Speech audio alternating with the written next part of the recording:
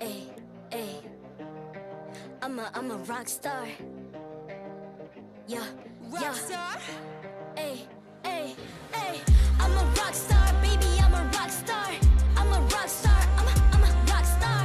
I'm a rock star. Panggil aku rock star. Ini kejohanan kita semua orang rock star. Kita rockstar, kita buat saja gaya kita. Makin panas apinya sudah membara. Macam mana pun kau menempuh segala demi negara, kau buat semua bangga.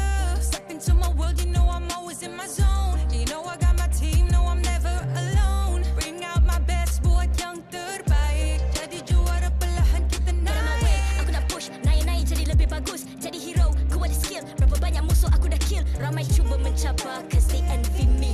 Tiap game aku pasti jadi MVP. Easy. I'm a rockstar, baby, I'm a rockstar. I'm a rockstar, I'm a rockstar. I'm a rockstar, panggil aku rockstar. Ini kejohanan kita semua orang rockstar. I'm a rockstar, baby, I'm a rockstar. I'm a rockstar, I'm a rockstar. I'm a rockstar, panggil aku rockstar. Ini kejohanan kita semua orang rockstar. Tengok nanti siapa yang juara. Ni peluang kita bawa pulang piala. This is my game, this is my time. Menang semua, everything will be mine. Kalau jatuh kau pasti kembali. Bangun balik ku tegak berdiri.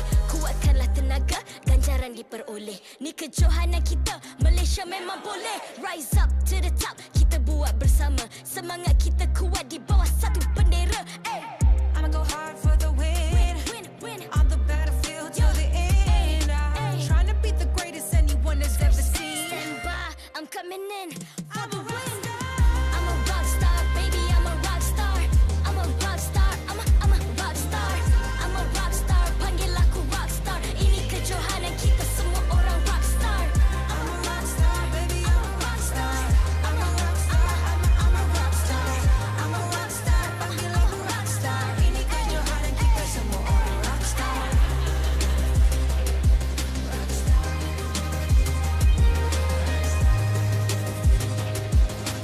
Ini kejohanan kita semua orang rockstar.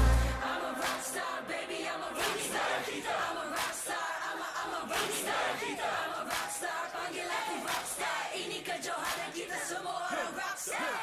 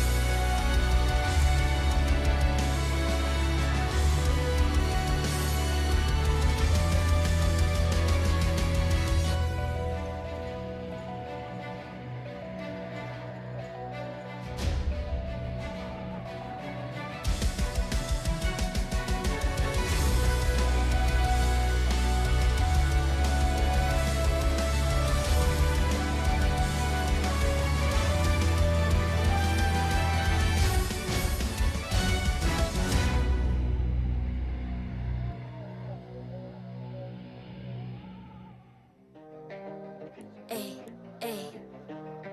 I'm a rock star. Yeah, yeah. Rockstar? Ay, ay, ay. I'm a rock star, baby, I'm a rock star. I'm a rock star, I'm a rock star.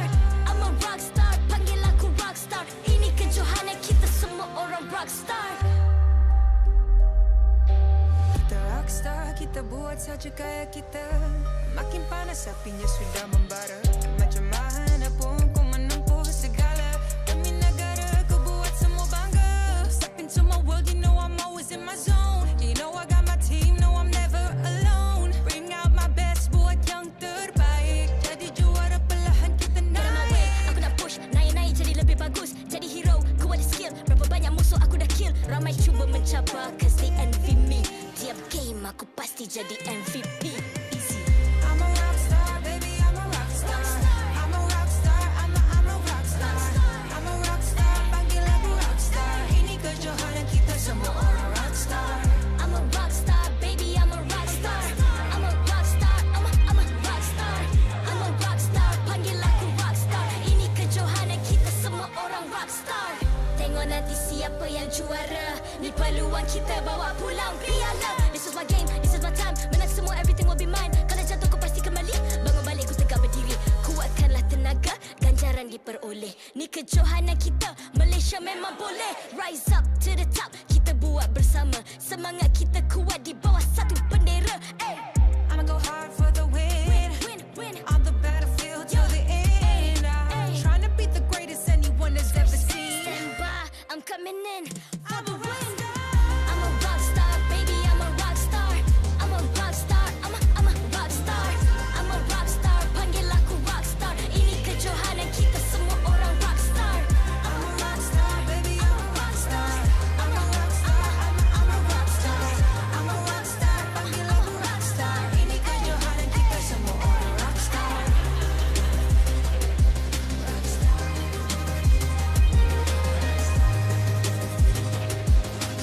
Ini kejohanan kita semua orang rock star. I'm a rock star, baby, I'm a rock star. I'm a rock star, I'm a rock star. I'm a rock star, panggil aku rock star. Ini kejohanan kita semua orang rock star.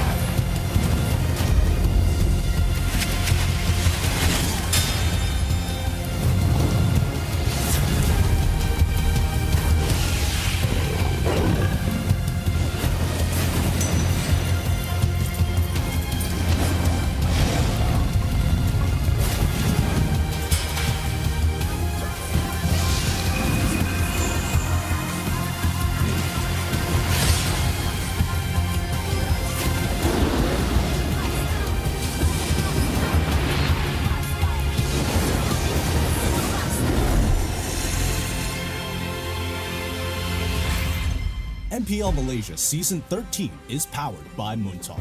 Enjoy a superior 5G network and lightning-fast gaming experience only with our official mobile internet hotlink. A big shout out to ROG Phone 8, the official gaming phone, for keeping our players at the top of their game.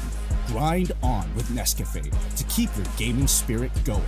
Thank you to all of our sponsors and partners for your support in MPL Malaysia Season 13.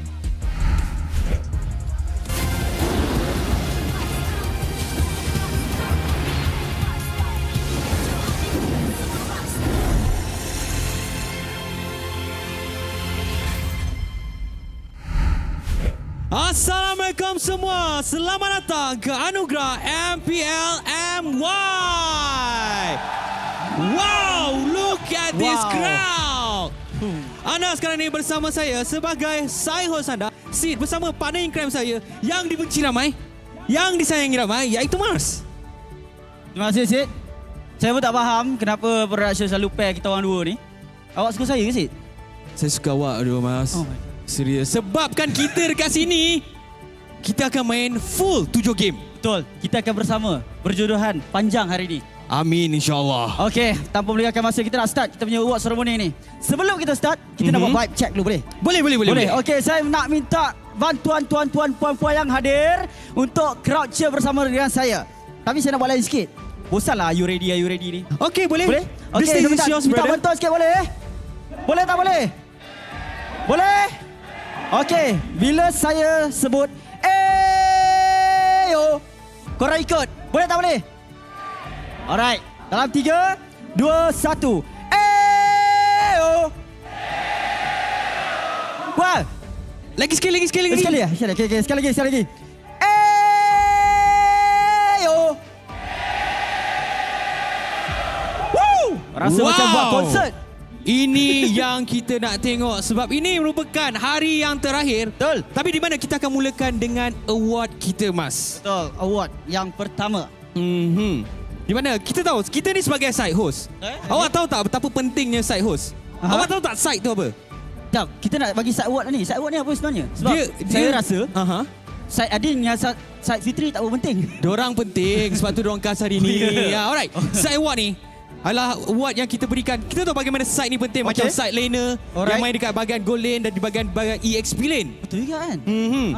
Jadi kita punya side award yang pertama tu apa? Alright, side award kita yang pertama. Production pun sudah berlalu. Alright. Sekarang kita akan umumkan anugerah Best Team Announcer of MPL MY Season 13. And the winner is...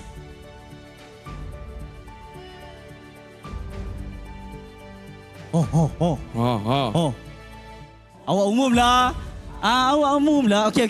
Sekali lagi awak ni potong lah. Okey, sekali lagi. Dalam masa 3, 2, 1 umum.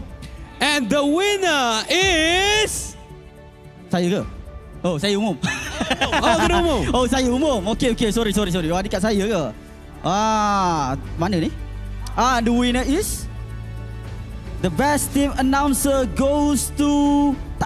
Tak ada pun. Tak ada? Asal tak ada kat awak? Mana ni?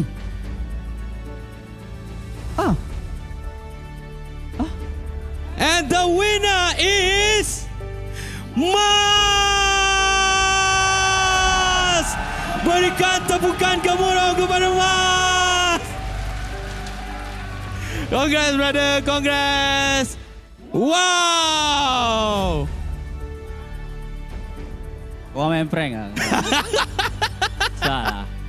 Aku dah gabra tau. Tengok jari. Best Tunjuk, team Mas. announcer. Tunjuk, Mas. Okay. So baru tadi cakap pasal side tak penting. Tak penting tak? Tiba-tiba Ni penting side tak? ni penting pula. Okay, alright. Okay. Alright, congratulations, Mas. Nanti kita celebrate kat luar. Alright, kita celebrate. Alright, jadi kita dah tak nak buang masa sebab kita akan mulakan award ceremony kita dengan menjemput marshal dan juga player-player MPL Malaysia kita. Jadi tanpa buang masa, let's go!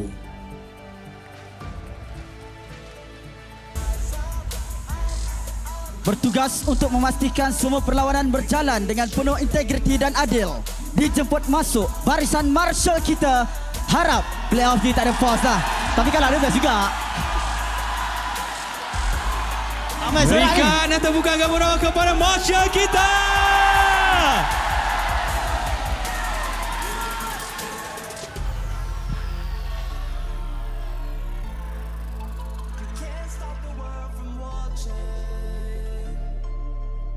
Berjaya menaikkan diri ke MPL musim hadapan melalui MAL musim pertama. Membawa rekod 9 kemenangan, 5 seri dan 0 kekalahan. Dipersilakan pasukan baru MPL Malaysia musim ke-14, Red Riot! Red Esports is back, sis. Muka baru. Woo!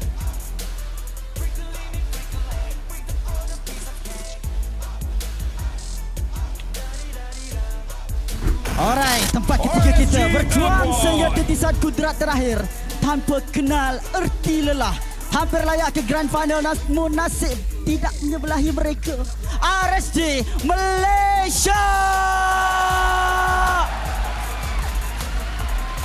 Tapi saya memang minat RSG Malaysia lah. Kan?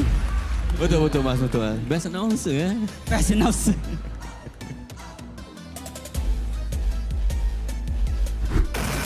Monster Vicious.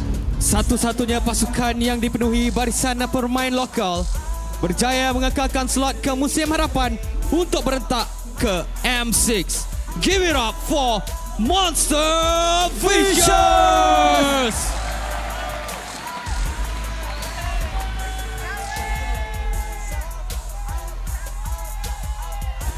Hadir sebagai satu pasukan baru pada musim ini, berjaya meletakkan diri tempat keempat terbaik dalam musim sulungnya, dijemput masuk sang singa King Empire Esports.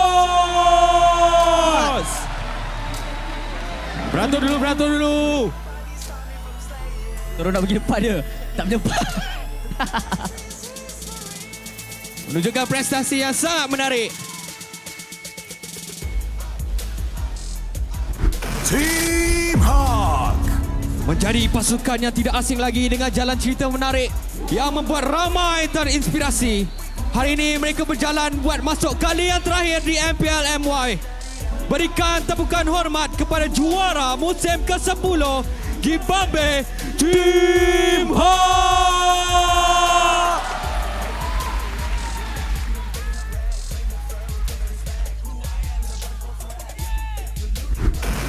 Barracuda Esports.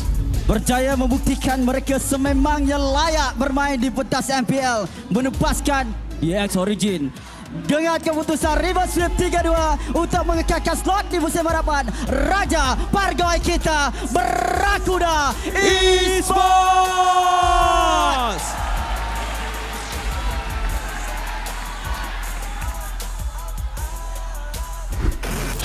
Niners. Tidak pernah kenal erti putus asa untuk berjuang sehingga ke perlawanan terakhir. Nope. Memberi tentangan dan menunjukkan peningkatan dari minggu ke minggu. Pejuang dari Negeri Sembilan, Niners! Oh, hari-hari kita buat dia semput.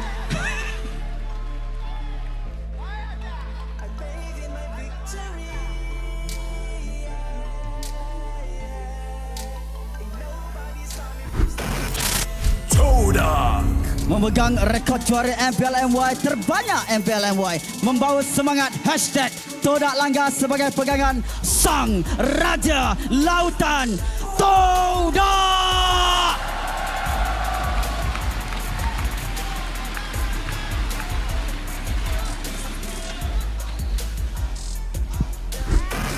Homeboys. Mendominasi regular season dengan hanya mencatatkan satu kekalahan.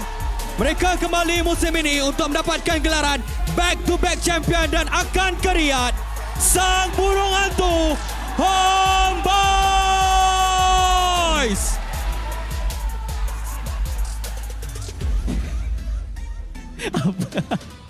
Dah kenapa kena tinggal pula? Sebab mereka ni grand finalist. Oh ya. Yeah. Mereka masuk seorang demi seorang, Mars. Mungkin dia nak tunjuk siapa MVP. Mungkin mereka nak tunjuk siapa Sang Burung Hantu. Maybe. Selangor Red Giants. Memecahkan rekod MPL dengan mencatatkan kemenangan tanpa sebarang kekalahan di regular season, mendominasi MPL MY dengan kemenangan 2-0 untuk memperluaskan wilayah gergasi merah. Tuan-tuan dan puan-puan, raja regular season kita, Selangor Red Giants.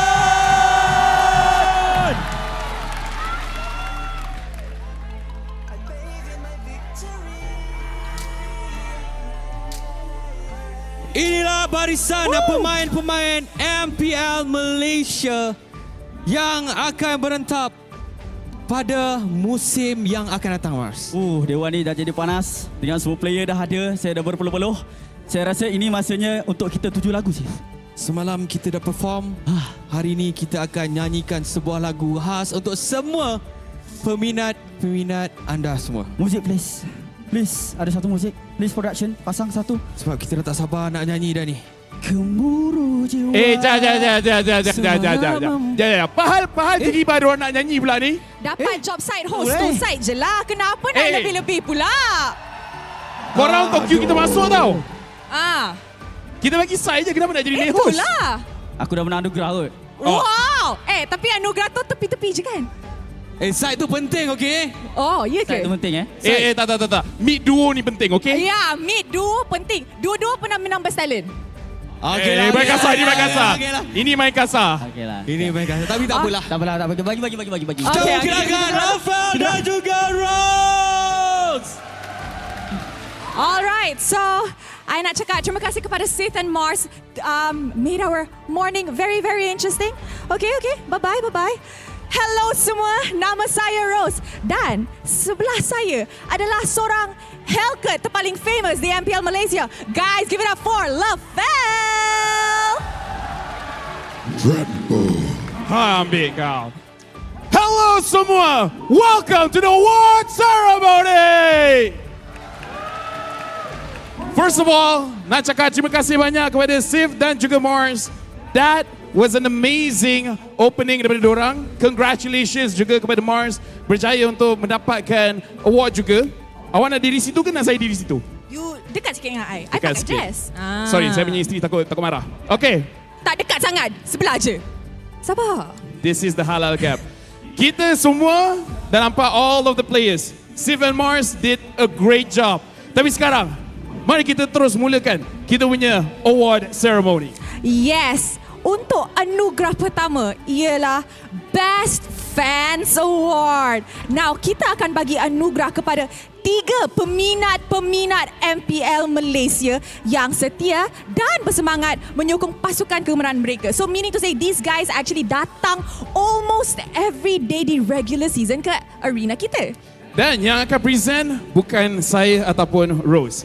Let's invite presenter kita, Miss Crystal Tan, untuk naik ke atas pentas. Sebab kita kat sini special sikit, Rose. You and I have been doing a good job untuk jadi host.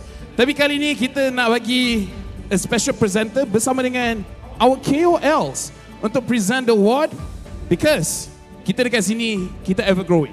Kita nak jadi better than great. Kita nak evolve supaya kita punya award ceremony makin gempak. Yes, betul tu. So, kita boleh nampak actually a lot of KOLs yang datang hari ni. Which means kita ada presenter setiap award and dorang akan, borak dengan kita, borak dengan player, and mana tahu, dorang bagi prediction pula untuk grand finals nanti. Let me just say as well, you look amazing. Oh, I thank you so much. You don't look too shabby Tak yourself. apa, cakap I nampak biasa-biasa pun it's okay.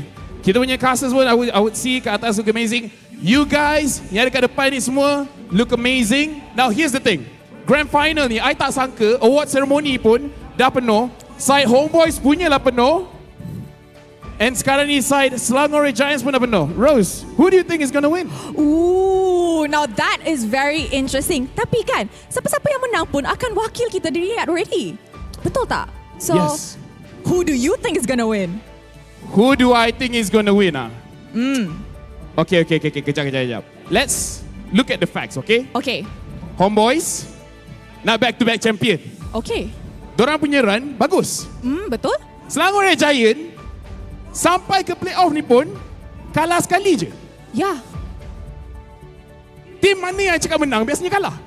Ooh. So, I rasa kita tak payah cakap.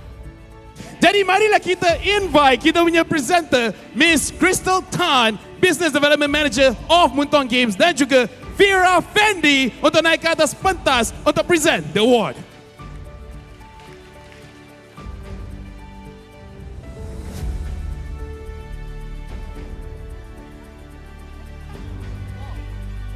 Hai, lama tak nampak Fira. Kan? Fira okay, Fira? Fira looking good. Hello, hai, Assalamualaikum semua. Hello. Ya.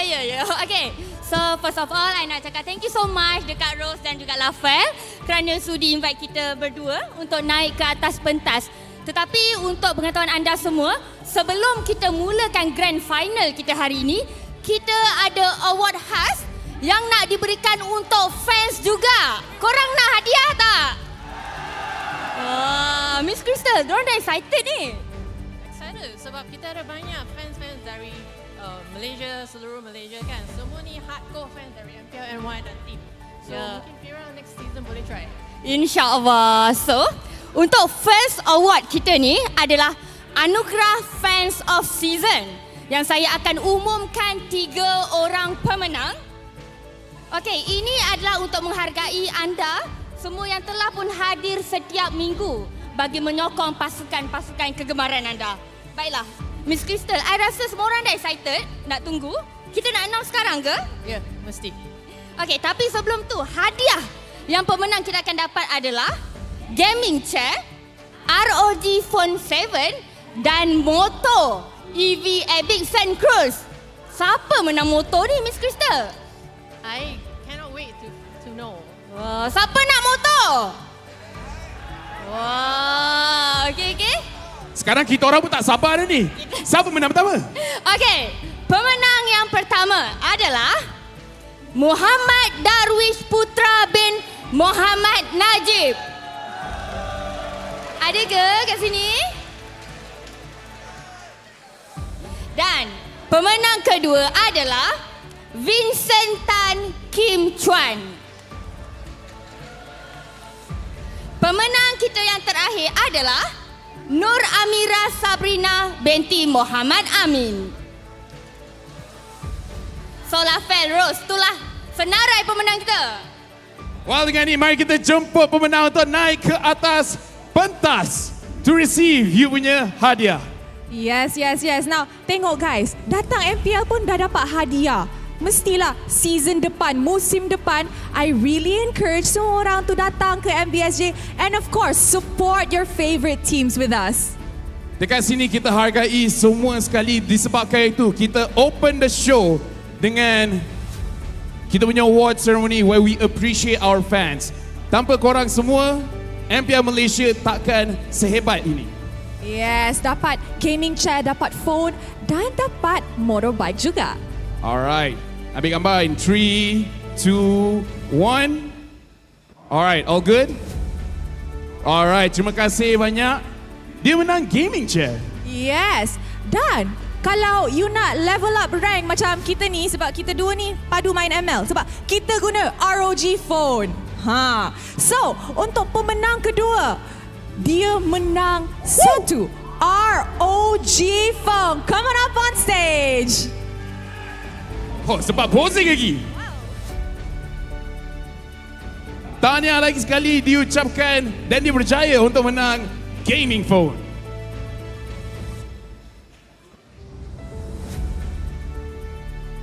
Alright, 3, 2, 1. Alright, semua gambar ambil. Alright. Okay, terima kasih banyak. Dan sekarang ni, kita punya grand winner yang menang phone. Mari kita terus invite ke atas kerana motorbike episode cruise ini sponsored by JGR Motor. Walaupun bike EV ialah lebih pantas daripada RXZ. Pemenang juga dapat satu version customized MPL MY. Alright. Thank you very much. Saya ingatkan motor tu naik atas sekali. Oh, ingat dia vroom-vroom ke bawah ke? Dia terus vroom-vroom keluar dari sini. Alright, tapi bukan tu sahaja. Kita actually ada banyak anugerah untuk hari ini. Dan untuk anugerah kedua kita untuk hari ini, kita ada Gameplay of the Season. Dan dengan ini, ada banyak gameplay yang hebat yang terjadi pada musim ke-13 ini. Jadi marilah kita tengok at all the nominees. Mari kita tengok semua gameplay yang terjadi season ini. Masih lagi selesa sekarang. Tetapi kenapa kena reset?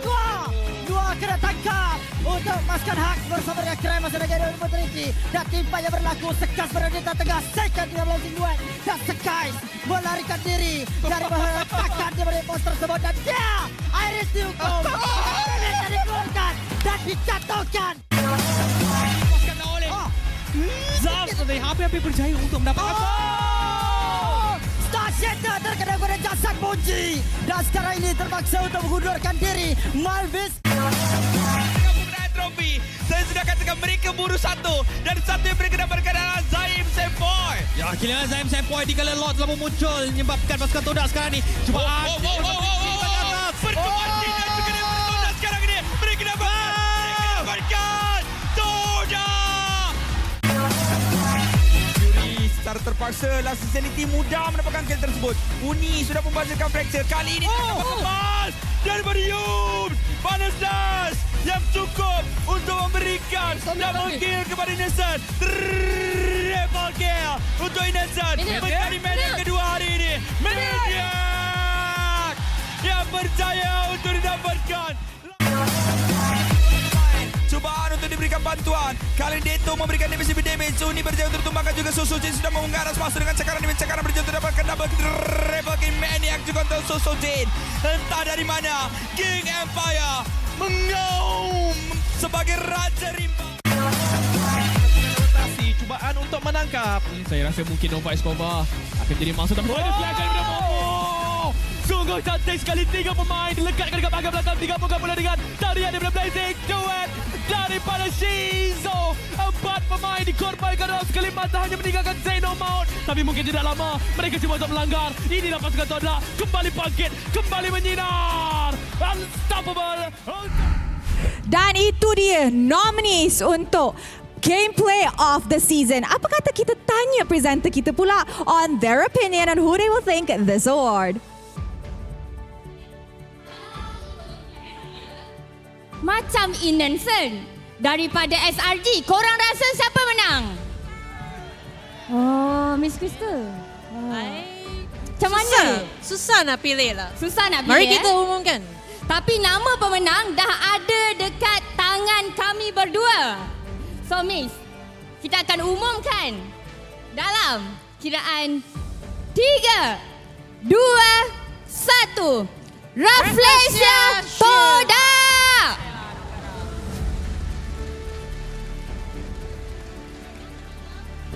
Tanya kepada Rafflesia sebab kita boleh nampak dia punya backdoor tu. No one expected it. Even caster pun terkejut. Ready dah nak play fight. Tahu-tahu je. Terus endkan game. So tanya kepada Rafflesia berjaya untuk dapatkan Gameplay of the Season. Congratulations again. Yes, that was an incredibly amazing play that honestly tak ada orang yang expect langsung because it was a chip, newly launched hero. If I'm not mistaken, minggu tu dia baru je buka untuk players main kan. Dan dia buat gameplay yang sangat-sangat menarik. I think it does deserve Gameplay of the Season. Bagi peluang, terus ambil peluang dan endkan game. It was an amazing run. Congratulations again for Rafflesia for winning Gameplay of the Season. And now let's take some pictures on stage. Okay, thank you very much. Okeylah Fel, Rose, I rasa part kami berdua dah settle sebab kita nak move untuk next award pula. Yes, thank you very much Miss Crystal Tan Thank as you. well as Pira Fendi. Thank you very much. But now, kita ada a special side host. Dia memang special lah. So Sif ada somewhere dekat stadium ini, dia nak announce a few awards. Jadi, Sif kat mana? Mana Sif? Sif mana? Mana? Terima kasih diucapkan kepada Lafel dan juga Rose sebentar tadi. Dan seperti biasa, anda masih lagi bersama saya sebagai side host anda, di mana kita pada musim ini kita ada banyak jenis award. Ada yang memberikan fokus kepada gameplay dan juga kita memberikan fokus kepada entertainment kita. Dan kadang-kadang benda ni sangat-sangat lawak. Jadi, musim ini kita ada award yang terbaru iaitu Meme Lord of the Season. Pemenang anugerah ni mesti korang semua dah tahu. Kalau nak tahu, ayo kita saksikan di skrin anda pemenang untuk Meme Lord of the Season.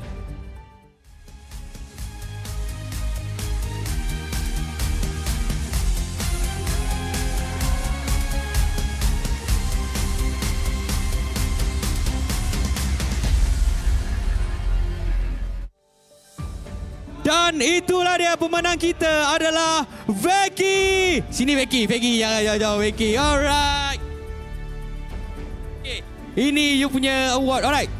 First of all, mana you dapat idea nak buat semua meme tu?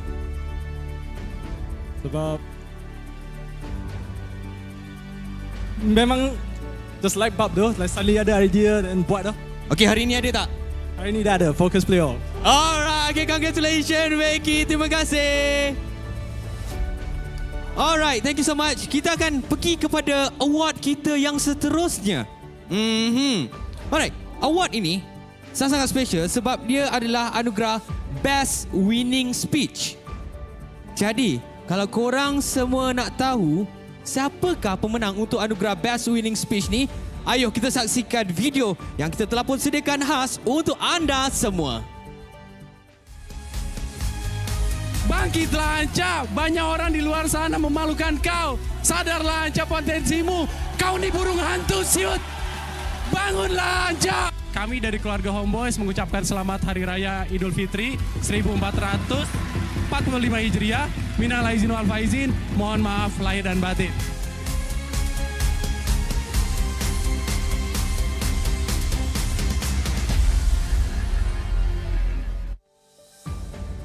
Dan pemenangnya adalah Udil. Alright, bro.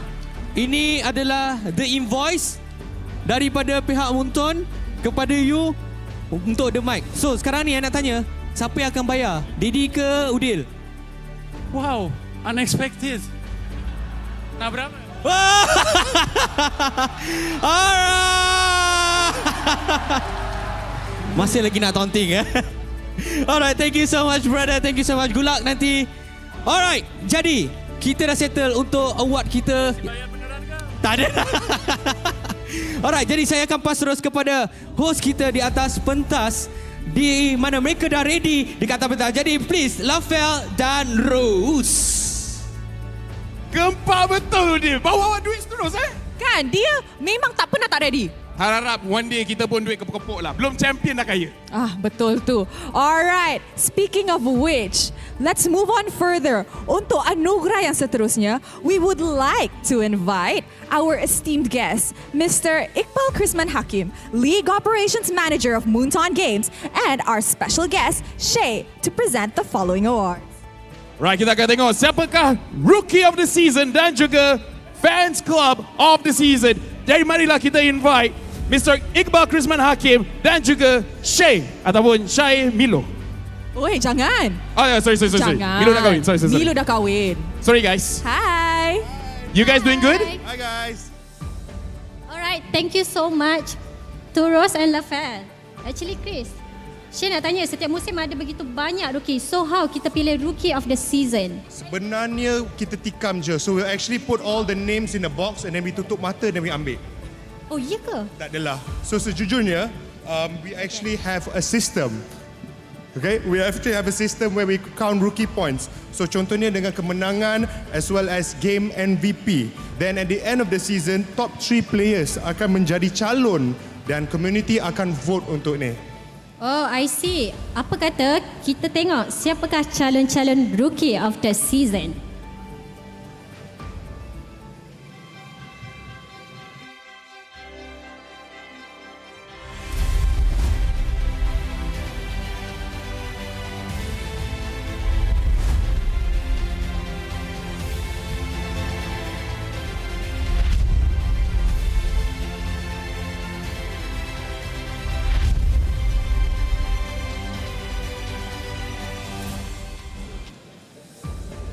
So dekat situ itu adalah kita punya nominees of Rookie of the Season. Now the thing is, I dengan Rose kat sini, kita dah yang selawat tapi the envelope is not in our hands. Yes, so who's the winner? Okay, so sekarang korang rasa siapa akan menang Rookie of the Season? Edwin, are you guys sure? Okay. And the rookie of the season is Edwin from KGE. Congratulations kepada X-Win. Roma, Rookie of the Season, definitely perform sepanjang musim ini to prove dia adalah the worthy Rookie of the Season. And not only that, ini adalah musim pertama untuk pasukan KGE. They did exceptionally well, placing top 4. And tengoklah, diorang punya rookie pun perform habis. Lagi sekali congratulations. Mari kita beri tepukan kepada X-Win.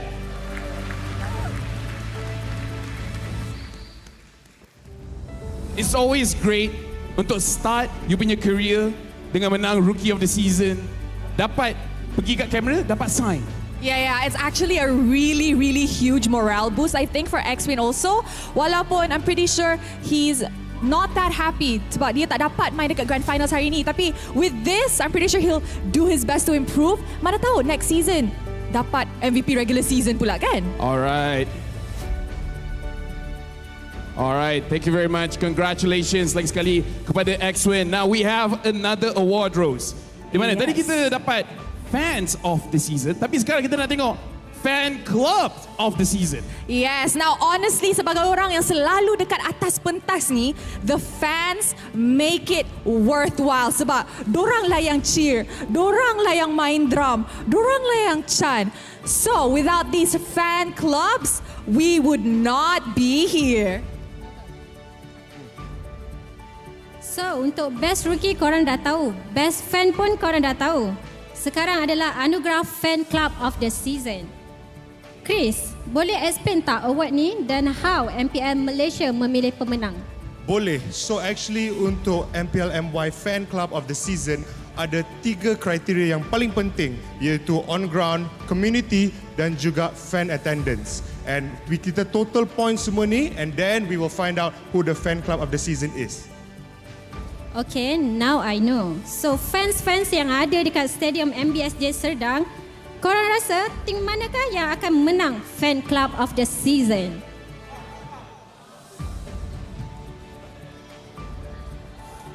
Pemenang for Fan Club of the Season is 3, 2, 1, Team Ha!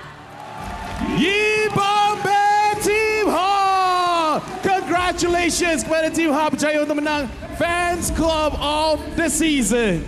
Yes. Now, setiap match dorang ada, you boleh dengar semangat fans Team Hawk and of course, how Team Hawk itself communicates with their community. Congratulations lagi sekali. Hampir cakap congratulations yang lain tadi. Congratulations mana berjaya untuk menangkan Fan Clubs of the Season. So sekarang, mari kita ramai-ramai ambil gambar. Okay. Buat pose. Buat pose guys. Okay, everyone in position. Everyone. Okay, 3, 2, 1. Alright. Okay, berikan tepukan kepada Team Ha!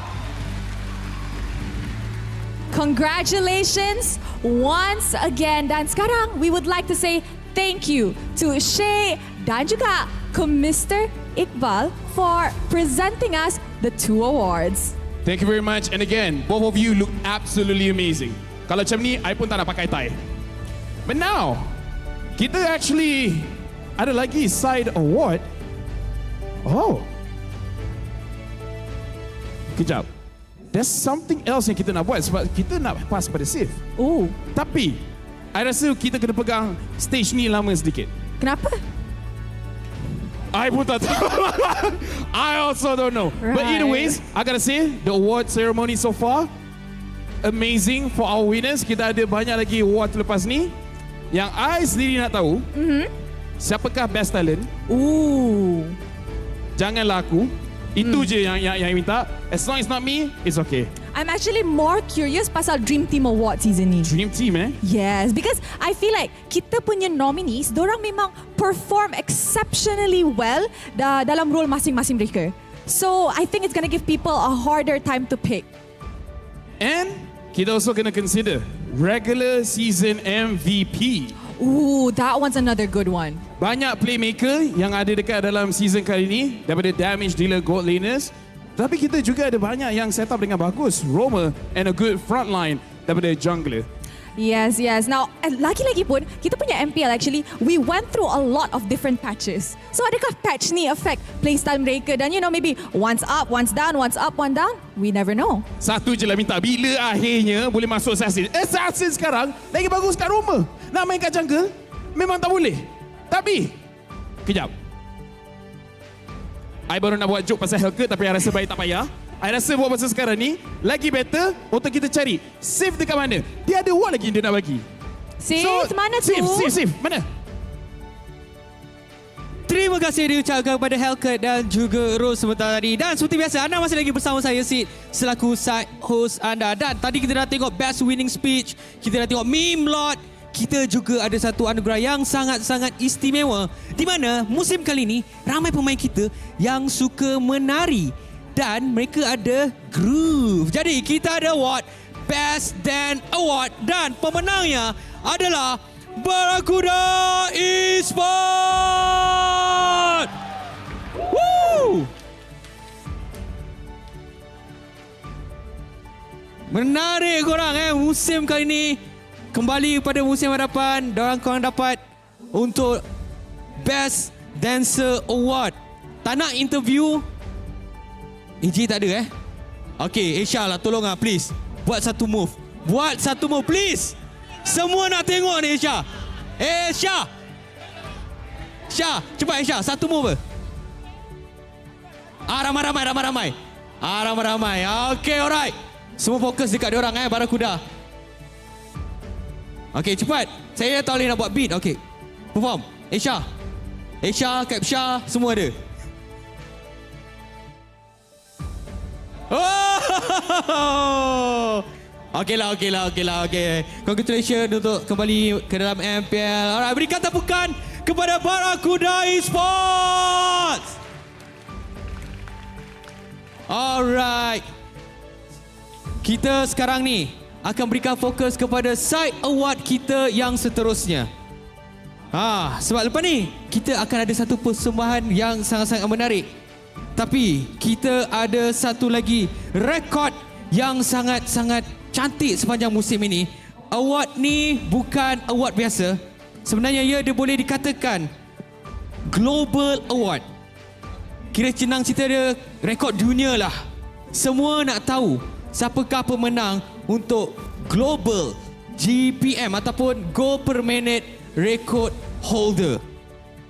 Kita tak tahu siapa yang akan mendapat kemenangan tersebut.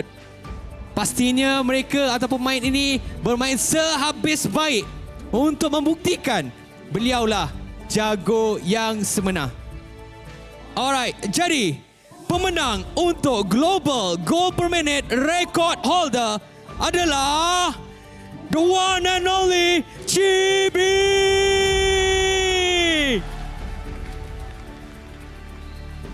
Alright, Chibi, wow. Satu rekod dunia Lepas nanti boleh try request Guinness World of Record Alright. Satu soalan dia, macam mana boleh dapatkan gol yang sangat-sangat tinggi ni? Sebab Zon dengan sempat bagi space. Sebab tu saya dapat GPM tinggi. Itu sahaja. Alright, nice answer. Thank you so much, Chibi. Satu persembahan yang menarik dan good luck untuk Grand Final selepas ini. Thank you so much. Berikan tepukan sekali lagi kepada Chibi. Alright. Sekarang ni kita dah tengok banyak side award dan dekat tepi saya ni ada para caster kita. Okay, saya nak buat quick survey lah. Saya tak nak tanya siapa yang akan menang, tapi siapa bukan siapa lah. Apa yang saya nak tanya? Berapa result untuk hari ini? We start with Husky. 4-0 Selangor Red Giants. Wow! Okay. Sekarang Husky dah cakap nama team. Semua kena ikut. Okay, next, Adin. 4-3 Homeboys. Nice one. Okay, next, Gideon. 4-2 SRG. Wow! Ini memang selang-seli jawapan. Alright, Shemilo. 4-1 Homeboys. Nice one. Alright, kita pergi pada Sedafa. 4-1 Selangor Red Giants. Alright, Terence. 4-3 Homeboys. Nice. 4-0 Selangor Red Giants. 4-2 Homeboys. Okay, next one. 4-3 SRG. Alright, last but not least, salah satunya caster wanita kita, Riz. 4-2 Selangor Red Giants. Alright, jadi itulah ramalan caster kita. Jadi sekarang ni kita dah tak nak buang masa Ayo kita semua fokus kepada pentas MPL kerana kita ada persembahan khas daripada Yoni Boy.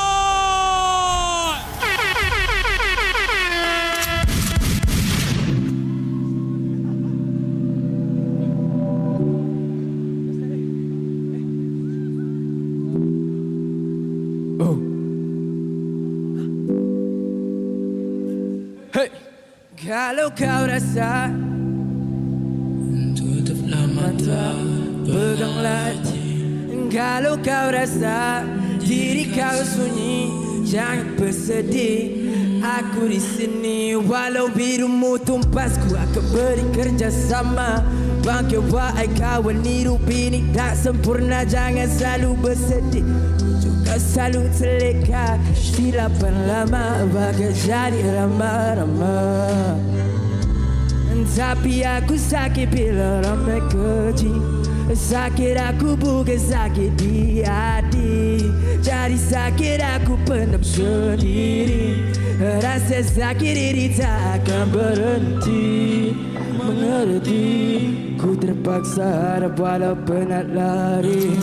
Ku terpaksa jatuh bila penat diri. Ku terpaksa hilang walau ramai cari. Aku lupa ingatan jari, tolong ingatkan. Saat luar kawalan jari, tolonglah pesan. Tolonglah aku kawan, aku ni manusia. Ku buat kesilapan,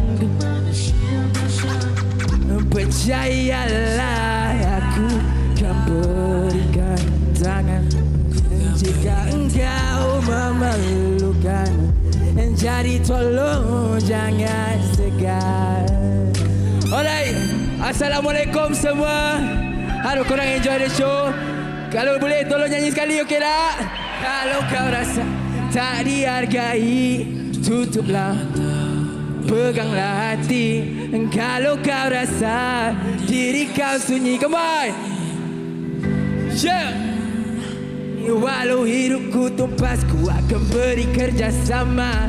Bangkit wahai kawan, hidup ini tak sempurna, jangan selalu bersedih. Ku juga selalu terleka silapan lama, bagai jadi ramah-ramah. Tapi aku sakit bila ramai keji. Sakit aku bukan sakit di hati.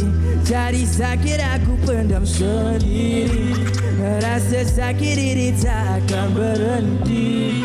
Mengerti, ku terpaksa harap walau penat lari. Ku terpaksa jatuh bila penat diri. Ku terpaksa hilang walau ramai cari. Come on everybody. Kau yang dulu masa tu aku gila, ku sendiri tak tahu apa yang sudah jadi. Ku rasa macam mimpi. Kesannya hari ini, yeah. Penyakit cara luka, sakit tiada paru. Sakitnya di kepala, bercelaru mengaruh. Tindakan luar biasa, marah terus mencarut. Lupa semua kata. Everybody. Aku faham apa yang kau rasa. Janganlah kecewa, ku sentiasa ada. Terima kasih. Boom. Check, check, check, check, check, check, check, check, check, check. What's up, MPL? Make some noise! Make some noise! Right, so enjoy. Enjoy kata enjoy. Right, aku nak buat check crowd sikit, okay? Bila aku sebut lawala say, korang sebut lawala say, boleh? Kita try. 1, 2, 3. Lawala say. Kalau korang bagi lagi kuat, akan ada 2 orang aku punya brothers akan keluar. Okay? Kita try. Paling kuat MPL. Lawala say. Make for Sabala dan Benzolo. What's up MPL? Y'all ready? Boleh tak kita have fun? Boleh tak? Hanya family, tak perlu kawan. Tak ada lapis, jadi no alasan. Tak ada batasan. Ada target, so tak ada anggaran. Sharp shooter on the move. Doa kita takkan bertemu. Nak atas kali kami on the roof. Center yang korang masih lupa. Menyala ramai tapi semua tak gigit. Kiri kanan ada ulang kuat lilit. Ada mata hati pembuta tuli. Aku bawa bunyi terus pecah sunyi. Let's go. Hanya family aja yang penting. Tak melepak reject yang nak hello. Adik beradik je ada sekeliling. Tak ada kelangkah pun nak buat. Nampak tandanya aku terus bye-bye. Aku loreng je tak nak ramai. Sebab banyak sangat yang buat. Aku dah biasa dah buat sendiri. Atas bawah tak boleh hidup begini. Aku loreng je tak nak ramai-ramai. Give it up for Benzolo. Masuk note rendah, kena prefer low key. Tiada pause macam tahis, ini bukan low G. Dengan 3 heavyweight, hanya perlu 808. Bagi kamu caci naga macam minum Gatorade. Tiada hate, cuma love. Bagi love tapi tak pernah enough. Let's kill this love macam Blackpink. Sky kontrak baru sampai tidak cukup Blackpink. Tidak puas lah, jangan dulu landing. Di masa sebegini cuma last man standing. Waste time kalau buat untuk nampak cool. Beza antara kita, kau kurang kena school. Hey. Hanya family aja yang penting. Tak lepak reject yang nak hello. Saya nak semua angkat tangan mula lah sekarang. Angkat tangan one more time. One last time. Wow, langkah pun nak buat. Dapat tandanya aku terus bye-bye. Aku loreng je tak nak ramai-ramai. Semua banyak sangat yang buat. Aku dah biasa dah buat sendiri. Atas bawah tak boleh hidup begini. Aku loreng je tak nak ramai-ramai. Semua banyak sangat yang buat. LXF, Sabala, Benzolo, DJ Raka, Shawala Fro. Thank you so much MPL. Lawala, say. Yes, Peace, assalamualaikum. Alright, korang kena stay tune sebab apa? Kejap lagi ada yang lagi best. Let's go. Lawala Familia. Berikan tepukan kepada sekali lagi kepada kesemua barisan persembahan performance kita yang berlakukan satu persembahan yang sangat-sangat menarik. Stay tune sebab kita ada banyak lagi persembahan menanti anda selepas ini. And again, korang masih lagi bersama saya, Sid, selaku side host anda untuk kita akan bagi satu lagi award yang akan memberikan satu penghargaan kepada pasukan yang bertanding pada hari ini.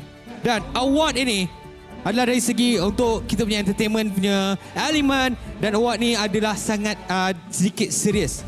Alright, jadi for the next side award, kita akan berikan penghargaan kepada persembahan dan pencapaian yang cukup memberangsangkan kepada satu-satunya pasukan yang mendominasi regular season tanpa sebarang kekalahan. That's right guys. Dan award ini adalah the perfect regular season. Dan anugerah ini jatuh kepada Selangor Red Giant.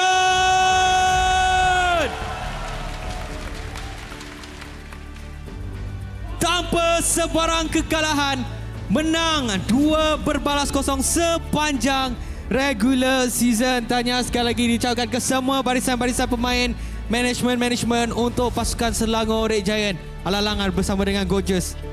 Saya nak tanya, masa minggu pertama, adakah korang expect memang korang undefeated the whole regular season?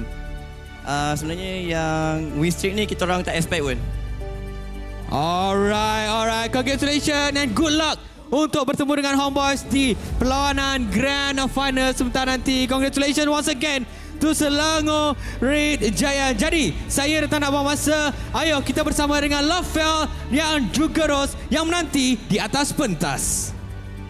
Terima kasih banyak kepada Save dan tanya kepada Selangor Red Giant menjadi undefeated team dekat dalam regular season. What amazing performance daripada Selangor Red Giant. Yes. Now, incredibly amazing performance. I rasa tak ada orang pun expect a clean regular season macam tu sebab if I'm not mistaken, we have broken history kan? We have indeed broken history. Tapi sekarang kita akan teruskan dengan kita punya award ceremony di mana kita akan present the most improved player award dan juga dream team of the season. Tapi dengan tu kita akan invite Mr. Fikri Rizal Mahrudin, Marketing and Business Development Lead dan juga Maddi untuk present the award. Berikan tepukan. This award is a very special one sebab kita nak tengok daripada season yang lepas hingga ke season yang kini, siapa yang paling improve? Oh, tapi sebelum tu, damn, they're looking good. Hi guys. Guys, you look amazing, but now the floor is yours. Alright guys, Assalamualaikum dan selamat tengah hari semua. Apa khabar? Let's go! Okay, let's go. Alright guys, first of all saya nak ucapkan ribuan terima kasih kepada Muntun dan juga yang bersama dengan saya ni ialah Encik Fikri yang boleh dikenali sebagai Fikri selaku Muntun punya player guys bukan Muntun punya player, orang Muntun. Orang Muntun. Betul.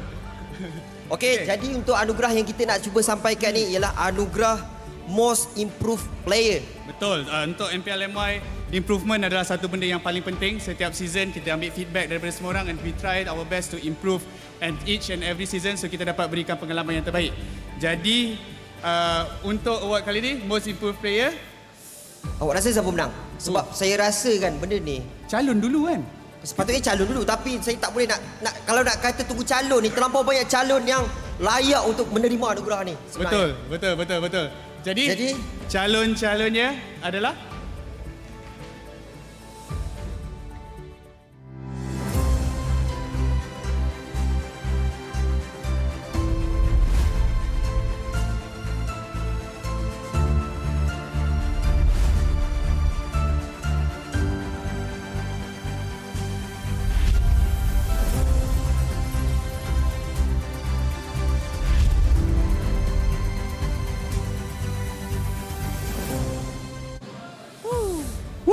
Alright, so dekat tangan kami ada nama pemenang. Jadi kau rasa siapa yang layak ni? Setelah kita tengok. Alright Fikri, jadi tanpa kita masa. Let's go. Calon yang akan menangi anugerah Most Improved Player jatuh kepada SRG Yums. Tahniah kepada Yums, the Most Improved Player, di mana performance season lepas hebat, tapi season kali ini undefeated di regular season. Yes, bukan undefeated sahaja, but we have seen tremendous improvement daripada Yums in SRG. Bukan saja daripada dia punya micro mechanics, tapi shot call ability juga. Berikan tepukan kepada Yums. And Lafel, you tahu tak actually Yums ni bukan most improved player sahaja in terms of gameplay. His ability to answer interview tu dah improve banyak sangat tu juga. Itulah season ni banyak cakap lah Yums. Tahniah dan sekarang ni marilah kita ambil gambar pemenang kita. Senyumlah sikit Yums. Senyum Yums. Senyum. Okay. 3, 2, 1. Kan molek gitu. Tadi macam marah. Alright. Congratulations Yums. Dan kita ada lagi satu award di mana ini adalah the Dream Team Award. Now this one is really good sebab kita orang dah tak sabar nak tengok. So apa kata mari kita tengok the nominees for the Dream Team Award.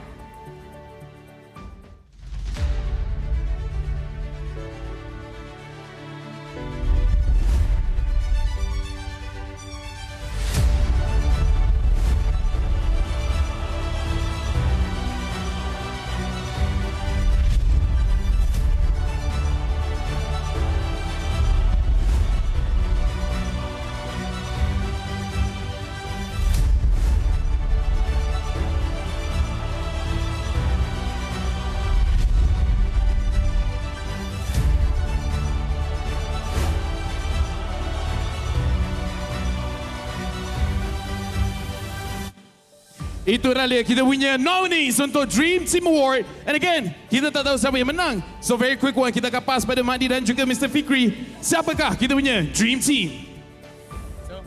Alright, jadi di tangan kami telah pun ada jawapan yang menjadi tanda tanya kepada anda semua yang sedang menonton. Jadi korang rasa siapa? Korang rasa siapa? Terlalu banyak pilihan ni guys, terlalu banyak pilihan. Jadi tanpa kita buang masa, kita akan announce terus direct. Okay. Alright, for the Dream Team of the season. EXP jatuh kepada SRG Crumbs. Jungler jatuh kepada HBGB. Mid laner SRG Stormy. Roamer SRG Yums. Goal SRG Innocent.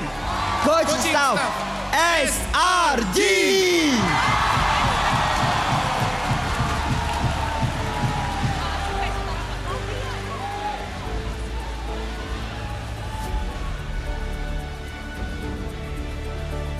Wow, our dream team of the season. Kita boleh nampak daripada jersey mereka almost 95% of them daripada Selangor Red Giants. But then again, dorang adalah satu perfect run masa regular season. Dekat sini Rose, bila dorang berkumpul dekat atas pentas, satu je yang saya nak cakap.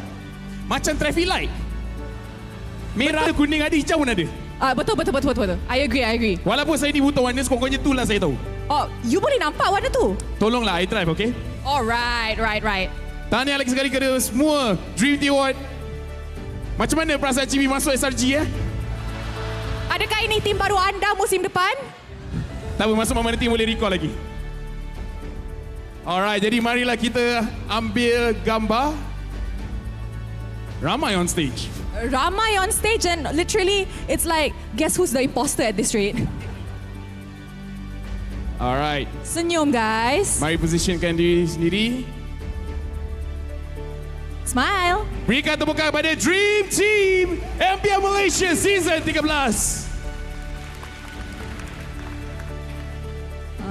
Alright. Be careful guys. It's quite heavy. Jangan jatuh pula. Alright, dekat sini, show your trophies to the camera. Show that you are the Dream Team of the season. Nampaknya kita punya SRG boys look super duper happy, tapi I rasa yang paling happy is Chibi. Betul. He's the odd one out at this rate. I tak ada extra words untuk dia, tapi tahniah kepada Chibi masih kekal sebagai jungler Dream Team. Sememangnya performance dia this regular season has been amazing. Retri dia memang still tak boleh lawan lah orang kata dekat Malaysia ni. Congratulations juga kepada kita punya coaching staff yang again disebabkan mereka a perfect run untuk Selangor Red Giants. I agree. Okay, almost done. We're almost gonna take our photos. I'm pretty sure that boys are happy. Sekarang ni saya kisah kat kita punya Asher. Macam saya nak pergi belakang, saya nak ambilkan trofi untuk diorang. Shout out kepada kita punya Asher, you are amazing. Yeah, and bukan tu je, they look amazing too. They look amazing. Exactly. Alright. So now mari kita ambil gambar. Alright. Senyum smile Okay, ready. In 3, 2, 1. Ambil gambar. Alright, again, congratulations to our Dream Team. Wow, what an amazing Dream Team lineup untuk musim ke-13, and we would like to say terima kasih kepada Makti dan juga Mr. Fikri. Terima kasih banyak, tetapi selepas ini kita still ada a few awards yang kita nak nominate. Sekarang I dah tahu dah safe kat mana. Lampu menyala terang. Safe kat situ. Hi Sith. Thank you so much diucapkan kepada Rafael dan juga Rose. Kita dah tengok Dream Team Award. Now, kita ada satu side award lagi yang saya nak announcekan ke anda semua, di mana award ni bagi saya sangat-sangat menarik. Iaitu adalah award Best Co-Host. Selalu kita dapat lihat bagaimana Rafael ada Rose. Sekarang ni saya kesorangan. Jadi saya nak berikan award ini kepada pemenang award Best Co-Host of the Season. Dan pemenangnya adalah Gorgeous! Wow, Wow, menarik, gorgeous. Okay. Kita ada satu video khas untuk semua penonton. Kenapa gorgeous ini boleh dapatkan kemenangan? Jadi, jom kita saksikan video tersebut. Terima kasih kepada penonton-penonton yang datang, support Selangor Red Giant dan Toda. Selamat Hari Raya lah kepada semua. Budak-budak ni kan dah menang dah tak dengar apa host cakap. Sabar. Okay. Okay, I have my flow. Oh, you taunting host. And saya juga wakil kepada ibu-ibu daripada tim-tim saya yang ibunya jauh, yang hanya support dari jauh. Terima kasih. Gorgeous! Alright. Wakil ibu-ibu Alright, okay, ada tak plan next nak jadi host ke, MC ke, DJ radio ke? Looking forward to it. Wow, looking forward to it Alright. Jadi congratulations yang diucapkan kepada Gorgeous. Tahniah diucapkan sekali lagi. InsyaAllah mungkin season depan nak jadi MC pula. Mungkin boleh gantikan Lafel atau gantikan Rose Boleh. Okay, terima kasih diucapkan kepada Gorgeous. Dah boleh duduk. Thank you Dah boleh duduk. Okay. Nak jadi MC sangat tak apa, duduk dulu. Okay, jadi kita akan terus bersama dengan Lafel dan juga Rose yang berada di atas pentas. Gorgeous. Yo. Betul-betul kita duduk rambut kerinting, ingat boleh ganti aku Boleh. Okay. Kau host, aku main EXP. Boleh? Boleh, okay. Tak apa. Kalau aku ganti kau, aku pun jadi sub je. Tak. Guys, Player taunting. Host taunting. Lafel main personal dah ni. So, Gorgeous, since you cakap you nak ganti Lafel kan, apa kata you turun stage? Okay, you turun daripada sana naik pentas. Jom. Jadi co-host kita orang yang ketiga. Nak sangat kan jadi host? Jap. Dia memang selalu macam ni Bila dating dengan orang, nanti tiba-tiba orang ketiga datang kacau. Kan? Orang ketiga tu pula memang rambut kerinting, pakai baju warna merah. Oh, usually macam tu Usually macam tu. I see, so ada trend lah. Yang rambut straight ni biasanya okay. Oh, okay. So guys, please straighten your hair. Sini. First things first, beli suit mahal sikit. Biar nampak handsome selalu. Ataupun pakai dress. Belum ada plan lagi. Belum ada plan lagi? Belum, okay. Tak apa, trust me. Aku ada orang. I got a guy. Okay, so sekarang, since Gorgeous ialah best co-host of the season kan, co-host ada kat sini untuk present award Best Talent of the Season. Macam dia? Ya, dia yang announce. Sekejap, kau dekat sini untuk present Best Talent? Wow. Okay. Ni aku respect. Okay. Kau bersedia ke untuk bagi tahu siapa Best Talent? Bersedia. Jadi host ni susah tau? Tak apa. Okay, I trust you. The floor is yours. Presentkan kita. Siapakah Best Talent of MPL Malaysia musim 13? Alright guys. Dah ready? Tapi belum ready. Jap. Apa kata? Ini adalah benda besar. Mari kita invite kita punya VIP untuk naik ke atas pentas. So let's invite Miss Wong Se-san, Maxis, Head of Brand and Marketing, to come onto the stage and present the award. Berikan tepukan. Now the floor is yours, Gorgeous. Okay, Gorgeous, let's go. Jawapan pun ada dekat tangan saya. Talent of the Season. So, soalan biasalah. Korang rasa siapa yang dapat Talent of the Season? Adakah kat atas stage ni? Bukan. Tolong tak? Ataupun caster-caster yang dekat atas sana? Yes. Suara. So, tanpa buang masa, Talent of the Season jatuh kepada siapa? Mas! Congratulations kepada Mas, Best Talent of Season 13. Wow, finally, after countless of hours, Mars, it's your time to shine. Woo! Sebab saya tak menang season ni memang betul lah. Rasanya Gorgeous ganti saya lah season depan. Boleh? Gorgeous, tak nak jadi sub dah. Jadi host terus. Jangan main ganas, jangan main ganas. For now, berikan tepukan kepada Mars!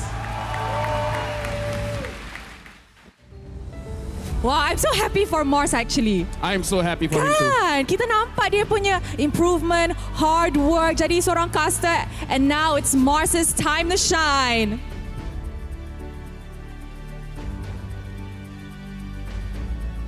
Jangan nangis, Mars. Actually, boleh juga nangis. Okay, Smile dulu. mari kita ambil gambar. Okay, ready? In 3, 2, 1. Alright. Tanya, dan dekat sini, Gorgeous. Saya nak ada special task to you. But thank you very much to our VIP. Thank you very much for the award. Okay, Gorgeous. Kau sebagai host, interview kita punya best talent of the season. Suruh dia buat speech sekali. Suruh dia cakap banyak sikit. So Mas, congratulations for the award. So nak tanya kat sini, macam biasalah soalan. Apa perasaan anda? Aku rasa kalau kau nak jadi co-host, boleh banyak tanya soalan lagi yang pelik-pelik. Tapi okay, just nak bagi ucapan just ni boleh Just Alright, sejujurnya saya tak sediakan apa-apa ucapan. Syukur kepada Allah Subhanahu Wa Taala. Saya tak expect untuk saya dapat anugerah ini. Sejujurnya banyak lagi caster-caster yang lebih hebat daripada saya. Menangnya saya dengan anugerah ini menunjukkan menangnya MPL MY di hati anda semua. Yang menonton di sini, yang menonton di rumah, ibu, ayah, kawan-kawan, syarat kepada bonda dengan ayah saya, adik-beradik saya. Dan untuk burung terbang tinggi di kayangan memerlukan 2 kepak. Sayap kanan saya adalah keluarga saya. Sayap kanan kiri adalah rakan-rakan caster saya. Di hati saya ada agama, di minda saya ada bakal isteri saya. Okey, terima kasih. Wow. Oh my goodness, guys. Honestly, as Mars punya co-talent for the past 3 seasons, we are so happy for him. And honestly, it's a very, very well-deserved win. Congratulations, Mars. Lafel, finally, dah tak menang best talent. Finally, dan terima kasih juga kepada Gorgeous. Did an amazing job sebagai seorang co-host. Who would have thought? Kan, terus tanya, apa perasaan anda? Kan. Itu soalan susah. Memang banyak orang yang practice, tapi tak boleh juga nak tanya. Ya, betul. Alright. So, ini adalah masa yang everybody is waiting for. The last award of the season.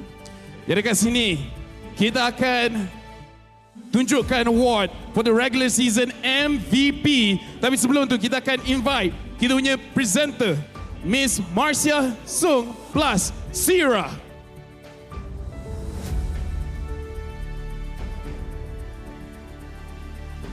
Alright, berikan tepukan guys.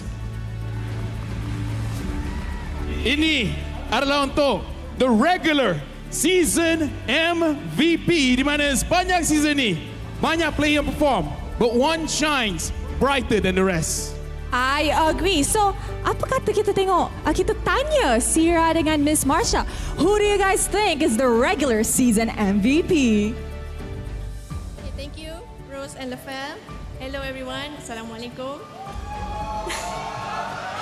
Hai, saya Sierra dan saya rasa sangat bertuah dapat peluang ni untuk present the MPL Malaysia Season 13 Regular Season MVP Award alongside with Miss Marcia Su. Hi Miss Marcia. Hello. How are you? I have a question for you. Yeah, sure. Sarah. Personally, what does it mean to be the regular season MVP? For me, the most valuable player will be do not only little but also big things in the every match for the whole to secure the victory for the whole team. So I think this awards empty to highlight the contribution and hard work for a talent player. Well said. I agree completely. So why don't we take a look at the award nominees?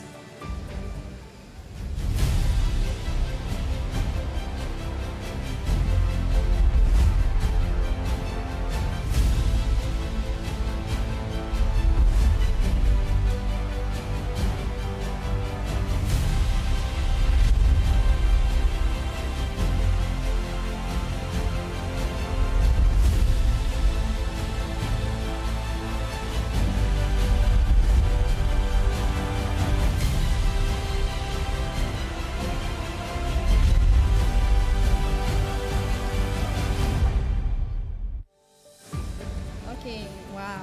So, Miss Marcia, who do you feel might win this award based on the nomination?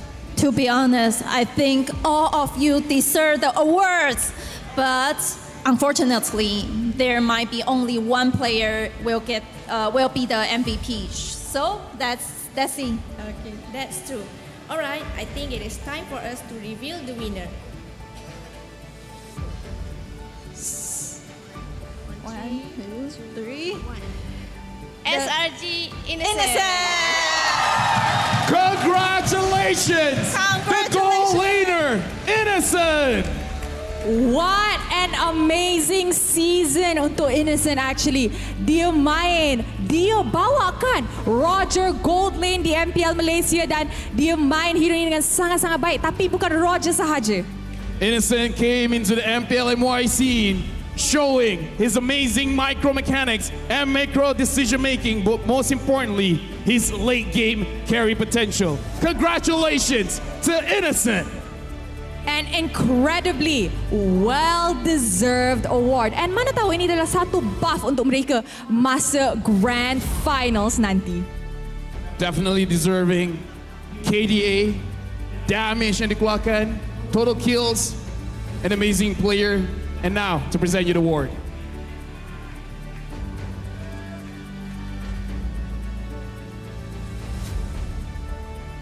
All right. Okay, everyone get ready. Let's take a picture. In 3, 2, 1. All right. All right, thank you very much. And again, big congratulations. Give a big round of applause to Innocent. All right, thank you to Miss Marsha and to Sierra for presenting us our regular season MVP award. And of course, we are not done yet. So sekarang kita nak throw it back to our side host. So, Sif, for the last time this award giving ceremony, where are you? Terima kasih diucapkan kepada Lafel dan juga Rose, dan kita dah tahu siapa regular season kita, iaitu SRG Innocent. Alright, congratulations. Dan kita dah tamat dan kita dah saksikan ke semua anugerah-anugerah. Kita dah tahu siapa kita ada punya dream team. Kita dah tengok siapa regular season. Tapi sekarang ni saya nak bersama dengan siapa yang saya boleh interview. Okey, kita ada Skies dekat sini. Skies, boleh tak saya nak interview sikit? Alright. Okay, first of all, congratulations dah pergi ke Grand Final dan korang dah pergi ke, at least pergi ke Riyadh untuk MSC. Apa perasaan selepas melihat daripada minggu pertama sehinggalah ke saat ini, melihat prestasi pasukan Selangor Red Giant? Alhamdulillah, syukur. Of course, rasa happy sangat, and actually dah boleh expect benda ni sebelum start season. And syukur lah sebab berjalan dengan lancar. Sebelum kita nak mulakan perlawanan Grand Final, mungkin ini adalah platform yang terbaik untuk Skies berikan ucapan terima kasih kepada kesemua peminat-peminat Selangor Red Giant yang tak henti-henti, yang tak putus-putus memberikan sokongan dan juga dorongan kepada Selangor Red Giant. Kepada penyokong Selangor Red Giant, especially kepada Atras, terima kasih sentiasa support kita orang daripada season start and sampailah ke Grand Final. Terima kasih. Okey, terima kasih diucapkan kepada Sky. Sekarang ni saya nak tanya kepada Mal lah. Mal. Let's go Mal. Alright. Tengok Mal je ada special microphone dah untuk awak. Okey, soalan pertama saya. Melihat prestasi Homeboys daripada minggu pertama sehingga ke saat ini dan sebagai the defending champion, apa improvement yang paling obvious ataupun paling ketara yang Mal sendiri nampak daripada pasukan Homeboys ni? Apa yang saya nampak, diorang improve dari segi communication, diorang memang semakin hari semakin baik lah. Itu ada lagi? Itu saja. Alright. Terima kasih Mal. Saya ada satu lagi soalan. Expectation awak untuk melihat perlawanan Grand Final di antara SRG bertemu Homeboys, adakah akan berkesudahan dengan ke-7 game? Saya rasa game saja dengan Homeboys ni sengit lah. 4-3. 4-3. Siapa yang menang? Homeboys. Homeboys 4-3. Thank you so much. diucapkan kepada Mal. Alright. Jadi selepas ini kita akan melihatkan persembahan kita yang seterusnya. Kau nak tahu siapa yang melakukan persembahan? Jadi ayo fokus kepada stage MPL Malaysia untuk persembahan kita yang seterusnya.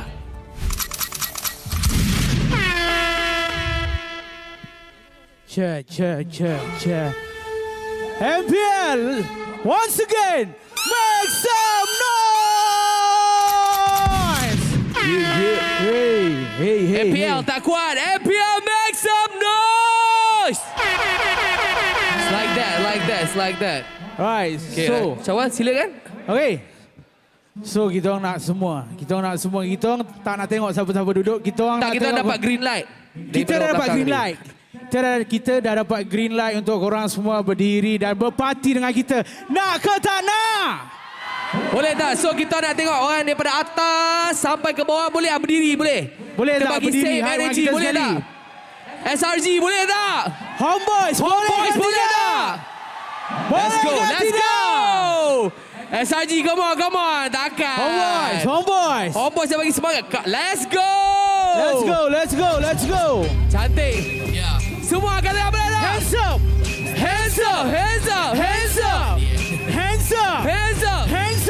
Macam ni lah. Lawala say. Lawala say. Tak ada abjad ku guna nombor. Penuhkan hands up. Semua kata boleh. Setiap ayat bersedang kotor sampai bila-bila. Ada perkataan. Tak ada abjad ku guna nombor. Yes sir. Penuhkan otak sampai bocor. Yes setiap ayat bersedang kotor sampai bila-bila. Perkataan kini wang jamin kau bawa bos lepas bos tanpa ada limit. Penulisan semua jujur ini tak ada gimmick. Banyaklah dalam poket semua bahu singgit. Cincin jatuh diorang kutip buat piknik. Dalam dah kendala tak payah kamcing. Nabi wala tak duri dalam daging. Lu bukan karet tapi melihat ke alam maya. Banyak dah cacing tak payah nak perasan naga. Berangkat bila menulis yang feeling trap. Tak payah nak asyik gangster bro. Yeah, feeling that. Hanya feeling ramai cuba mahu feeling. Tak serupa The Simpsons. Sepanas tak ada alas. Setingkat tinggi dari bijan. So gua paling atas. Orang pelangin macam tak ada asas. Rima rapi buaya rajin. Nampak malam. Lu hanya melopong. MC penokar pada lu cuma penonton. Dah dia duduk balik. Diri. Sokong duduk. Jaminan macam hari ada abjad ku guna nombor. Hands up. Bukan sampai bocor. Hands up. Bersedang kotor sampai bila Homeboy semangat doh. Macam ni lah. SRG duduk. Bantu je semangat sikit. Come on SRG, come on. Bagi balik gua. Let's go. Kapora ketas. Tolak terus. Kau bising bodoh tolak terus. Tak boleh duduk diam. Kapora banyak tolak terus. Kapora ketas tolak terus. Kau bising bodoh tolak terus. Tak boleh duduk diam. Kapora banyak tolak terus. Tak boleh kontrol. Kuat kasih sesama semua konsol. Langkah sondol terus semua bonggol. Kenakan tol pada tolong yang tak segongkol. Kuat stone cold gompol tapi kat tepi. Setiap kali kuat drop bomb jatuh tragedi. Dan jangan berani tolak tepi kalau tak agree. Karena pecah macam pintu kadebe. Dalam bersangat hibernasi. Sekarang tiba lagi waktunya tos sebeli acak gila. Industri dah kelam tapi masih tenteram. Sebab banyak kancangan dan semuanya tak seram. Sekarang tak perlu band, still banyak drama. Cabut plug nasi wall, boleh order food panda. Tak ada masalah nak tengok budak-budak liga. Semua nak acap panas. So I drop it like it's hot. Wabah boleh angkat tangan, semua boleh angkat tangan. Boleh tak? Hands up. Kau busy bodoh terus. Tak boleh duduk bayar. Kau borak banyak hands up. Kau borak kertas tolak terus. Kau busy bodoh tolak terus. Tak boleh duduk diam. Kau borak banyak tolak terus. Shout out to MPL, shout out to PLAYAZ man. Shout out Homeboys and SRG. Let's go. Yoni boy, where you at, Yoni boy?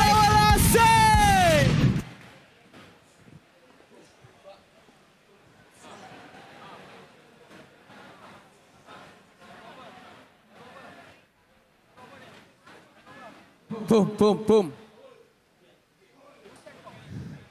Assalamualaikum semua. So far enjoy lah show ni. Okay, enjoy Alright, second song saya nak korang nyanyi ikut sekali boleh ke? Kau pernah dengar lagu Maafkan aku jika aku bersalah? Pernah? Test sekali boleh? Maafkan aku jika aku bersalah. Gerakan emosi, ku mohon kau sabar. Go! Sekali Goodbye!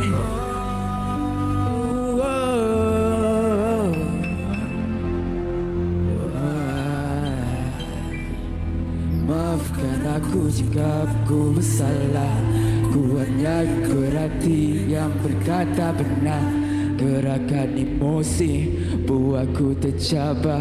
Ku tahu ku susah. Come on! Ku mohon kau sabar. Everybody! Kadang yang selesa harus ku melempar. Kadang yang ku tak mau harus ku duga. Tapi sampai bila harus ku begini selalu dipersalah. Sampai bila aku harus digelap benakku.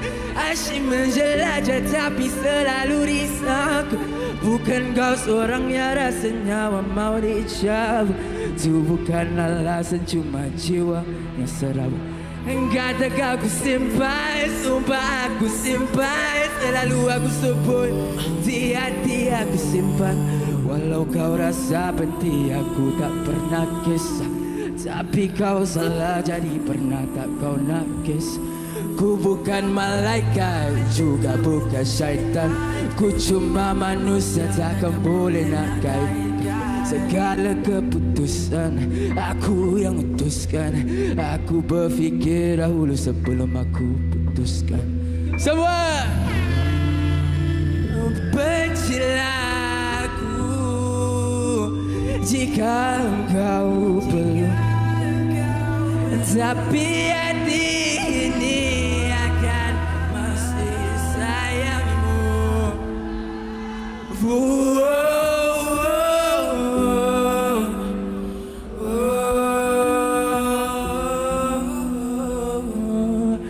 Semua boleh? One more time. Maafkan aku jika aku bersalah. Ku hanya ikut hati yang berkata benar. Gerakan emosi buatku tercabar. Ku tahu ku susah, ku mohon kau sabar. Kadang yang selesa harus ku melempar. Kadang yang ku tak mau harus ku duga. Tapi sampai bila harus ku begini selalu dipersalah. Selalu tertanya di mana bantuanku. Ku meminta tolong sulukan jalan. Sungguh kuat cerita nadaku, hanya mau kau dengar segala orang. Sesungguhnya ku tak tahan diriku hanyut dengan perlahan. Berikan aku kekuatan untuk tempuh apa yang ada di depan.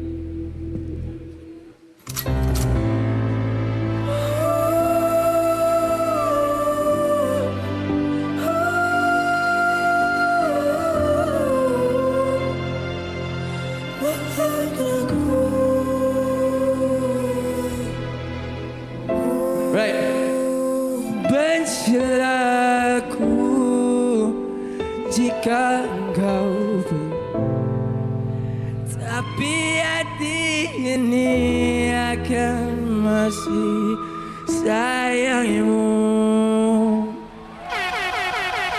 Thank you. Thank you. To the next one.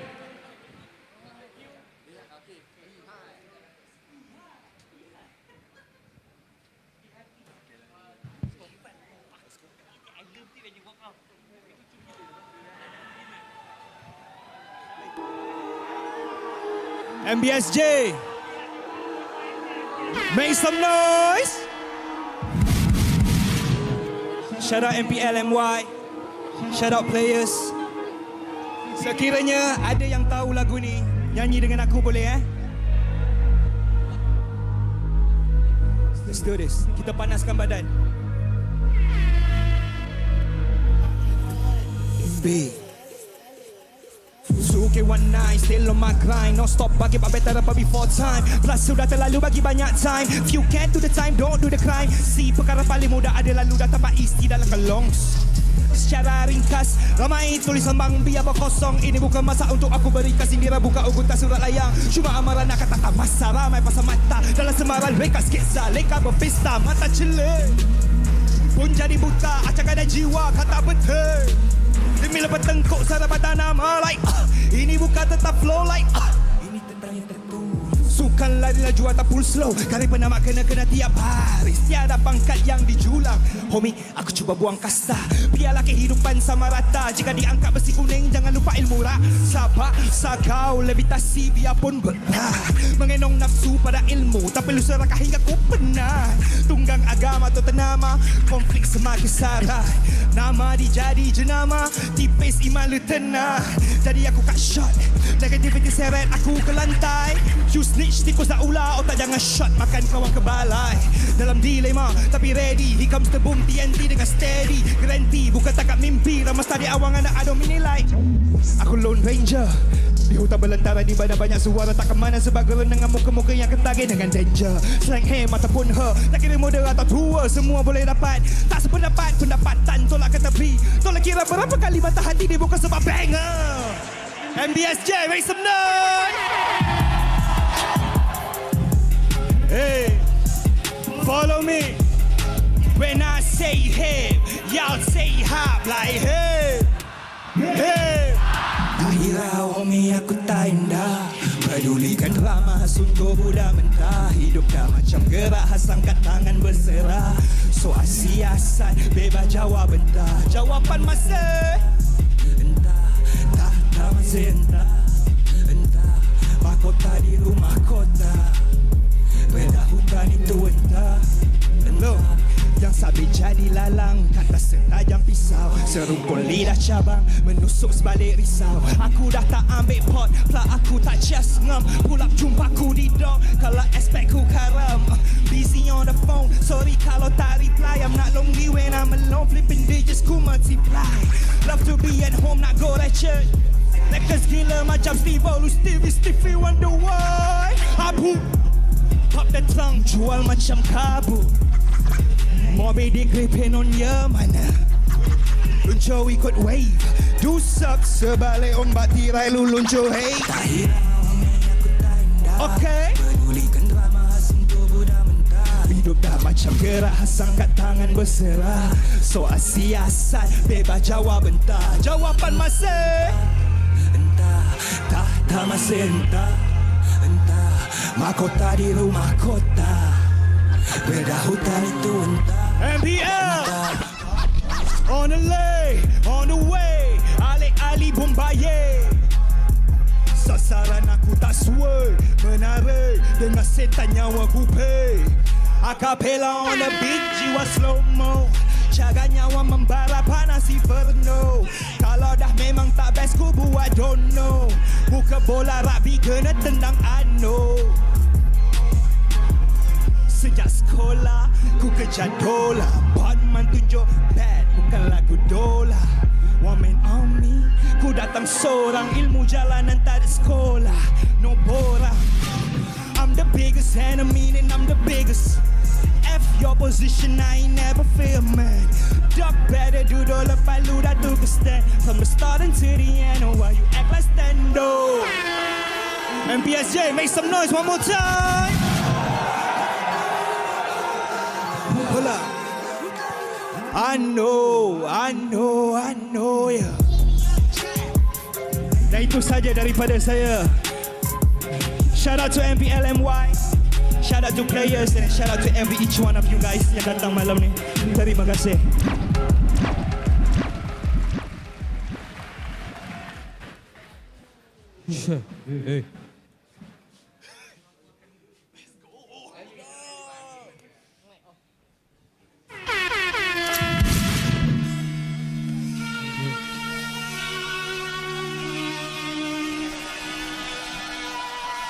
khabar MPL?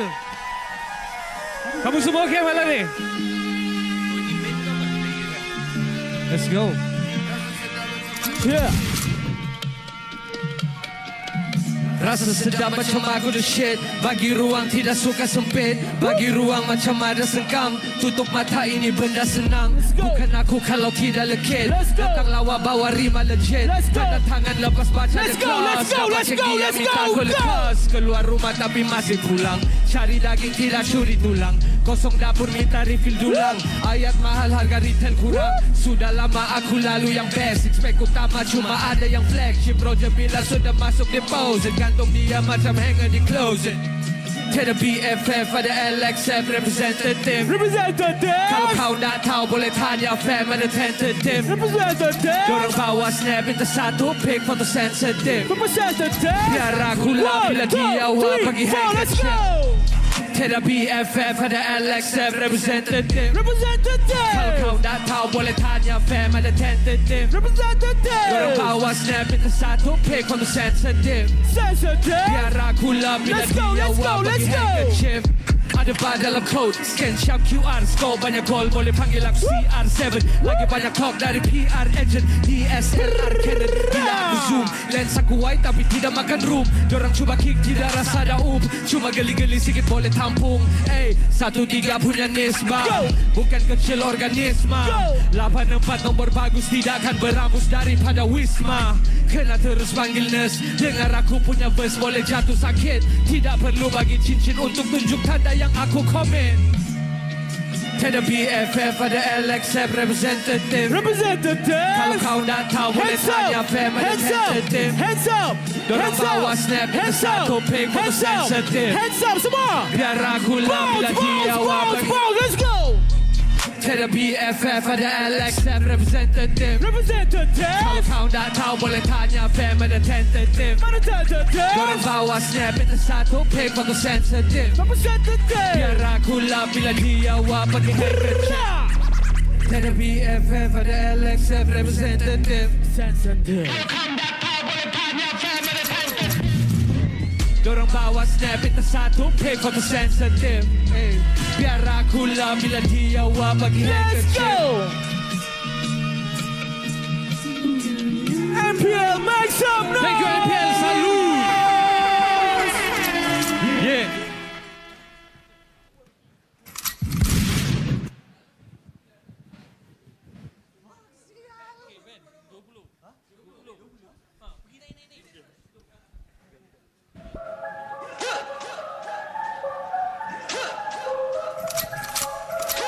Wow. Jarang borak dengan orang yang gua tak berapa kenal. Salah orang tak kepala gua semua dia berjalan. Dah banyak hal yang lu bedal making pas tujuan. Bulan terang tak sesuai. 1, 2, 3 begal. Lawan infidel lepas kumpulin tel baru confident. Tidak shy bukan spy topping in disguise. Cuma Nobita mata merah floating in the sky. Wow, kan sudah bilang genap 20 sekarang ada kilang. Sebelum jadi branding masuk harus trending. Jangan dulu testing kalau tidak cukup training. Masih lagi standing buat ucapan seremoni. Mahu bukti apa lagi sudah ada testimoni. Banyak parasite sebut pesticide. Tidak perlu risau ini exercise. Teruja bukan igno sila riwang. Kalau lama jangan skip ikan. Baru buka flow ni apa khabar? Moisture itu rahsiakan okay.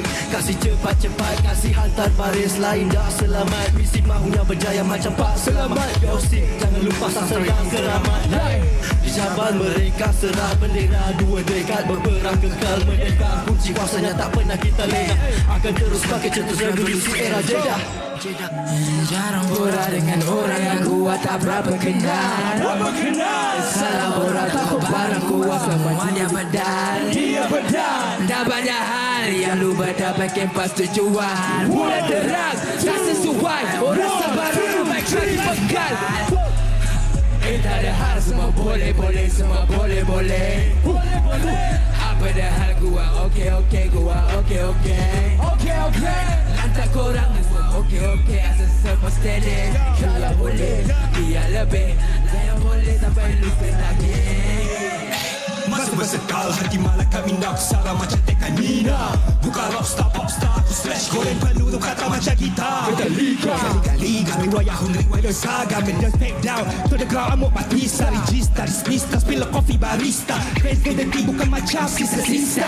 Sinister, paranormal untuk paranormal yang sinistra. Jangan selesa, senandika spektra. Bitrai silensa, visi 20 kau dah kuat umur 20 dah.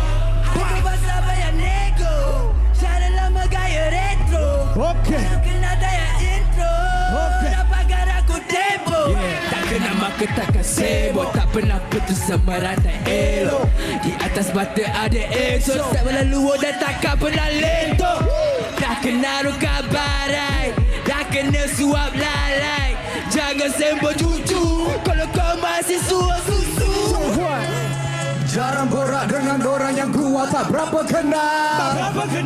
Salah orang takut barang gua semua dia bedal.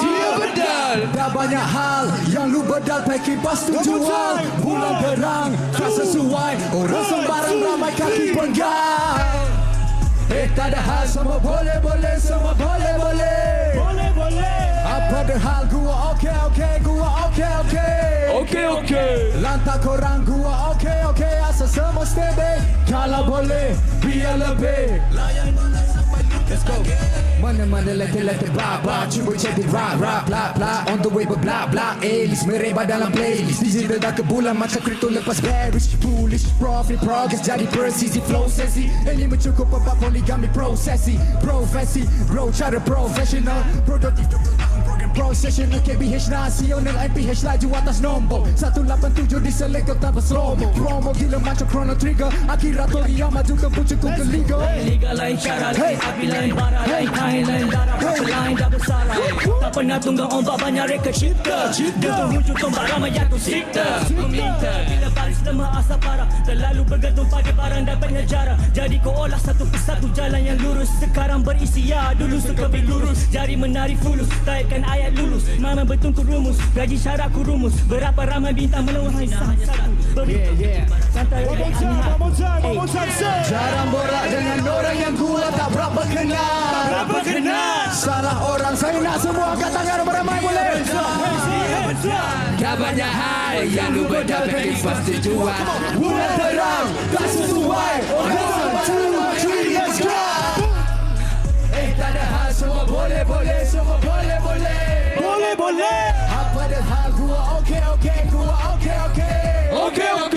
lantak korang gua okey asal semua steady kalau boleh biar lebih layan boleh sampai lu ke tagih Yes sir. yeah let's go Okay, aku nak ucapkan best of luck buat tim Homeboys dan juga SRG. Let's go. Terima kasih to MPL MY juga. So korang rasa lepas ni lagu apa guys?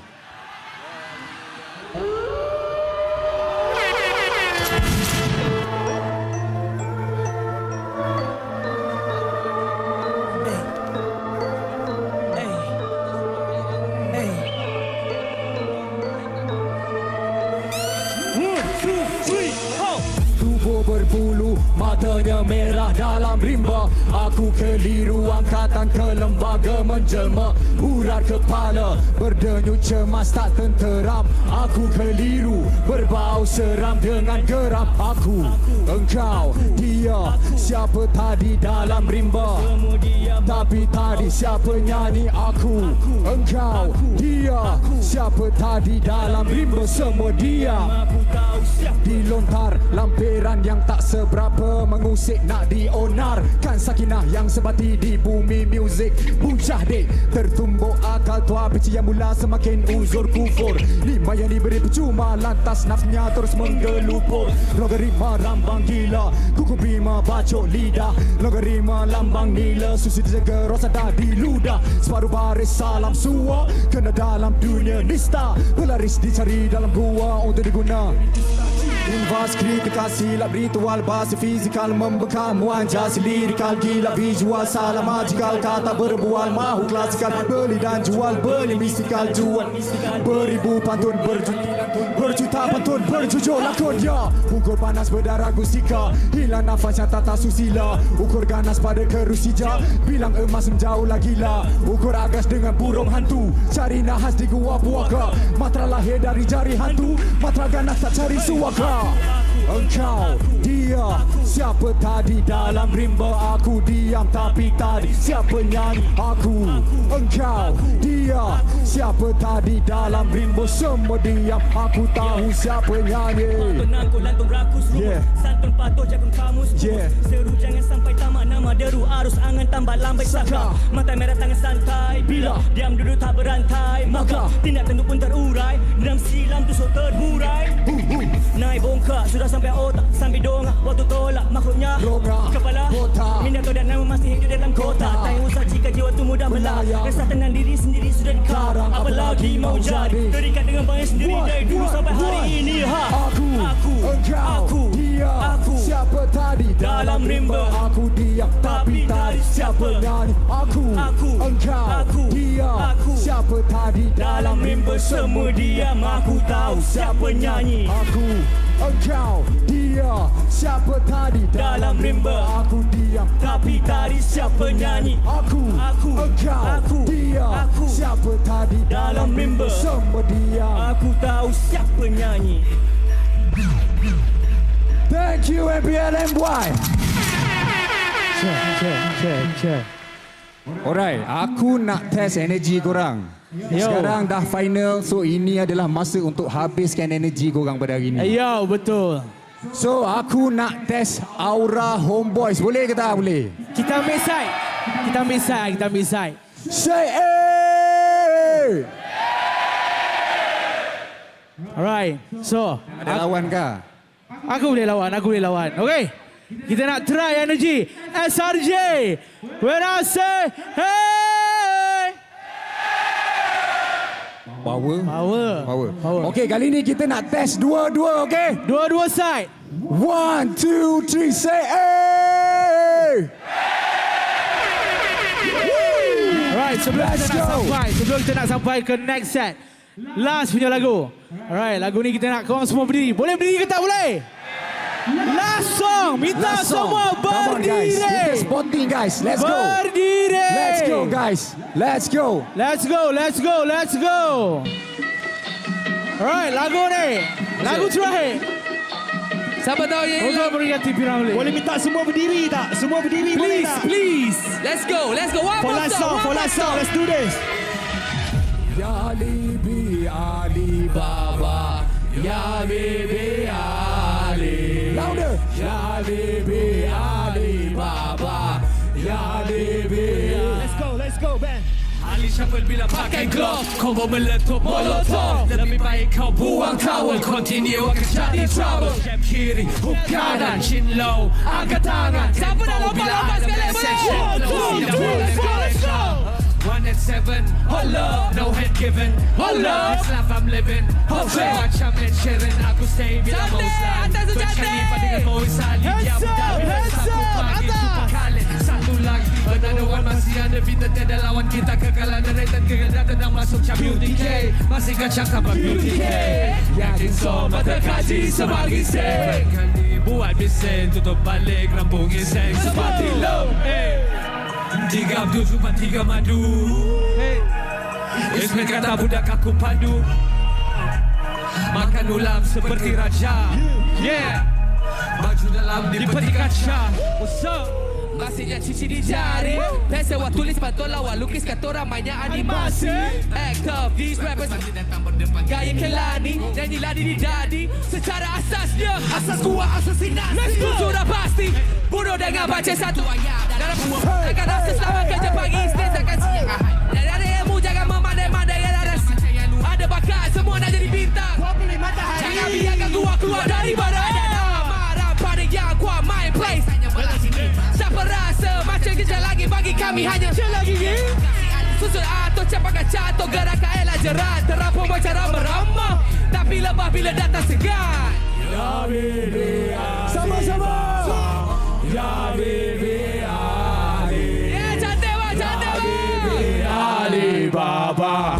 Ya Bibi. 1, 2, 3, let's go. Let's go. Buka pintu. Let's go, let's go. Mata kaji semua kuat. Tengok sini, aku benar. Hey, mata kaji dari 06 jadi KGR. Kau di dunia cik OGR. Hobi kena cik low key. Ramai yang OT tu jadi OCR. Mentality tak low key. Meta sampai Toronto. Siapa dan hidup low key sendiri joki. Macam Toronto di zaman Kau yang makin back kau kena kuno Hola dan tank Elmo yang yakin demo. Kau kisi tahu bola gerento. Di manifesto yang makin Rambo. Industri no hela betan. Kau di manifesto yang makin best. No industri lu kau kan nampak Lambo. Kreatif vendor vice versa. Tumbuh-tumbuh emosi. Kau redo pada yang Esa tawakal kaji macam Abu Ali. So Ibnu Sina CEO bertinju rima the greatest latest. Ikaya semua satu malam Tukir dan 40 traitors. Buat semua yang macam Ali bertokak balik penemu aliran energi Ali berkau hatu tanpa 40 bergerak dengan kau 40 jujur. Dalam memuncul topik 40 rompak dan jatuh kita OT kerja. Sabtu kelabu bakal Ali nak ni aku dengar kumpulan. Sebab tu bunyi bagi pintu. Cepat beras tutup perilaku. Yang terpesong mata mengkaji terjemah nilai. Sebab aku tak boleh masuk. Masuk ada sesali bujang lapuk. Ali bukan baba bujang telajah. Tika modifikasi pastikan lajah. Hoi, hoi, ya hoi bukan gua. Amboi bukan gua. Yang deploy end up kau yang crash destroy. Hoi, bukan segala-gala nama-nama yang kau jumpa. Ku tak nak bawa rumah. Detail zaman sampai ku lupa. Ali Baba. Semua sekali, semua sekali. Yang atas pun Ali Baba. Nyanyi terus, nyanyi terus. 1, 2, 3, 4, let's go. Ya Habibi Ali Baba. Ya Habibi. Kuat boleh.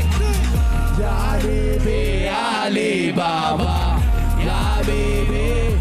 Mama. Ya Habibi Ali Baba.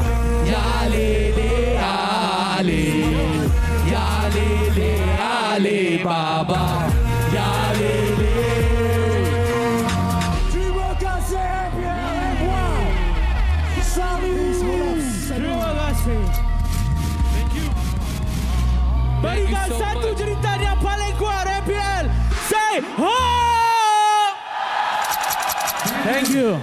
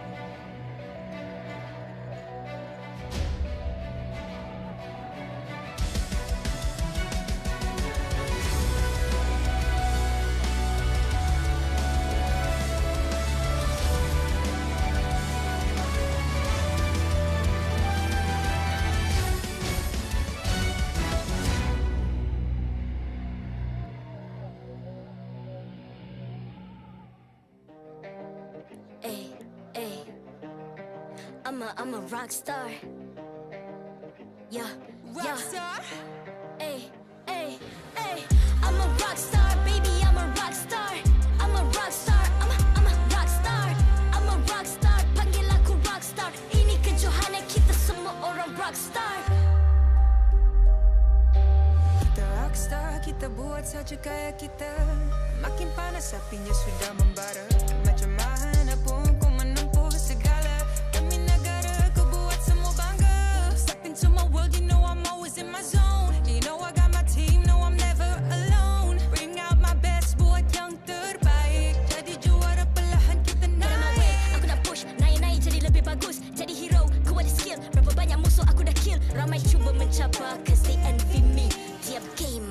pasti jadi MVP.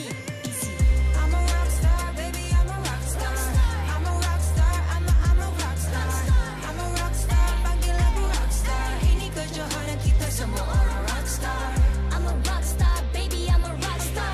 I'm a rock star, I'm a rock star. I'm a rock star, panggil aku rock star. Ini kejohanan kita semua orang rock star.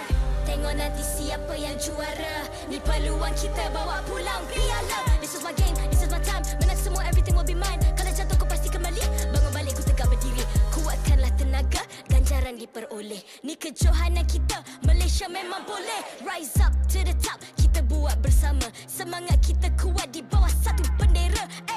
I'ma go hard for the win. On the battlefield till the end. I'm trying to beat the greatest anyone has ever seen. Stand by, I'm coming in for the win. I'm a rock star, baby, I'm a rock star. I'm a rock star, I'm a rock star. I'm a rock star, panggil aku rock star. Ini kejohanan kita semua orang rock star. I'm a rock star, baby, I'm a rock star. I'm a rock star, I'm a rock star. I'm a rock star, panggil aku rock star. Ini kejohanan kita semua orang rock star.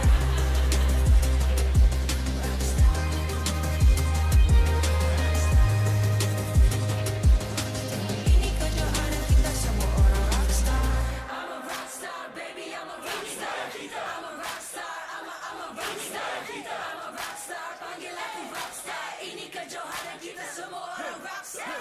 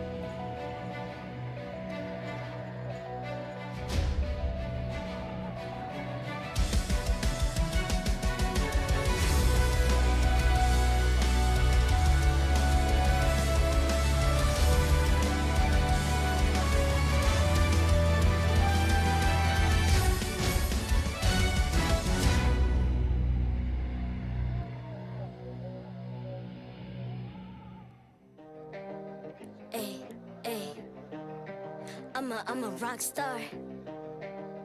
Yeah, rock star. Ay. I'm a rock star, baby, I'm a rock star. I'm a rock star, I'm a rock star. I'm a rock star, panggil aku rock star. Ini kejohanan kita semua orang rock star. Kita rock star, kita buat saja gaya kita. Makin panas apinya sudah membara. Macam mana pun ku menempuh segala. Demi negara ku buat semua bangga. Step into my world, you know I'm always in my zone. You know I got my team, no I'm never alone. Bring out my best, buat yang terbaik. Jadi juara perlahan kita naik. Aku nak push, naik jadi lebih bagus. Jadi hero, ku ada skill. Berapa banyak musuh aku dah kill. Ramai cuba mencapai, cause they envy me. Tiap game aku pasti jadi MVP. I'm a rock star, baby, I'm a rock star. I'm a rock star, I'm a rock star. I'm a rock star, panggil aku rock star. Ini kejohanan kita semua orang rock star. I'm a rock star, baby, I'm a rock star. I'm a rock star, I'm a rock star. I'm a rock star, panggil aku rock star. Ini kejohanan kita semua orang rock star. Tengok nanti siapa yang juara. Ni peluang kita bawa pulang piala. This is my game, this is my time. Menang semua, everything will be mine. Kalau jatuh kau pasti kembali. Bangun balik ku tegak berdiri. Kuatkanlah tenaga, ganjaran diperoleh. Ni kejohanan kita, Malaysia memang boleh. Rise up to the top, kita buat bersama. Semangat kita kuat di bawah satu bendera. I'ma go hard for the win. On the battlefield till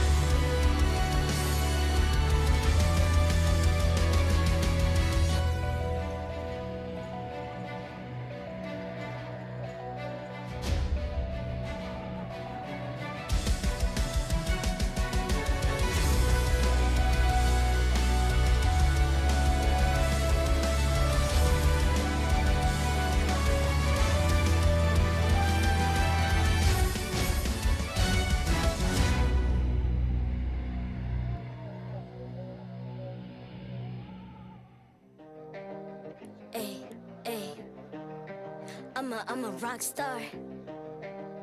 Yeah, rock star. Hey, hey, hey. I'm a rock star, baby. I'm a rock star.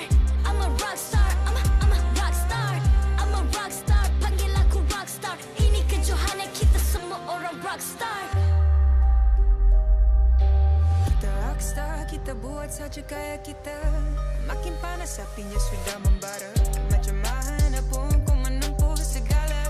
Demi negara kau buat semua bangga. Step into my world, you know I'm always in my zone. You know I got my team, no I'm never alone. Bring out my best, buat yang terbaik. Jadi juara perlahan kita naik. Get on my way, aku nak push. Naik-naik jadi lebih bagus. Jadi hero, ku ada skill. Berapa banyak musuh aku dah kill. Ramai cuba mencapai, cause they envy me. Tiap game aku pasti jadi MVP. Easy. I'm a rockstar, baby, I'm a rockstar. I'm a rockstar, I'm a rockstar. I'm a rockstar, panggil aku rockstar. Ini kejohanan kita semua orang rockstar. I'm a rockstar, baby, I'm a rockstar. I'm a rockstar, I'm a rockstar. I'm a rockstar, panggil aku rockstar. Ini kejohanan kita semua orang rockstar. Tengok nanti siapa yang juara. Ni peluang kita bawa pulang piala. This is my game, this is my time. Menang semua, everything will be mine. Kalau jatuh kau pasti kembali.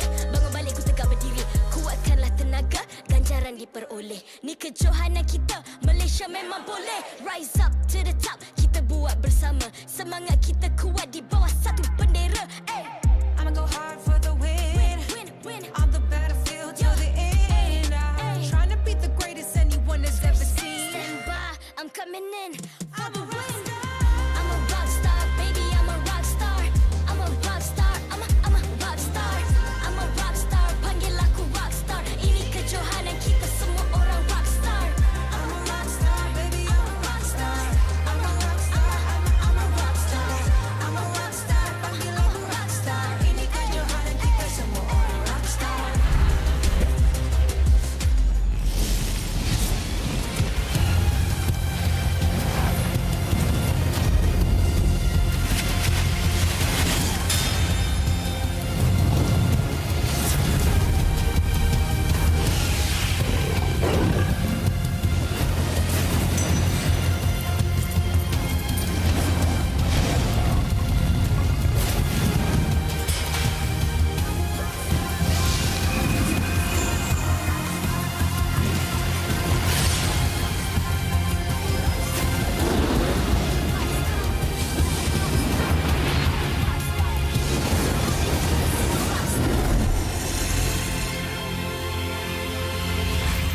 MPL Malaysia Season 13 is powered by Muntong. Enjoy a superior 5G network and lightning-fast gaming experience only with our official mobile internet hotlink. A big shout out to ROG Phone 8, the official gaming phone, for keeping our players at the top of their game. Grind on with Nescafe to keep your gaming spirit going. Thank you to all of our sponsors and partners for your support in MPL Malaysia Season 13.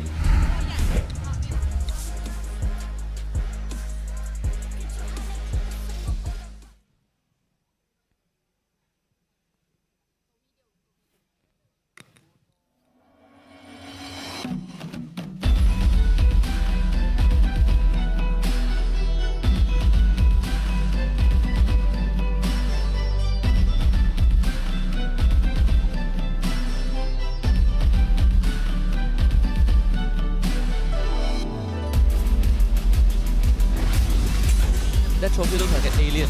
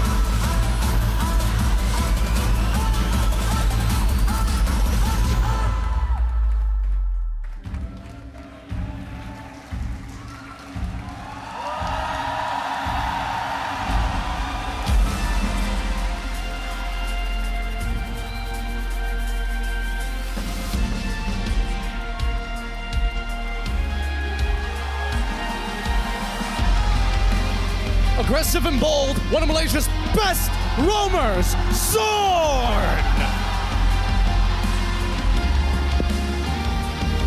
Dealing magic damage, the Kage that dominates every battle, Spicy Boy, Udil!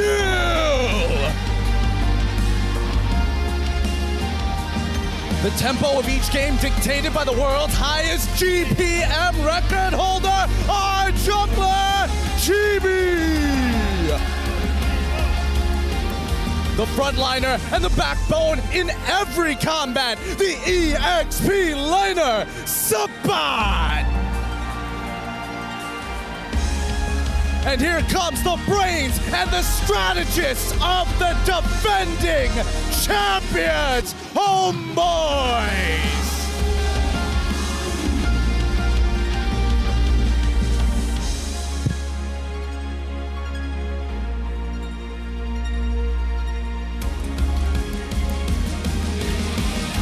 Mari kita teruskan dengan fist bump di antara pasukan sebagai tanda profesionalism. Inilah gaya kita. Inilah semangat kita.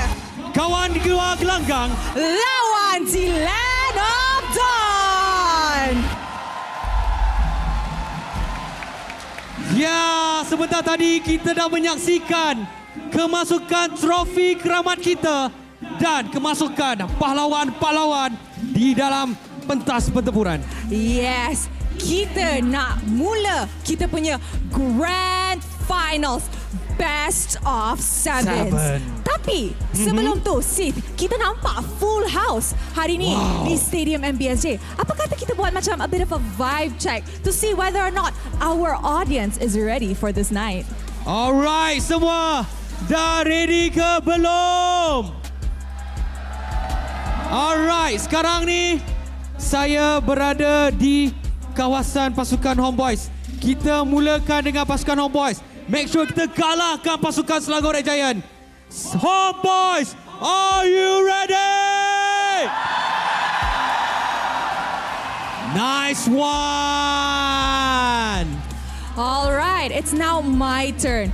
Come on guys, Ultras, kita boleh kalah ke? Mesti tak boleh kan? Alright, apa kata? Let's see for the side of SRG. Selangor Red Giants, are you ready?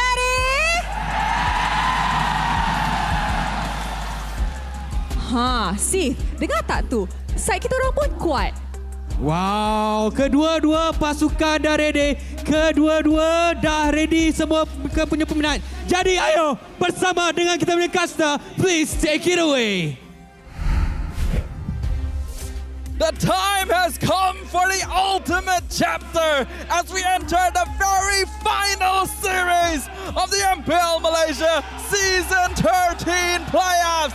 You're watching the English broadcast for the Grand Finals. My name is Safa and I am joined on the desk for this monumentous occasion by Husky as well as Gideon.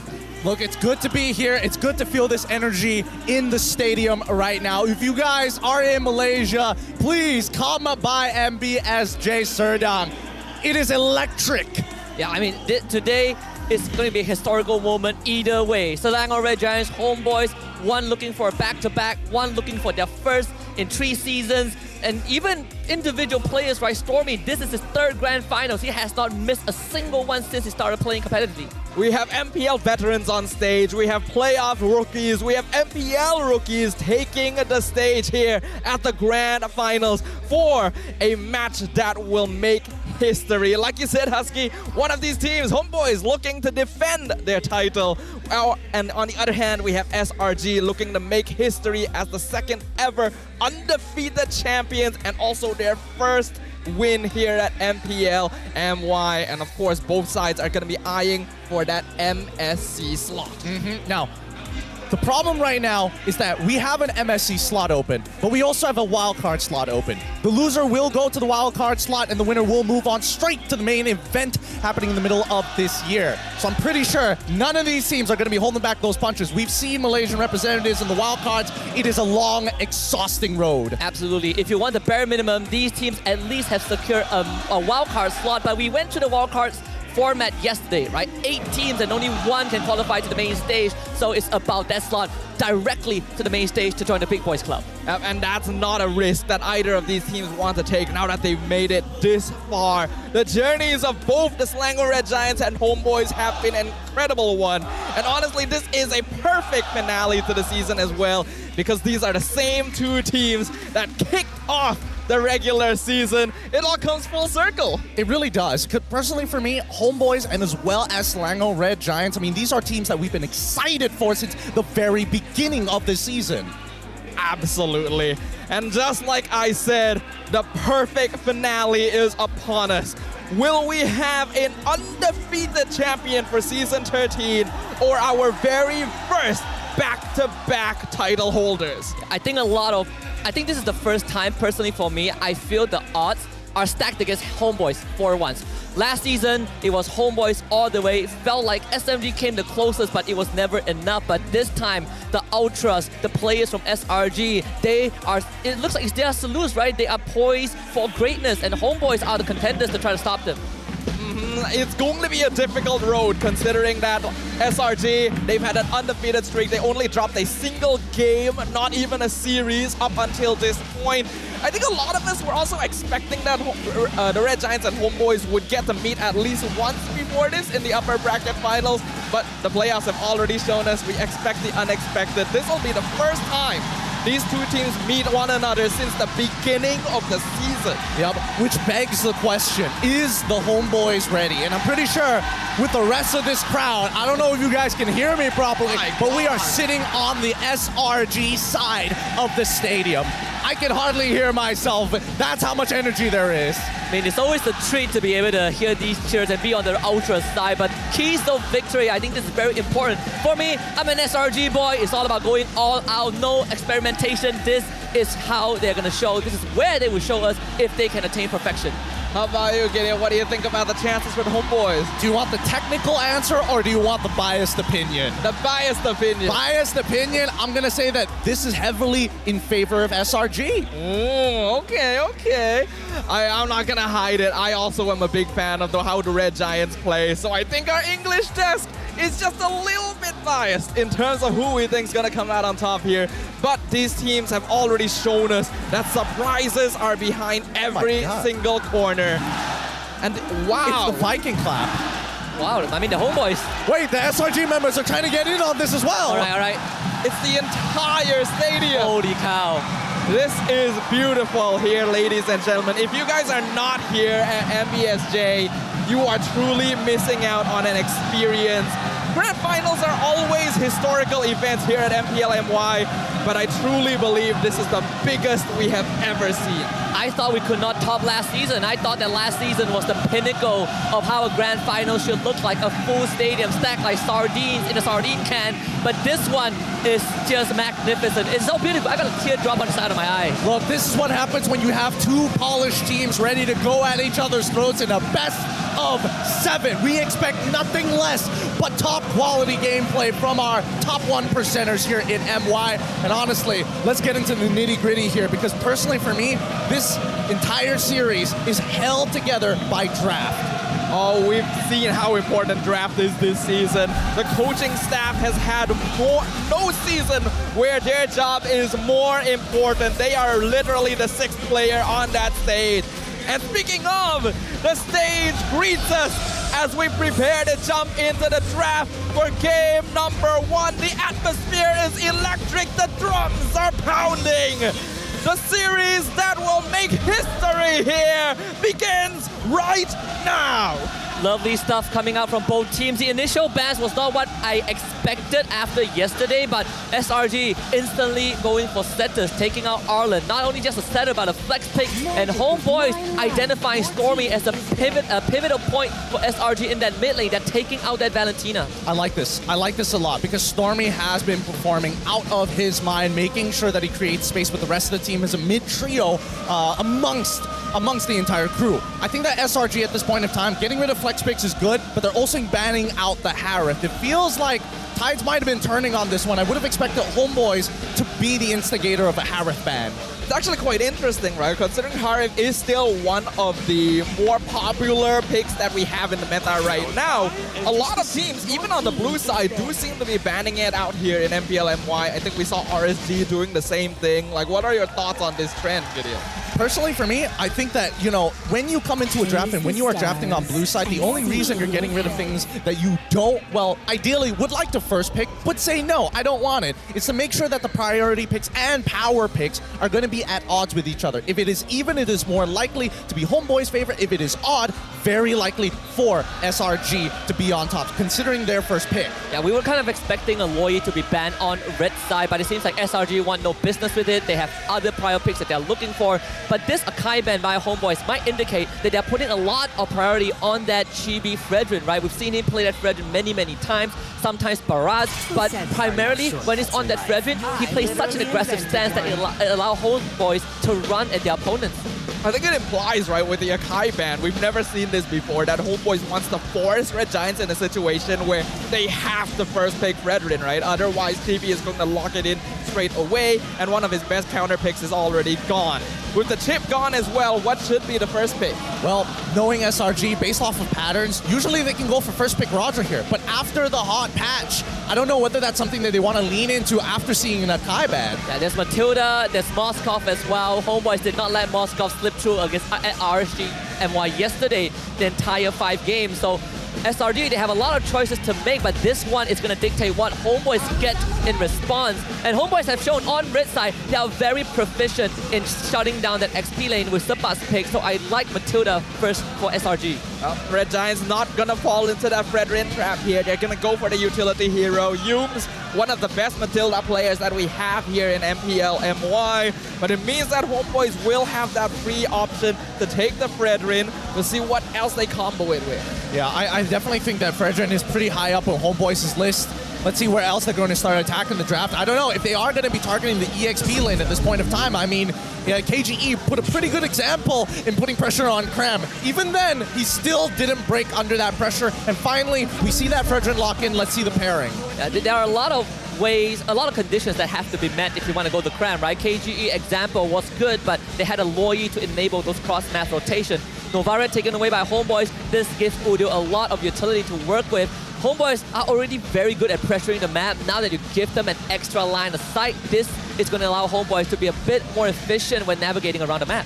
Now, I'm personally curious that SRG is going to be looking for a better mid lane matchup into this Novaria just so that they can have pressure. It's like, yes, you can have the information, but if we pull the trigger faster and get to where we need to be and hurt you where it hurts the most, I think Homeboys are going to struggle. Doesn't look like they go for that mid lane pick just yet, though. They're actually going to lock in the Barat and the Moskov. I think this makes a lot of sense, right, from the Red Giants. With the Akai already gone, you really need the Barat as soon as possible. If it gets banned out in that second phase, your jungle picks get locked down pretty heavily. So with the Moskov being shown, Homeboys are going to get that Claude. And with Claude and Novaria, I think this implies that it's going to be a very late game composition coming in from the Homeboys. Diversifying kind of that damage source, right? We've seen examples where you have the Natan into a Moskov as a direct response, but in this case, I think both teams right now are going to be looking at that XP lane. For Homeboys, they might be put in a slight pinch because this Baras can still go to Cram, and that means that Sakai's heroes gets hidden until the end of the draft. And more so, SRG are one of the few teams that are willing to pick Stormy's hero in the second phase. I was thinking of the Aurora for the longest time, and I'm glad that Homeboys agree with that and go for the ban. I mean, if they're getting rid of Aurora, that means they really do not only want to, either A, they want to punish by killing Stormy really early on and try and put him as far behind as possible during these fights, or B, they have a composition that wants to actually dive really hard against the enemy backline. But diving against the backline doesn't really seem like that's going to be the case just yet, unless this Aurora is being banned out specifically to make sure that Claude doesn't get frozen when he jumps in. Otherwise, it could be a bit of information to SRG that Homeboys might want to lean more towards that early game with their last 2 picks. I would assume so. I think if you want to look for dives, then Nana becomes another choice that SRG can go for, right? Nana and Aurora both have abilities, the passive, to keep him alive after taking lethal damage. If you want Pew for SRG, Vexana is there, Lilia as well for a more late game option. I think SRG are not worried about Stormy's hero, but they are now looking to shut down Zorn with that Grok ban. It could be perhaps the I'm not sure if they want to go for Cho though. That could be a respect ban. Cho might be a little bit difficult. There's a lot of Purify users on SRG as of yet, and Barats naturally has his own anti-CC with that Daytona's welcome. Is it worth banning Kufra when you have Moscow? Is it worth banning the Kufra? That might be a little hard to say, right? Because inevitably, Kufra really struggles when you have that Purify. And with Matilda, that's an added layer to deal with. I think that SRG is approaching this well, right? Take away the Swiss Army knives, make sure that you have winning matchups, and more importantly, this Barats could be flexed into EXP. I'm looking at SRG right now because they have to decide where does Barats go. And Homeboy's answer yesterday against RGMY a lot of the times is if RGMY, if our opponents are on the blue side and we get Sabat's last pick without the CC, Thamus is always going to be the second option. But they're going to go for the Edith. It's a possible flex for Homeboys, but so far we haven't seen it play by Sabat. Yeah, this is unusual here. The Homeboys seem to be taking a page out of RSGMY's book. They really like picking the Edith early because it reflects on both Rippo and Stowe. But you're right, Husky. I don't think we've seen the Edith on Sabat just yet. Even despite that, it's a question that SRG will have to consider. Yeah, personally, I think, Pops is doing a very good job in the draft by saying we're not going to predetermine who our EXP laner is because this could be a flex, and now SRG has to show their full hand. With Cram now on Thamus, we know that SRG is leaning towards the EXP side of the map to fight for early turtles, and the Nana, like you called it, again, SRG was worried about a dive comp. Homeboys, they at least have opportunities to dive, but they're more about peeling backwards. Let SRG be the ones who predetermine the pace. This could be Yuzhong or Sabakito, depending on how they want to play it, but they go for the Tersla, so committing fully to those big team fights. I have a Novaria, I have ways to set up fight. Let's just go ham on SRG. All right, I like this, I like this. SRG, I think their comp is a little bit more default, a little bit more normal, but for the Homeboy side, they've got some really bulky boys in the front to delay the game until Udil and Nets come online and just take over. Last thoughts on the draft, Gideon? Last thoughts, I'm thinking that as of right now, SRG, their composition, it's very early game oriented, right? They have late game insurance, but unfortunately, if early to mid does not go in their favor, I see a world where the Homeboys can easily close this out 12 minutes. I think you gotta set your eyes on Cram, right? This Thamus has to get up to a good start. Your natural matchup into Terisla is good, but I expect Homeboys to put a lot of pressure on the XP lane. Well, without further ado, ladies and gentlemen, game 1 of the Season 13 Grand Finals is about to commence. The Selangor Red Giants in one corner and the Homeboys in the other. At the end of the day, only one shall stand atop the peak as the new champions. It's time to jump into the land of dawn. Gotta be quite a bang and started it off. Homeboys wanting to just fight SRG, something that they probably picked up against RGMY yesterday. We just run at their face, don't let them take space, force the issue. A lot of these early engagements, I'm hoping that SRG know what they're doing here. They can't overextend, and most importantly, information is extremely key for SRG to make these smarter decisions. We've seen them consistently adapt in the middle of the game, but ideally, with the information at hand, you can lessen down that time, give less windows for Homeboys to actually look for the punish. Thing is, I think Homeboys actually do have pretty big windows of opportunity, right? I think the genius with the Novaria pick, especially in game 1, is it allows you to dictate the pace of how you want to control the game with that Astral Echo. You always have information. You always are the one to decide when to engage and disengage. I feel like that's a little up in the air, right? Because it comes down to when he leaves the lane. And so far, based on the prior games we've seen from Stormy, he naturally has a knack for the laning phase. And afterwards, he walks with Yumes and sometimes even splits up the resources. I think that Homeboys, as of right now, need to kind of corner SRG. So guys didn't really get the red tree, but the knockout from Zorn missed. Needs a bit of help right now. So guys escorted out by Sabat. Star Shatter damage not enough. Should be able to disengage. Yeah, a kill onto the guys there would have been huge for the Homeboy since the turtle is coming up in another 15 seconds. But it was just early enough that he should be able to recall, regen the full HP, and come back for that turtle contest as well. So as of right now, still no impact yet for either side. They're going to take their time with this. Level 4s need to be hit on all members on the side of the Homeboys. The main DPS is going to be Nets, but he's going to be left on an island for a majority of this game. As long as he goes even against Innocent, I think he should be all right. But for the most part, Udil, let's see the information. 4-man ping, Cram instantly throws his body in front of Homeboys with a counter engage, taking down Thug guys with the Appraisal Threat, but GP also falls. Cram powering through the pain to get a trade for himself. But Udio with the snipe star shatter for Turtle. Homeboys looking for more zones. Primal Red runs out. It's 2 for 2, but Turtle for Homeboys. Excellently done. Ooh, just barely missing the Star Shatter as well onto Yumes. Homeboys creates a little bit of space for themselves early on. The junglers initially traded for one another, but Selangor Red Giants are lacking a bit more fight presence once Cram and Skies are taken out, and that allowed for a pretty easy snipe on Udil. I'm liking this a lot. Homeboys have done their homework. They've done their preparation. During these neutral objectives, they expected the rotation and they denied it straight away. More importantly so, we have to keep in mind that Daytona's welcome, it needs to catch a priority target because unfortunately for Sakai's, he's going to be stuck in that animation while people like Zorn with that Primal Wrath is going to be gunning at him. Udil slowly melting him away, percentage max HP damage, and let's not forget that Subbat can slow down the progression of that backline from SRG. I think that because of that, Cram gets a lot of pressure put on him to make sure that he is the one that's taking all these CC abilities away from Zorn, right? He ideally wants the Tamas to be caught by the Onward, by the Earth Shatter, but I think Zorn is doing... Oh, hold on. And Stormy, he doesn't have the passive. TP sticks onto him. Praiser Press slams down. It's an easy kill. Daytona's welcome a bit late, but Ness will join the fight with the blazing duet. Subguys needs help and is not going to get it.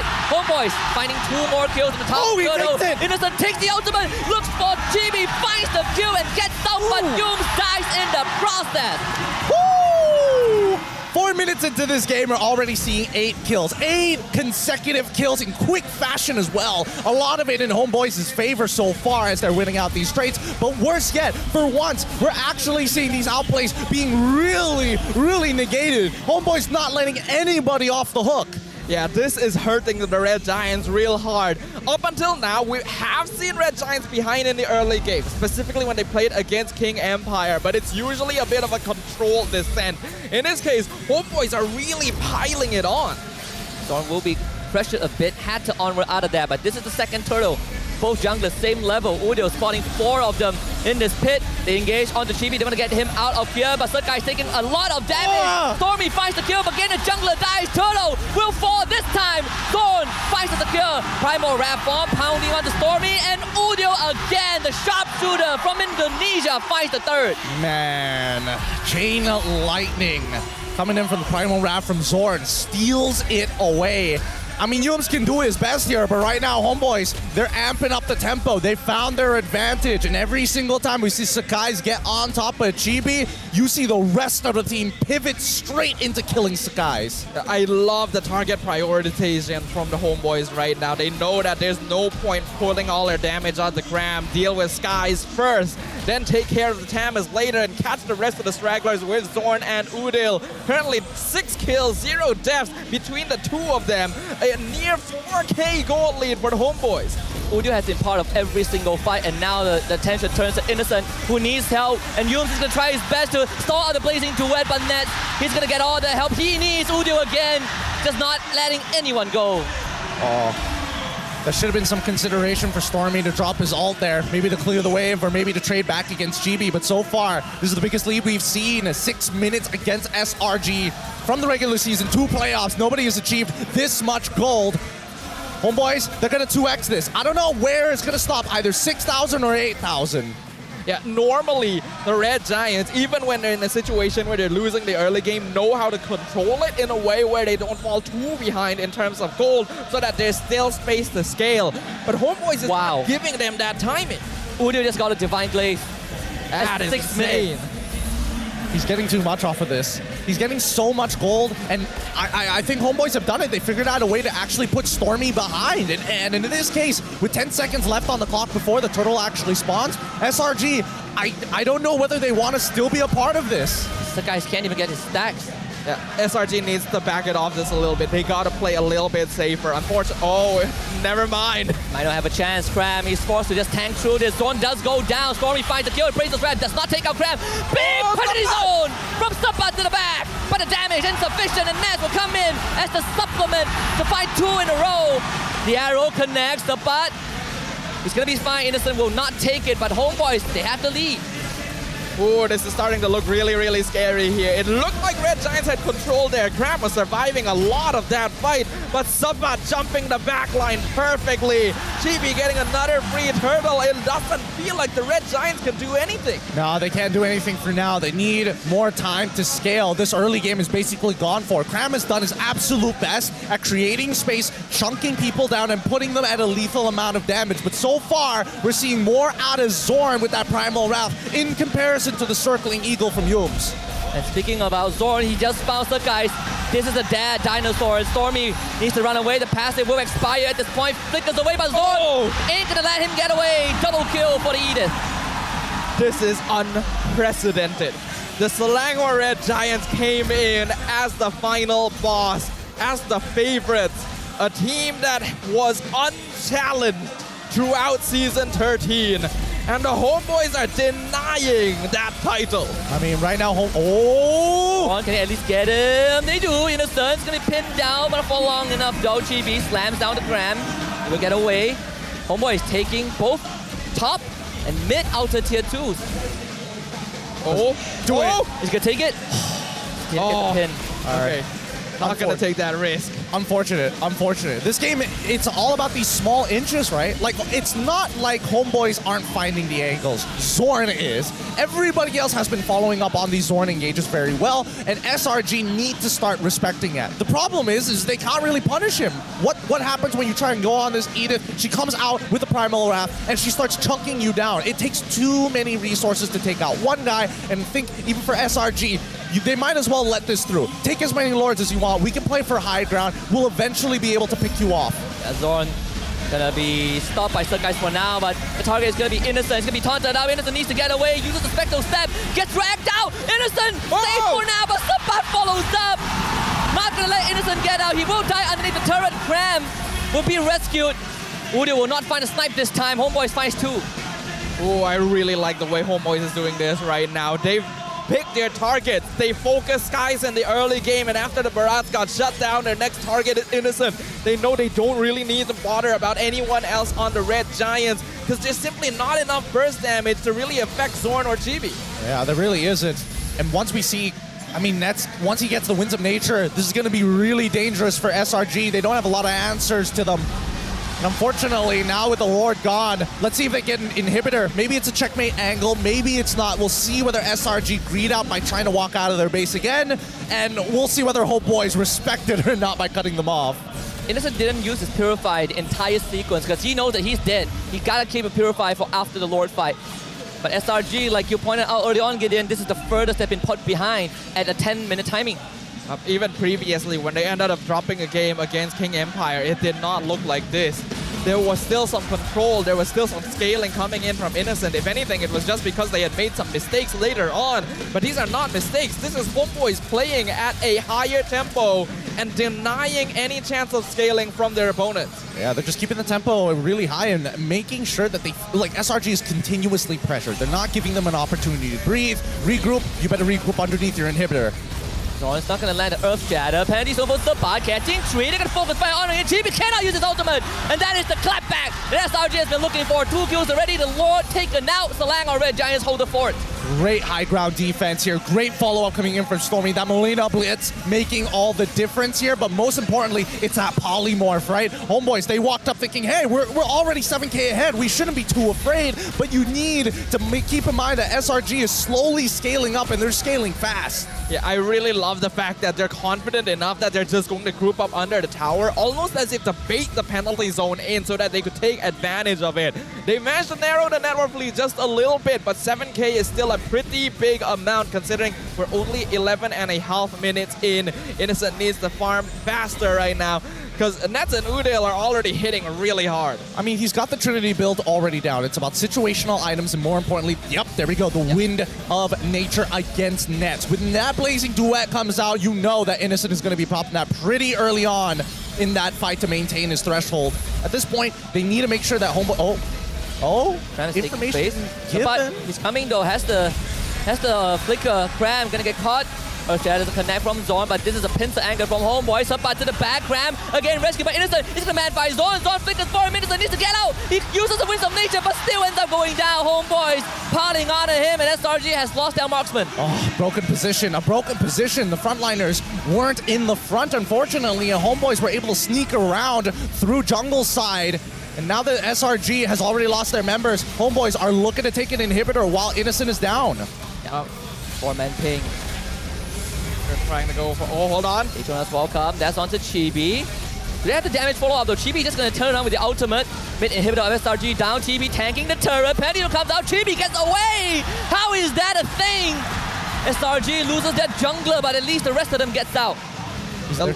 The lead might be a bit too big at this point. I'm not too sure if Red Giants has enough time to make their way back into this. Homeboys is doing such a good job of splitting up their ranks. Subbot has been finding the correct angle every single time. So even with the guiding winds, it doesn't feel like Red Giants are able to escape from their grasp. I mean, they missed their window here, and unfortunately, they haven't been able to kind of find their footing, recuperate from the economical damage that Homeboys have put on them. The constant pressure in the jungle, it just feels like SRG. It boils down to how many kills can I get back before the Homeboys during the mid game, and as we transition into the late game, it's pretty straightforward. The Homeboys, they're just trying to close out this game, and they don't want to give this fight over to SRG, because if they fail this base closure, that means the SRG has an opportunity to clap back. The net worth lead might be a bit too big though. Nat's already maxed out on items. Udil close to it as well. The Lord pushing in mid lane. Stormy takes the brunt of it. Innocent just focus firing on the Lord Cram. He's just gonna tank through this. Uses his body as a shield. Homeboys will take this opportunity to take out the top inhibitor. There's still some damage dealt to SRG, but Homeboys taking it slow. Okay, second wave. Let's see if they can get another inhibitor. If they can get 3 inhibitors, I think at least the transition into the next Lord is going to be a little better. Or at the very least, it's not up to SRG whether they take it or not. Homeboys games to lose. Another ping, this time on a tree. Homeboys, they have found Innocent, but Innocent not looking that juicy though. The barrage pull! Mr. Wedge, but Subbot counter engagement penalty zone, but cannot do enough damage. Now Chibi is so deep. And he's gonna go down to Innocent. Homeboys fail this push. SRG defend again. Ooh, that's something that the Red Giants are looking for here. They are really good at these high ground defenses and just holding. You normally wouldn't expect that defense to be so tight when they are 10,000 gold behind. But the Red Giants makes it look like there's not that much of a difference at all. Now they're looking to take as many towers as they can while Chibi is down. We're expecting an equalizer from the side of SRG, but they didn't kill enough members of the Homeboys to justify that. They will hit 42k, which is pretty good. That means core items are built. Some may actually have components towards the situational, unless you're Innocent, who already has it and is probably full build by now. But let's have a look at the items, right? Malefic Roar already complete, full items on both marksmans. At this point, the people who are starting to fall behind, well, I can't really say supports, but at the same time, Yums, he's going for Blood Wings. He wants to survive and still provide damage. Gonna be quite an important item. I think Yums keeping himself alive is going to be very valuable here, not to mention a little extra bit of movement speed, because Red Giants right now really need to prioritize that maneuverability. The Astral Echo is taking away a lot of their fight control from them, as well as the penalty zone.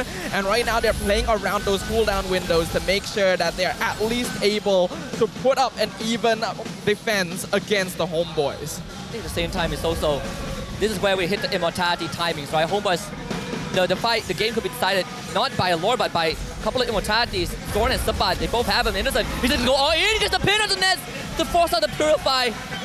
Important resources gone from Homeboys. Just goes to show, Innocent, he's dangerous. He really is dangerous right now. And that's why Homeboys have been putting so much time and resources into breaking that back line up from the front line. We see that Udil does decide to go for the width. Hold on. This angle doesn't seem good. The minion wave on the top side is nothing for Homeboys to worry about. It's a slow push, but they need to reset this. Yeah, I agree with you. Looks like they will agree with you as well. Homeboy's not going to take the risk just yet because they're not really aware of the positioning just yet. But the Astral Echo has come out, so now they know. Oh, they see Innocent. They're going to commit onto him. Innocent needs to somehow get out. Yums, where's the guiding wind? Innocent slides to the side. Oh! Down to slice the Winds of Nature! And then Daytona's welcome to protect GB. They lose third guys in the process, but SRG, no, destruction already went wide. SRG somehow needs to out-retreat the jungler on the side of Homeboys. Innocent gets knocked out. GB gets the Lord. Subbot loses his immo, the courtesy of Cram, but Homeboys still finding the advantage. And Innocent, he wants Udil. What? Right before death. A pause comes through.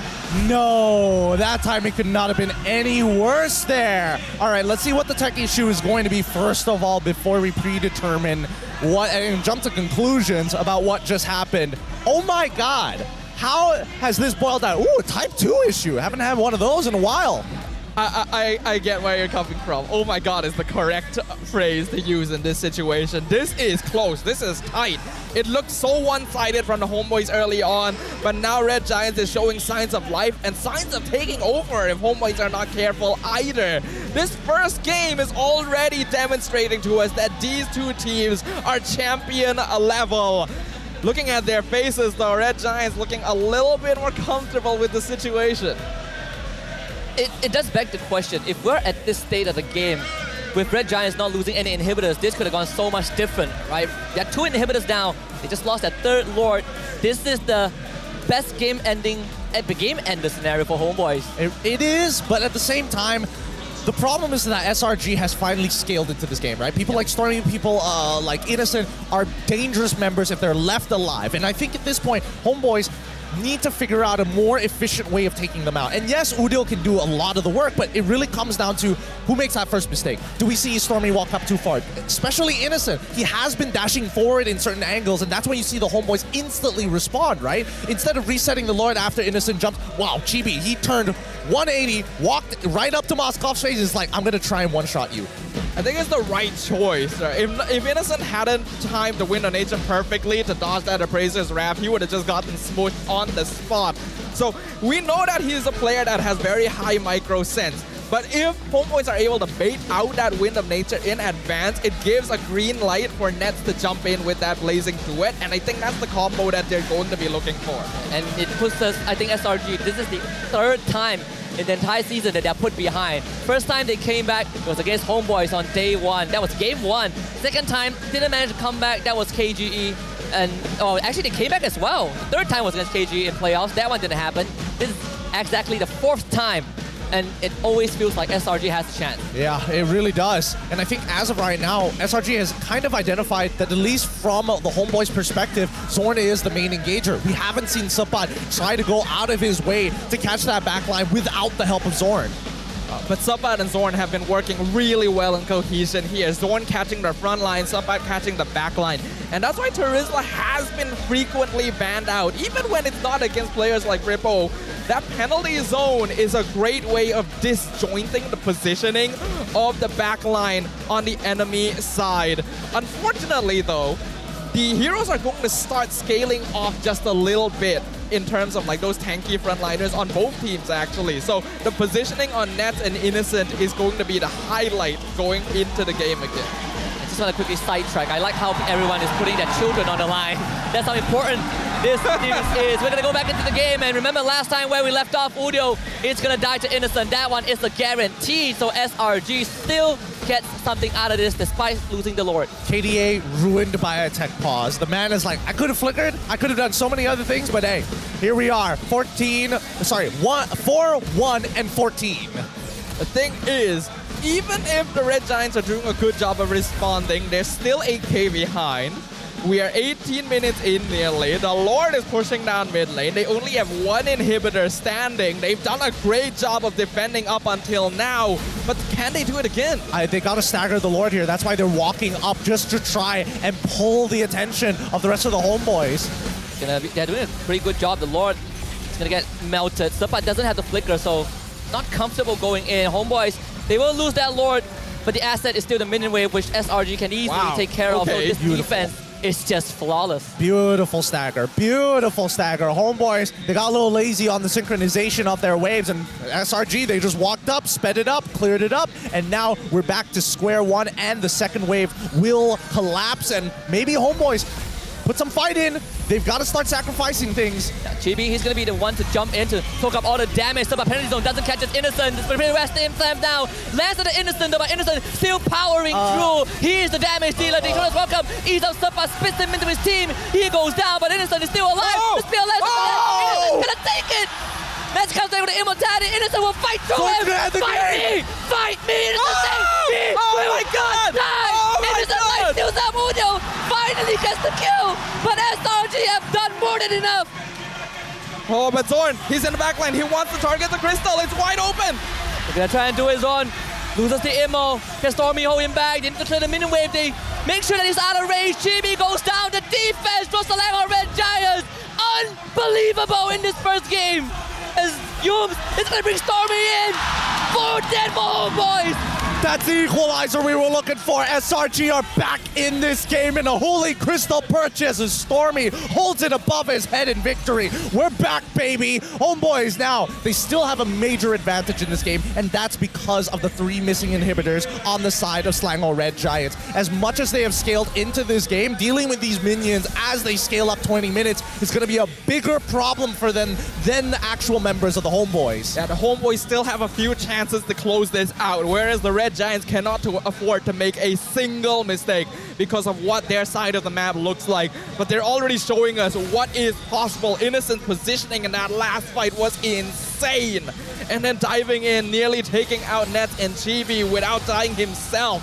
Homeboys need to be stressed out a little bit now. Even though they have way more towers than the Red Giants, it doesn't feel like they actually have much map control. I mean, at this point, Homeboys might even consider rushing down the Lord just to force SRG to respond to them, right? They need to put some pressure, and there's no way that they... Wait, hold on! Cash, that's Innocent. With some nature, Innocent needs to get pulled out right now. They're following out everything. Good sidestep. Innocent dodges it. The guys might be sacrificed though. He's not going to get assistant. That's the catch that Homeboys are looking for. Jungler of SRG down, Cram. Follows up. Bit of disruption connects. Innocent's going to take it. He doesn't know that somebody's in the bush. Now he's going to come back. Innocent finally goes down. Homeboys setting up the ambush. And a win angle for them. Stormy escorted out, but Homeboys, they have almost a minute to find the closure. Udo with the 3-man ping. Homeboys walking down that mid lane. They're all spotted, and there's Stormy. He's already gone. 3-4-1. Homeboys looking to close out this game. Oh, that was a mistake. Innocent jumping in, not realizing Sapat was there, not realizing he was surrounded. Sapat jumps in again. Final push, Homeboys. Just one game, one to go out to a good start. Grab, powering it through. Gives his life away. Yums needs 10 seconds, but I don't think he's gonna get it. Ness has pushed the minimum wave in. Yums, he just control his body, and Homeboys looking for the first blood, and they found it. The defending champions make the first strike. They are now 1 game up in the grand finals, denying SRG and delivering them their 2nd defeat of the entire season. Oh my goodness, the first time we've seen Innocent be forced in a corner and forced to make a super play. He excels at this, but it's still high risk, high reward. That also includes the consequences if you fail. Oh man, considering it got to that point, I mean, it's a minor W for SRG, right? They held on for I don't think any other team would have held on until that point. I don't think so, right? Like, this is a grand finals worth watching. This is the series, this is the matchup we have been anticipating since the beginning of the regular season. And boy, neither side is looking to disappoint here. Guys, I know we thought this was going to be a hype finals, but did you think we'd kick off like this? No, I really didn't. I definitely thought that SRG coming into the draft was already looking a little better here, but unfortunately it looks like Homeboys have done an extensive amount of homework in how they're playing each of these phases and how to address, how do you deal with SRG? That is the question, right? How do you handle SRG? Homeboys, they seem to have found an answer, but will it work every single time? For now, though, the momentum from their victory is going to be pulling them forward, and our MVP of game number 1 is, of course, going to Spicy Boy himself. When you get Divine Glaive as your first core item, you know you're eating good that game. Udio got it at 6 minutes, 10 seconds. I mean, there's nothing left that can be said about it. He was owning this game. He was having the time of his life. He was making sure that nothing slipped through the cracks and the grasp of the Homeboys. Every single time you think, it's going to be a 2-for-2 trade, he turns it into a 3-for-2. Every single time we see a 5v5, he is sniping that backline consistently. Yeah, those Star Shatters were keeping SRG low a lot of the time, and the Astral Echo made it so that they couldn't go for ambush plays. They were always on the disengaged side of the battle, and although they did a great job of doing that, Novaria's ethos is basically just slowly but surely whittle down the opponent until there's no more path to take. And I think that's exactly how Homeboys cemented their victory here. Well, I mean, that's not the only thing, right? I think right now, as much as Matilda is a S-tier pick in every single situation, unfortunately, Homeboys is leaning very deeply in wave control, right? The fact that they're getting suppot on this Terizla, even though it's considerably be bad matchup to cram on the Thamos, at least he can push the waves. And Zorn, I would say is a very big part of why Udil was able to leave the lane so early on, because Stormy and Udil were fighting it off pretty often, but Yums unfortunately doesn't have that level of contribution in terms of clearing a wave in comparison to Zorn. And I think to add on top of that, Homeboys' focus on Sekai's was also immaculate, right? Every single fight, every single objective, if Sekai goes down, you can see the SRG, they kind of turn towards Cram and be like, Cram, you need to be able to hold the front, but there's only so much Cram can do. Your backline is compromised, and Yums can only save one person at a time. Looking at it from my perspective, right, I feel like Homeboys may have even manipulated the draft to force Red Giants to pick up the Matilda and Barats, right? By banning out the Akai, making it so that they had to go Matilda first so as not to lock themselves in. But then having to go Barats very early on meant that Homeboys already knew, okay, early game we can punish because Barats is not as tanky as he used to be with the recent update, and Matilda is not going to have that much value early on. It seems like a very smart choice. I think that the Homeboys are litmus testing SRG, because at that point, right, when you see the Akai already banned out, you could have picked up Matilda for yourself or given over Matilda Barats over to the side of the Homeboys and lock in Frederick for yourself. And I think that at this stage of the game, at least for Pobs, in his mind, SRG are trying to play their own game rather than slowing down the Homeboys' overall plan.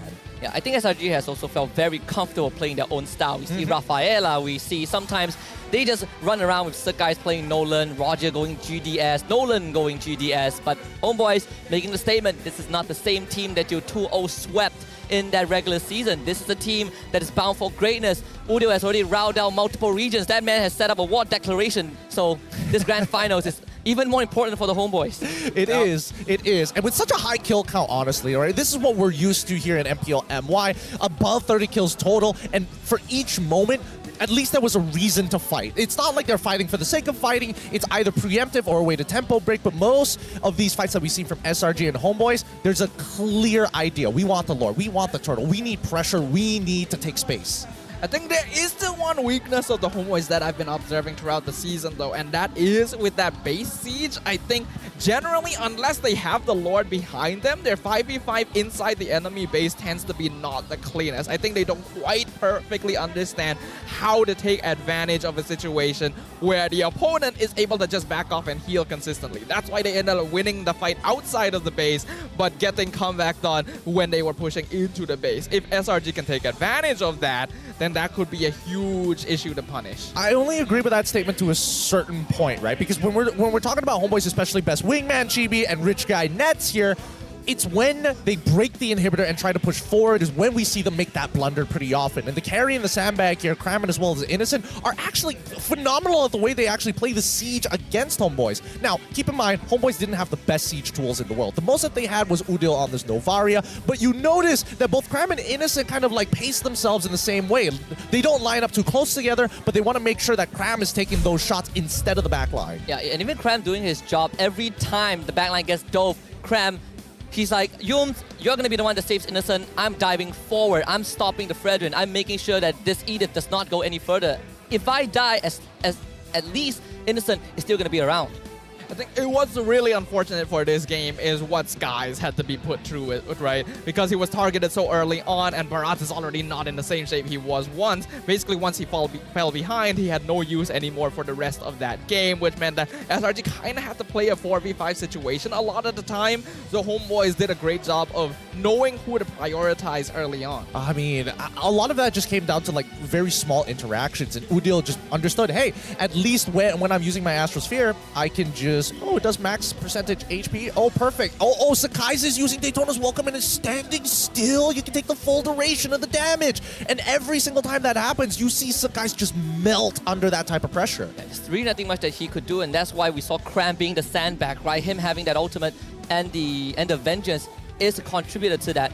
But overall, I feel like despite SRG being put in such a position, the one thing that they set themselves, that sets them above the rest is how they manipulate situations when they're behind, right? How they manipulate minion waves when Homeboys got sloppy with Lord pushes, how they defend base siege with a team comp that seemingly isn't able to withstand whatever force that Homeboys has. Yeah, I think a lot of the times, right, when we see Homeboys play against any other team, especially if they know that they're better than them, they will camp in your jungle. Here, they give up a lot of that space. They go back to no man's land most of the time, even if they only lose just one guy. And that's when you see SRG start aggressively taking the space, but more importantly, prioritizing the camps that are still available in their jungle to maximize the farm of Innocent, who again, if we look at the item progression list, right, he is keeping up every step of the way of Nets. When he gets a Winds of Nature, not too long later, he gets a Winds of Nature. Malefic Roar, no problem. Give me 2 minutes, I got a Malefic Roar on my own. Yeah, but the goal difference ended up being a little bit too substantial towards the end here, where you can basically see almost every member of the Homeboys switching items during that final base siege. We see the switch from Immortality to the Wind of Nature to Rose Gold from Nets.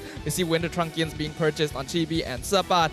And that does make a bit of a difference when you have difficulty pushing straight in against a team like the Red Giants. If you ask me though, in regards to the topic where the Homeboys kind of give up space and retreat when they lose one member, I kind of wonder if that might be intentional, because they know that with the Edith and the Terizla, they actually take better fights if Red Giants are outside their base. Yes, no, that's exactly it, right? Because keep in mind that as we look at these match highlights, when you do see the engagements happen, how far is Udil's range with that Star Shatter, right? Everybody needs to be within range of a Star Shatter, or at least with the Astral Echoes, just to make sure that they can capitalize on these moments. Worst yet, it's a lot harder to chase down SRG when they're stuck next to their crystal. And I think Homeboys recognize, man, our composition just not great fighting in that type of space. We need them to walk out a little bit more, ideally in a choke point. And I think even in this early game, whenever SRG wants to go for these small skirmishes against Homeboys, Homeboys technically have an extra damage dealer in the form of Zorn. It's already tough enough that you're dealing with Udio with the long-range poke, but every time Zorn maxes out his passive, goes into that Primal Wrath form, SRG just does not have enough damage to fight them. They had to back away so many times. I think the one time that we did see Zorn overextend is when Stormy got that Genius Wand. Instantly one-shot Zorn, but later on, after he got the Athena shield, we don't get to see that happen. And now SRG, like even in this clip, right? Primal Wrath comes out, oh, we got to start backing up. We can't one-shot him no more. He's got enough items. It's precisely because of this that we're seeing Edith start to be prioritized by more and more teams, right? The setup potential and then the transition into the damage potential is really valuable, especially in those early stages when not too many people have items to defend against it just yet. This allows Zorn to actually just directly out DPS most of the Red Giants and whittle down members that would ordinarily be bulkier in the first couple of minutes. Even how Homeboys play this team comp, it's all about running at Selangor Red Giants. You see the layering of abilities, right? If Chibi goes in, Sapat. That ultimate is reserved for Innocent. It has a VIP card stamped with Innocent's name. And even if he doesn't catch Innocent, he manages to catch Doom, manages to catch Stormy. And Innocent, I think it's great that he's taking these risks. It's necessary to keep SRG alive, but there's only so much risk you can take. And this one was kind of the killer, because Innocent, he took it and instantly got blasted by 4 people. I think the backup wasn't quite there, because Innocent jumping in there is fine if his team is in position to defend him. But he was basically on the opposite side of the fight from the rest of his teammates, and that's what costed him, because he was surrounded by Homeboys while the rest of SRG was trying to surround one person themselves. That's not the positioning you want, especially on a Moskov. Well, at the very least, he wasn't able to achieve his goal, which was to try and one-shot Nets at that point in time. Luckily, Nets still had his Winchant available, survives it, and they get a free kill on top of it. So I think for the upcoming game, SRG really need to start buckling down and cramping down on, number one, I think Edith needs to go at this point. It's just too obnoxious to deal with, and it does make some of your other picks not matter as much. For an example, this Matilda, right, we got to see very minimal value from it overall. Yeah, aside, instead of the Edith, I'm thinking Novara. I think Novara is providing a lot of value for Homeboys as well, contrary to the Edith, which I think overall has some ways to deal with, combo breakers, counter-engage tools. Novara just gives Homeboys too much, right? How many of those early skirmishes went Homeboys' way because Udio was just sharp with the Star Shadow? Yeah, I agree with you. I think that if either of these heroes are going to be prioritized for a ban here, it should probably be the Novaria, because at the very least, I think Red Giants are in a position where they can contest the Edith themselves. But we'll see what happens, because we also want to share this moment with everyone that is watching right now. Wow. All 468,349 of you. A brand new PCU for the season. Guys, we're getting closer and closer to our record last season. I thought it would take like 3 games, but it's just 1 game. I mean, let's just start off with, come on, 500,000. Let's make it a nice round numbers between me and you. This is the bargain, all right, guys? Get your friends, get your family. If you have an extra device, pass it to your pet. I'm sure they're into MLBB. It makes sense. Don't worry about it. Don't worry about it. I bet your pet spider is good at Fanny. We just saw that first game, right? There's no way the rest of the games are gonna be any less than that. Neither of these teams are going to allow that to happen. So you still have plenty of time to tell everyone you know to come and watch MPL MY, because these grand finals are hitting us real hard. But we have even more for you guys as well. You know, don't say we never give you guys anything, because we have even more. Just because it's the grand finals doesn't mean there's only gameplay. We have even more. You know what else we have? A lot of content, a lot of funny and informative content. Oh, skin codes. All right, Yes. Yeah. That's ROG phones, We got plenty of stuff. Hot link. I mean, not even the SIM card, it's just the Hotlink. We got the brand. We got the brand. We got no content for you. Hotlink itself. Hotlink on that side. It's red behind, that's Hotlink. That's Hotlink too. I mean, we've got a lot going on for the competition today, and I think, thank you guys for watching and helping to break our PCU record slowly but surely. It's only going to get better. But of course, speaking of all that, you mentioned content. We got content. We got a video for you guys to watch right now.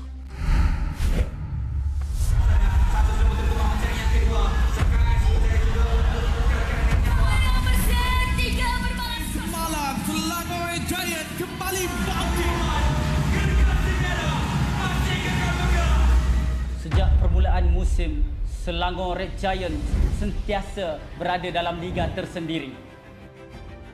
Dengan hasil keputusan yang sempurna, tanpa keraguan, merekalah pasukan impian yang sudah bersedia untuk bersinar di pentas antarabangsa. I hope we can represent Malaysia and show them Malaysia is strong. I want to show to other regions what we are made of. We've already come so far and we can only keep going forward.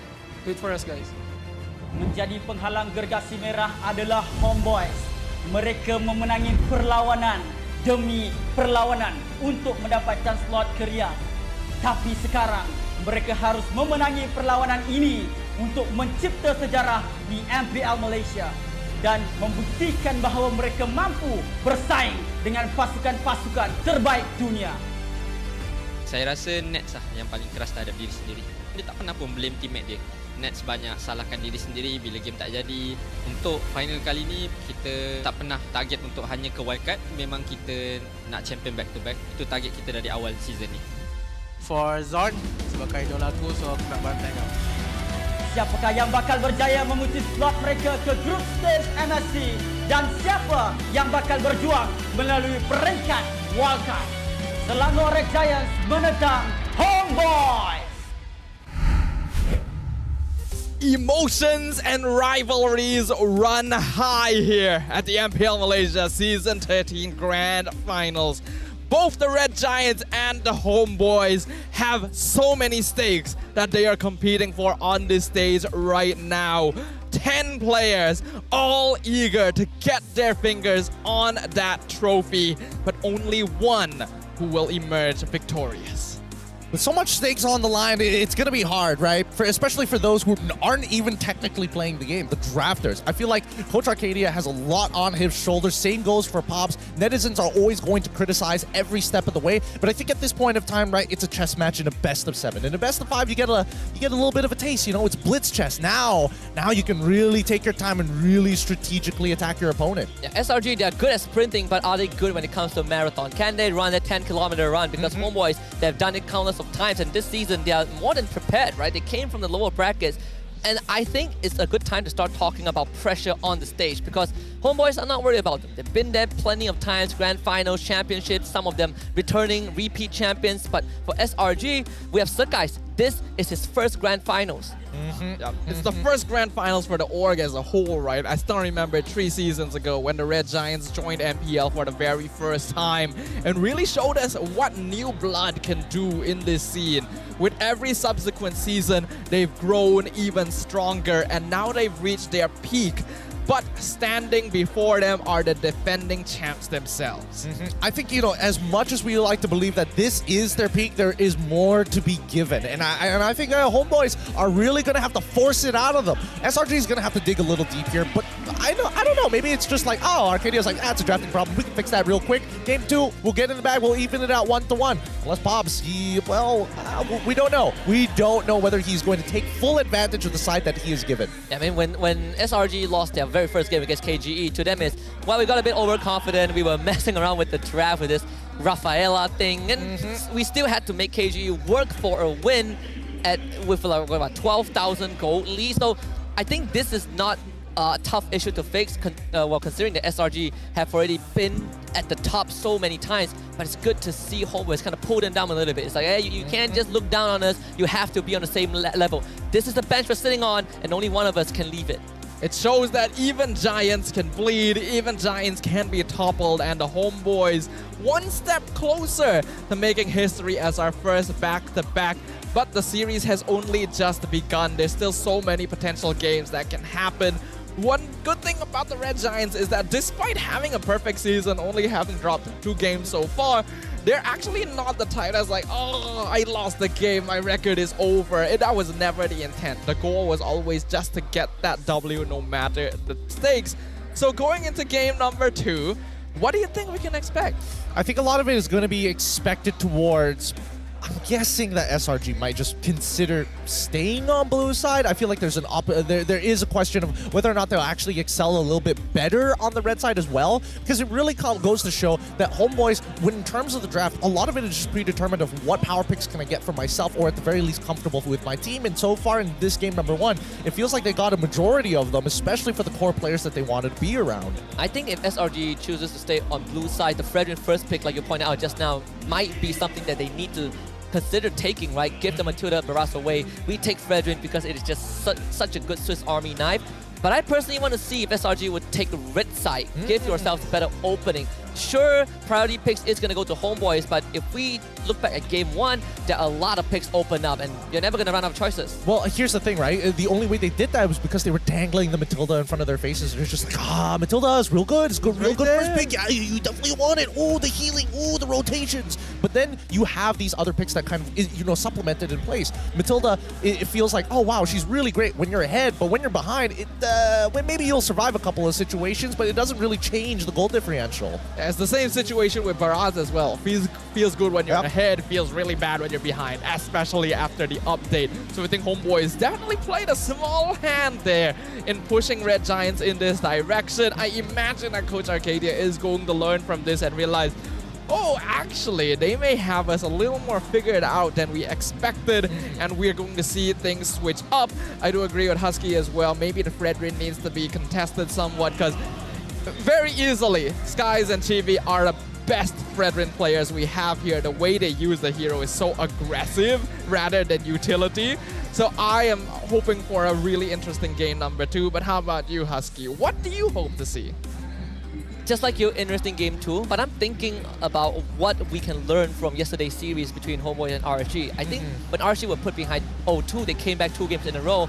In one of those games, I believe game 4, they took out Fredrin on red side.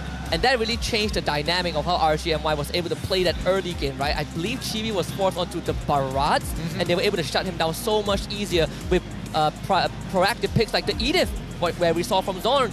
So I think there's a case study there that SRG can look at to be like, maybe that Fredrin needs to go, either that or Novaria, and if the Fredrin is there, we have to take it. Yeah, and I think this should be the response when you see the Akai. Now that's something to keep in mind here, right? It does leave Barats out in the open, and there's not a lot of tank junglers. Afterwards, maybe the Abaxia might come into play then, but I would much rather be in a Abaxia versus Barat situation rather than have to deal with like, no, you're Fredrin, and I'm gonna try to play the game. Maybe, honestly, maybe even Guinevere might be a considerable answer. I just think it's a little bit unfortunate that even after all this time, even after all the nerfs, Fredrin still dominates the jungle, alright? Like, he's just a little too good, you know? That six-pack abs is a little bit too attractive during the draft. I mean, we could say the same about Claude, just minus the abs and add a monkey. I mean, a monkey is pretty interesting, right? Maybe the monkey needs to have abs. Oh. Think about it. Maybe Claw is more popular if the monkey had abs. We get a revamp and Dexter is a gorilla. I was about to say, have you seen a monkey with two guns? Have you ever thought of that? You know, you're right. That's more interesting. Have you seen a monkey that just...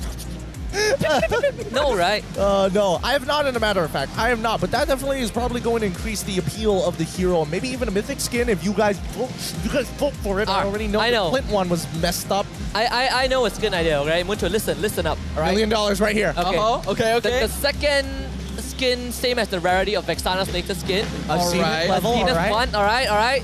Get this. Dexter is now a big size ape or a big size primate, all right?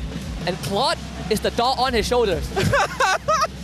Now Claude is the one that's, in collaboration of Planet of the Apes. Yes! I see the angle. It's perfect. Mark, Moonsa Marketing, get on this. Get on this. Rolling the dough, baby. Hey, rolling in that dough. MLBB X, Planet of the Apes. That would be the play. That would honestly be the play. But for this upcoming game, right? I do think that the Edith is a bit of a problem, right? Tank junglers in general, but more so as a meta answer to a lot of dive composition. They just struggle against it. Edith takes too long to kill. Fight. Come on, man. You can do better. Man's sleeping on the couch tonight. Did you see that arm cross? It's over, man. It's over. It's over. It's over. It's so done for him. We just witnessed the end of a man. On the second game of this best of 7. You just got here. Let's see what about Ozora Veki, the meme lord himself. We messaged him. We said that, homeboys are pretty good at snowballing. What do you think about it? And he says that, no, it's us. Team SRG is the strongest at snowballing. We have a 20-win streak after all. Ooh, that's... I don't know if this is going to age well. I mean, right after dropping this game, I mean, we're going to need to see a clap back from SRG, and it has to look like in the same fashion where homeboys are like, they might be in it, but eventually getting closed out. I want to see SRG kind of break the unspoken curse of MPL MY. They finished first in regular season, but first place never wins trophies. And they're getting very close to it. The second place curse, that's true. How about Sapat? We messaged him too. We asked him, are you ready to face SRG? And he said, SRG was unbeatable in the regular season. We're one of the teams that lost to them, so we're still looking for our revenge. We're upset we lost 2-0. So they trained really, really hard until they were able to secure top 2. And I imagine now they have their eyes on being number 1. I mean, it's really weird. Sapat's English is so good. Why aren't we asking him the questions in English as well? I mean, Sapat wanted to 4-0 SRG. That's the goal. All right, 3 more games to do so as we jump into the drafting phase. Let's get these teams to duel one more time. I want to see the way that they approach this, right? These first rotation picks have been quite detrimental for both of these teams. And I think that it's highly volatile to a point where if homeboys accidentally misclicks or mispositions, misselects a hero, that could be the end of that game. Yeah, the draft is so important. So when we jump into the draft here for game number 2, we can see that they have switched sides. Homeboys on blue, Red Giants on red, and Homeboys lock down the Fredrin. They're putting an embargo on the man. This is no longer allowed through the borders. That's so funny. That's so funny because now the onus is on SRG to get rid of both. Get rid of both Harith as well as the Loyi. Maybe Loyi is questionable, right? Maybe it's like, yes, Chip, naturally, Zorn, he's good at it. But do you believe enough in Udil to carry the game on a Loyi? There's the Matilda that you need to consider about, right? Again, it comes down to picking your poison. What do you want to let through to homeboys? Because I'm starting to see homeboys, they're starting to lock down on the jungle for SRG, right? So guys didn't have a good game of 1, and now removing that Fredrin, telling SRG that we don't care about this, brethren. We just want you to not be able to play. Maybe they're targeting because Chibi was the only one on the dream team Yes. of SRG, right? They realize, oh, the jungle, that's where we win. That is their first tip on how to beat SRG. Look at who's on the dream team, and then just target him. Just target him. Poor Sakai. I mean, it would be funny if there was a mic check where he's just like, I'm on the dream team, guys. It's me. Whoa, the Akai too. Wow. Oh, hold on. Is someone pulling Exorcist? All right. Yes, he is. This is the important one. Does he get a skin? Does he get a nice skin? And roll. Come on. Hayabusa. To be fair, this one's a lot harder to hit. It is. Like, they don't use the bingo system. It's just roll, get some tickets, pray that you unlock it. You pray that you maxed out your ticket roll. Yep. Well, let's see if the ticket rolls are going to be in favor of the Red Giants this time. They're one game down. They're going to want to even it out so that they can regain some momentum. But this last man is going to have the weight of the world upon it. Matilda going to be the choice. What will Homeboys go for first? Loi, right? Loi, I think. Oh, yeah, you're right. Or Novaria. Or Nova. I don't think Novaria is bad, don't get me wrong, but at least this kind of opens up Stormy to breathe a little bit more. Either way, he's going to get a matchup where he is pretty comfortable in handling overall. Yeah, I mean, Loi's win rate has been through the roof, so it would be quite surprising if Homeboys chooses otherwise. Even when you look at the jungle, there's like, what, only Faraz and Boxel left as tanks. It is going to be the Loi. They're going to give that over to Udil. And we can see here, got a fun fact, Subbat, who's played 255 games here in MPL MY. I think it's a funny stat as well because I'm pretty sure this number can't be shared with GB. These two have been together with Homeboy since the very beginning. That's a good point. Unless they're also including all-star matches. Oh, yeah. And at that point, it's like, I don't know how to do the math on this one.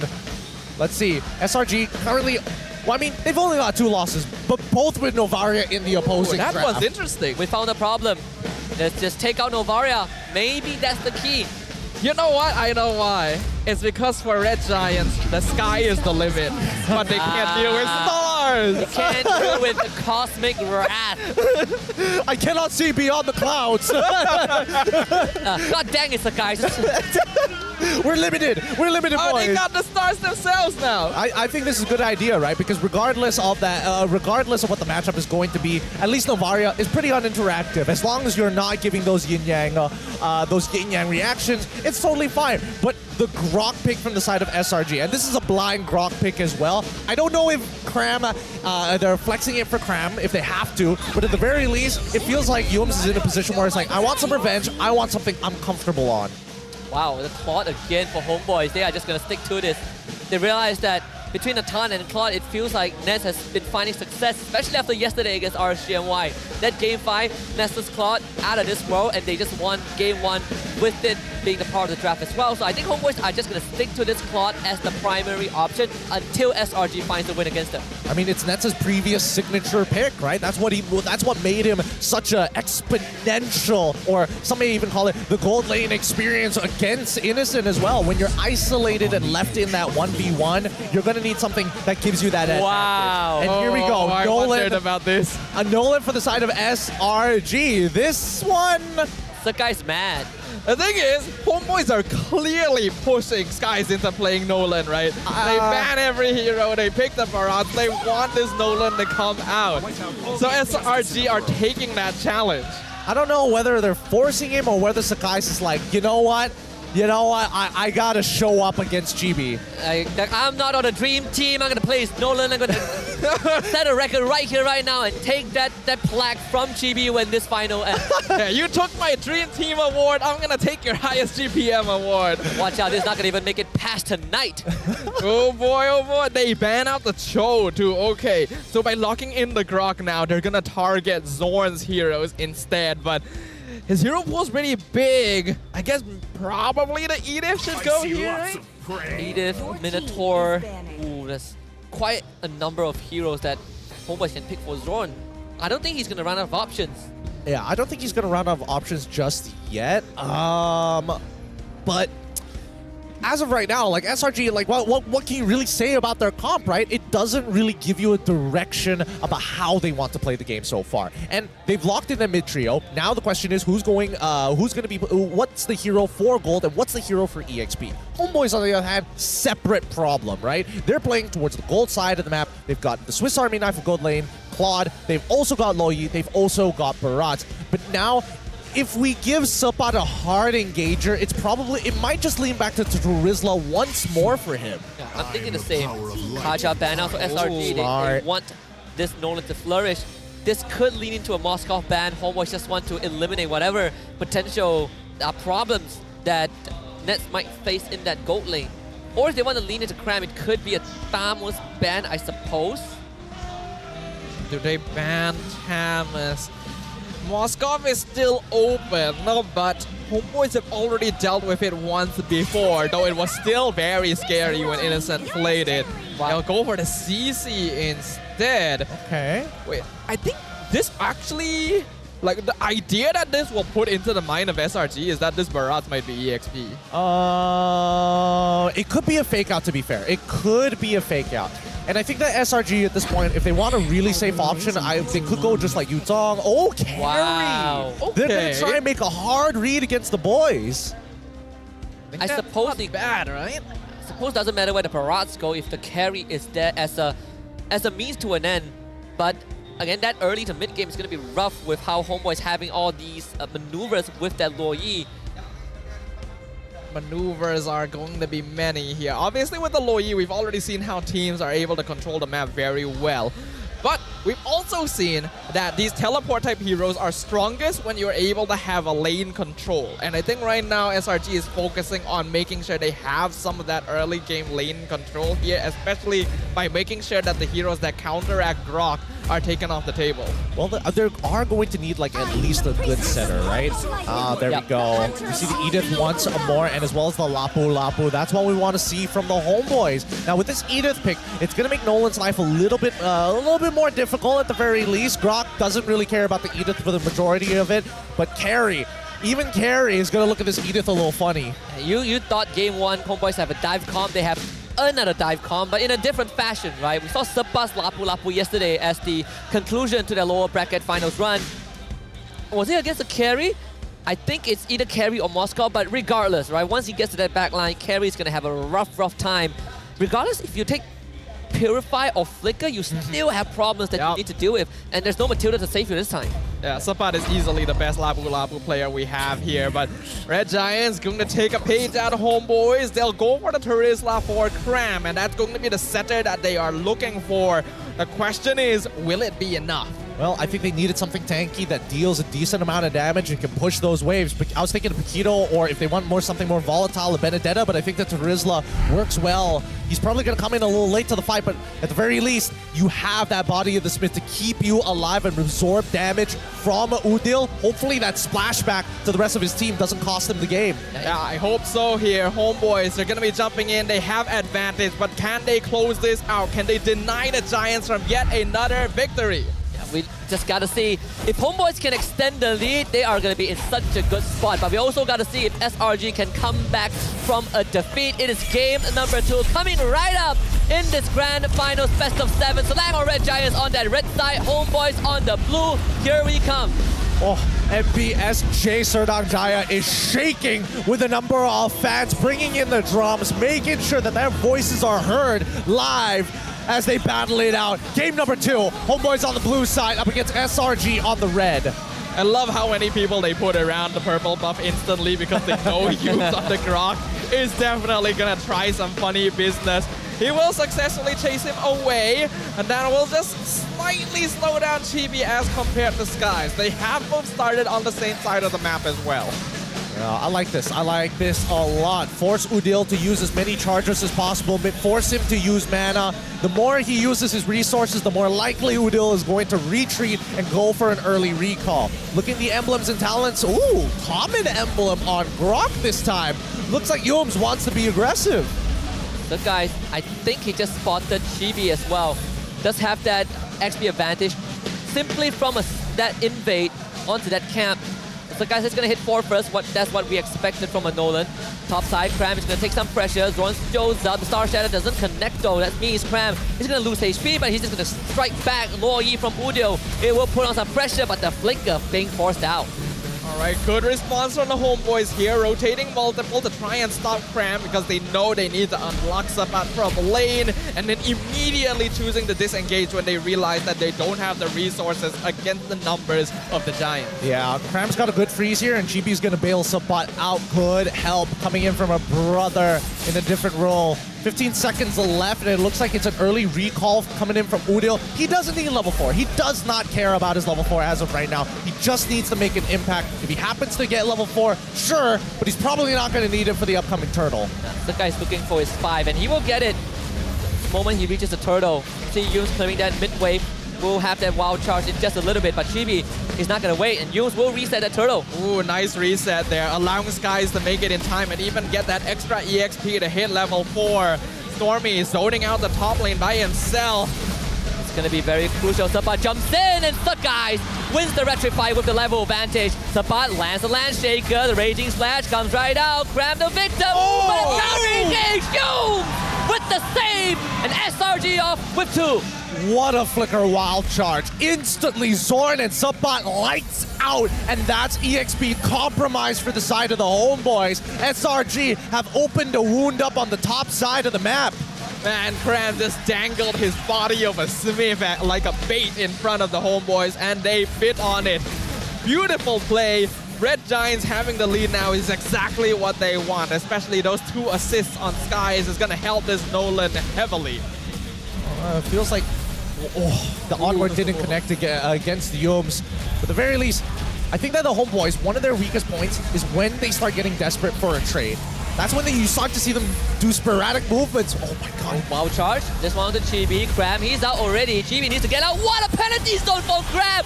All of them caught on the edge. This guy is a geometric genius. SRG finds another 2. You know, I gotta use that term, geometric genius. That's very nice. Catching all of them, and then Sky is jumping for the backline specifically because he knows his team can handle Chibi from that point on. I mean, SRG, what's great about them is their micro, right? Looking at that micro, it looked like everybody was gonna back away at the same time to leave Yums by himself, and homeboys, they kind of sniffed up on that. They're like, oh, maybe we can actually do this. It feels like they're not gonna send in reinforcements. And then Yums wild charges once again to turn it around. Common emblem. That is a minor difference maker. Now SRG, Becky said that they're good at snowballing. They got a snowball rolling. And this is now going to be scary. We already mentioned how Bharat's going to have difficulty if he falls behind. Chibi going to be feeling a little bit of that pain that Skies had to feel in game number 1. But they do still have a lot of damage potential, right? Literally everyone else on the team is able to output DPS. So the Red Giants still cannot let their guard down here. The net worth lead not totally in their favor yet. And Sabat, he's already forced so far away. After Echo ping onto 2 against the guys, gets the turtle, no issue. They get the gobble out onto Cram, spit him out, go for the burst. Cram will flicker the safety zone for the change, but Yums re-aggros it, and now it's gonna be Zorn that gets sacrificed. Selangor Red Giants coming back strong. Oh, you know, it's not often during the draft that we see a roam hero being picked so early, but Yums on this rock is such a Swiss Army knife that it just works. Wow. Wait, guys, you messed up. He wanted to put all that damage on Udil. Accidentally auto locks onto Chibi. Udil on the run, unfortunately, and I think Stormy, he's getting a little bit of revenge from game number 1. Recall? Nah, brother. You were walking back. It's still a flicker, right? Still something of value taken out from Udil. And the more things of value that the Red Giants are able to take away from the homeboys, the better they're going to feel. These cooldowns are very important right now for the blue side of the map because they're already in a difficult spot, a 4K net worth lead now. Red Giants, we saw how they were able to farm to make up the difference in game number 1. When they have the lead though, it's a totally different ball game. Yeah, I mean, with this lead, and especially since Yums is a full level ahead of Zorn, you can see how much Zorn is like trying to punish Yum specifically. He needs to get this Grok out of the way before he can start opening up the map efficiently. If not, they're both going to be side by side, rubbing cheeks against each other. And it's annoying for Zorn because even if he wants to crowd control Yums just power of nature. What are you going to do? Crowd control me? No, not an option. He just holds his pillar slightly different and you can't throw him over your shoulder, right? And that's gotta feel rough because Zorn was in so much control in game 1, but oh, Cram. Push back, step by. He's gonna be forced away by Sakai's Spawn now. Cram would just bear the brunt of the damage, even go for the penalty zone to force Zorn out. Sakai, a poke on the Wudio, that's half his health bar. Third turtle coming up. No penalty zone for the Terizla. Yeah, and it looks like Cram, he's not going to go back into lane. They're going to rush this down, rush this turtle down in the meantime. And I think this should mean that Subpod will be able to take that top tier 1 as a trade. I think it's not too bad a trade for the homeboys. Structural damage going to be a lot more permanent, and then the slight gold and the XP buff that Red Giants will get from this. So, oh my goodness! He still gets the kill. He wants to get away. Oh! Missing the Earth Shatter. And that means Sakai gets out. The Lion Red Giants to block from you. You ain't going nowhere, boys. Wudio, you're next. Grab another catch on the edge. Killing spree for Stormy. Matt's just gonna dance his way away. Finds the kill! 4 for SRG! Oh my god! What a play coming out from the SRG! What a clapback! Putting homeboys back in their place, telling them, hey, you can't beat us just yet! That was just a fluke! You don't see that from any team but the Selangor Red Giants, man. Firstly, Skies, how do you dodge Earth Shatter like that? I have literally never seen that before. But even on the tiniest sliver of HP, they know they can keep the ball rolling. They know they can push homeboys to the very edge. Oh man, game 1 was homeboy saying, yes, SRG, we outplayed you. SRG responds, try that one more time. Yeah, SRG is like, we got close in game 1, but game 2, maybe not. Oh, not even a chance. Oh, such a good read. They even knew that they TP'd into time. Oh, they went for nets. BMI out for nets, but Cram is like, okay, you abandon your teammate. We're just going to take them down. Try as we hardest as we can. Wudio, he's going to pop. Snap of the finger. That's him down to Cram. SRG is still getting something in return. Oh, they're getting everything. They're getting everything. SRG taking out the outer turrets like it's nothing. The first Lord should fall into their hands without much contest here. GB is 3 levels behind, and this is the SRG we're used to seeing. 72% AI winning prediction 8 minutes into the game. I have a quick question. Do you think banning out the Fredrin shot homeboys in the foot? You know, maybe a little bit. Like, I get what they were going for, targeting the jungle picks, because honestly, the pool of meta jungler is not that big recently, but the Nolan, right, could... I don't know if it slipped their mind or if they really tried to force guys into it, because it's not working if that's the case. I mean, I think they had a rough idea. I just think they underestimated Yums on this Grok, right? How little effect Zorn has because Yums exists playing this character. And Zorn, he's like, as much as he's TPing it around, he can't seem to shake him off. It sticks onto you, man. Rock solid. Immovable object. Oh, GB. They're not going to do it. Don't do it. Don't do it. Don't do it. They're just going to try and build something out, base something out. You can just see the way what Yums wants. He's like, oh, I'm going to isolate Chibi, and if anybody from the side of the homeboys oversteps their boundaries, that's when I'm pulling the trigger. He just grounded Chibi, basically. He put him in a timeout corner. Yeah, he's doing it again. Oh my goodness. He's 2 for 2. You want your Chibi boy, huh? All waves synced up. Check for the mid one. Mid one is, has been eliminated. So the SRG though. They're just going to let the Lord slow down the push just for the mid wave to come in.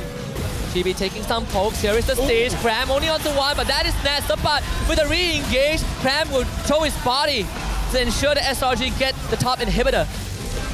Will they go for more here? I think that's about it. They're going to disengage now that they no longer have the Terizla around, but that's more than good enough. 10 minutes, 10,000 net worth leads. Guy's really trying to take that award from GB. Oh yeah, oh yeah. And if he can do it before that 12-minute mark, that would be the most ideal. But this checkmate angle for SRG. Homeboys, they're not going to make the 42K mark in time. And let's look at the items. Not even a golden staff coming in from Nets just yet. Their scaling has been significantly slowed down, and Udil is not having a fun time, only having the enchanted talisman complete.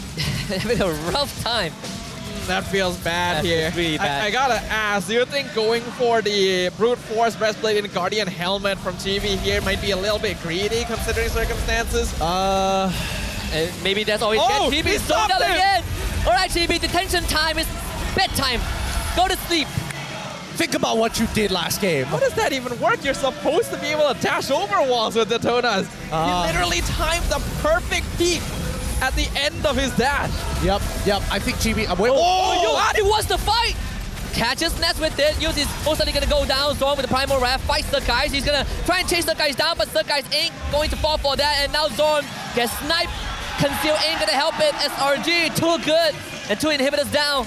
2 inhibitors down, and this is honestly a feel-good play coming in from Yums, right? They have nothing to lose off of this. Even if Homeboys take out Yums, they're not going to be able to get this gold lead back from the side of SRG because there's nothing to fight over in the map. Inside their own jungle, nothing is alive, and the rest of SRG will eventually start stealing these camps away, but they want the Homeboys to walk out 10 seconds until the next Lord spawns. Yeah, it's such a nice timing as well, right? The Red Giants back off. Instantly, the Lord is already ready for them to start working on. And Homeboys, they don't have lane priority, so they can't even risk walking out of the base to contest this. They're just gonna have the turtle and hope that they can hold it back. Telling you, man, Novara is something else in this playoff. GDS purchase from GDS. Oh my god. He wants it bad. He's looking at GB eye to eye being like, I am you, man. I am going to take that black today. Who do you think you are, huh? I was 1-9 on the barrage, but I don't need 9 deaths on you to win the game. Oh boy. Guys took GB taking his spot on the Dream Team personally here. He could have all went right, with the boys. flexes his knuckles, you know, it's like, all right, we know what we gotta do here, boys. Oh boy, this is rough. This is rough for the side of the Homeboys. A cruel reminder of who they're facing up against. Every one of these small mistakes really starts piling up against SRG, and it can go the other way around. But Homeboys, at this point, let's see the GG push. Chibi's gonna pull the Lord away. The ping from Stormy, Zorn taking the brunt of the damage. Good juggle, but the Wild Charge is going to take care of Chibi. Cram to the back, finding Udio. Innocent flickers in. He wants the killing blow. And SRG, they're just not letting Homeboys have any space. The Lord still alive despite all of Homeboys' effort. And Innocent is just not going to wait. Udio going to take him down. But SRG are a team. And the Giants equalize the series. Ladies and gentlemen, we have a grand finals on our hands. 1-1. SRG giving it right back to the Homeboys the way they received it. Woo! What a statement piece from SRG. Homeboys, they came out strong. SRG says, no. We're going to be stronger. Every time we see this response, I'm expecting the level of play just to increase. I mean, game 3, I'm hoping that Homeboys takes it now. I mean, Homeboys, they put SRG in the Gara sand coffin, you know? And then SRG comes out, drops the weight from Rock Lee's heels and just kicks them right in the gut. Oh, this is a good grand finals, man. We haven't had one of these in quite some time. It's been stops in previous seasons and previous years, but this one, let's see how it plays out. As is the exact same sentiment I have. Our grand finals, they've been good, right? We're the most entertaining region for a reason, but this one, this feels different. This feels fresh. This is a new era for sure. I mean, they can cure diseases with how good they play. This is just top-notch quality. But that means we're at least guaranteed 5 games. I think, personally for me, the fact that Homeboys took game 1 was already a good start. Sure, my prediction is wrong. You know, I call it SRG 4-0. I still support SRG, but I want to see Homeboys push them. Indeed, they did. But they got to keep on going.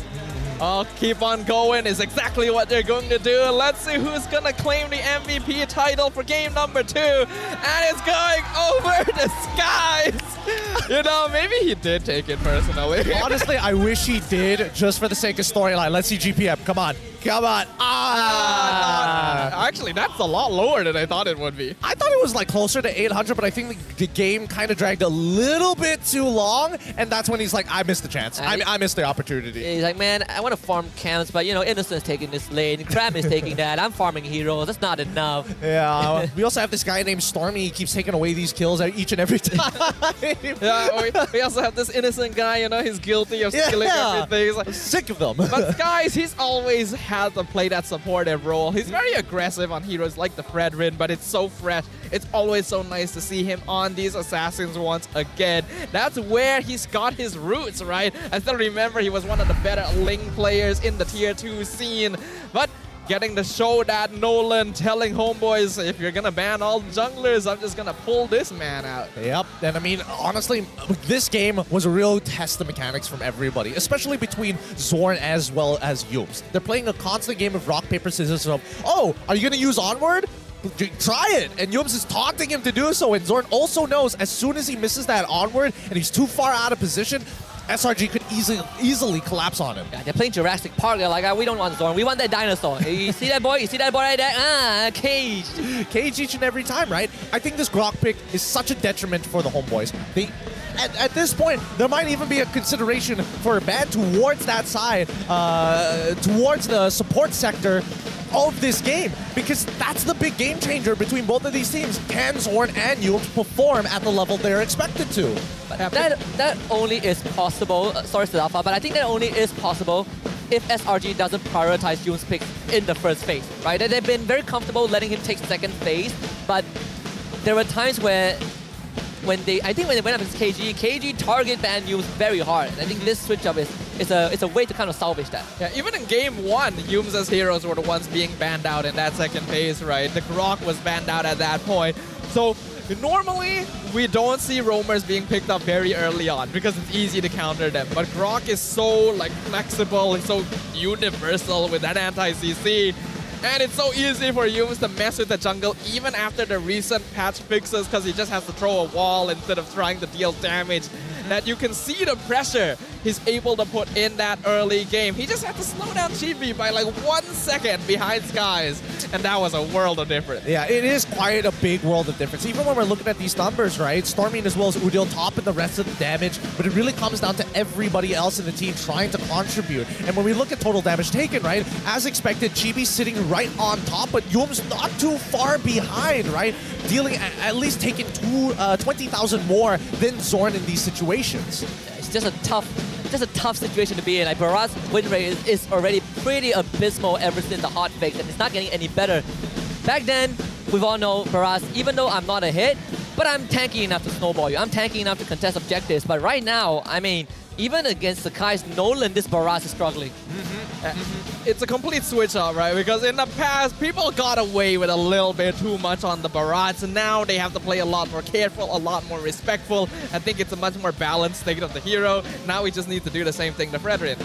Yeah. Yeah. Hey, I think it's a bit hard, you know. Ah, that's rough. That's rough. Poor Fredrin, man. He didn't ask for this. He was just born this way. I think as of right now, both Homeboys and SRG, they understand that, yes, they have their star players that they usually use as a means to an end where it's like, yeah, we're going to draft around them. But now, I think, you know, all eyes on Zorn Udil versus Yooms Stormy at this point.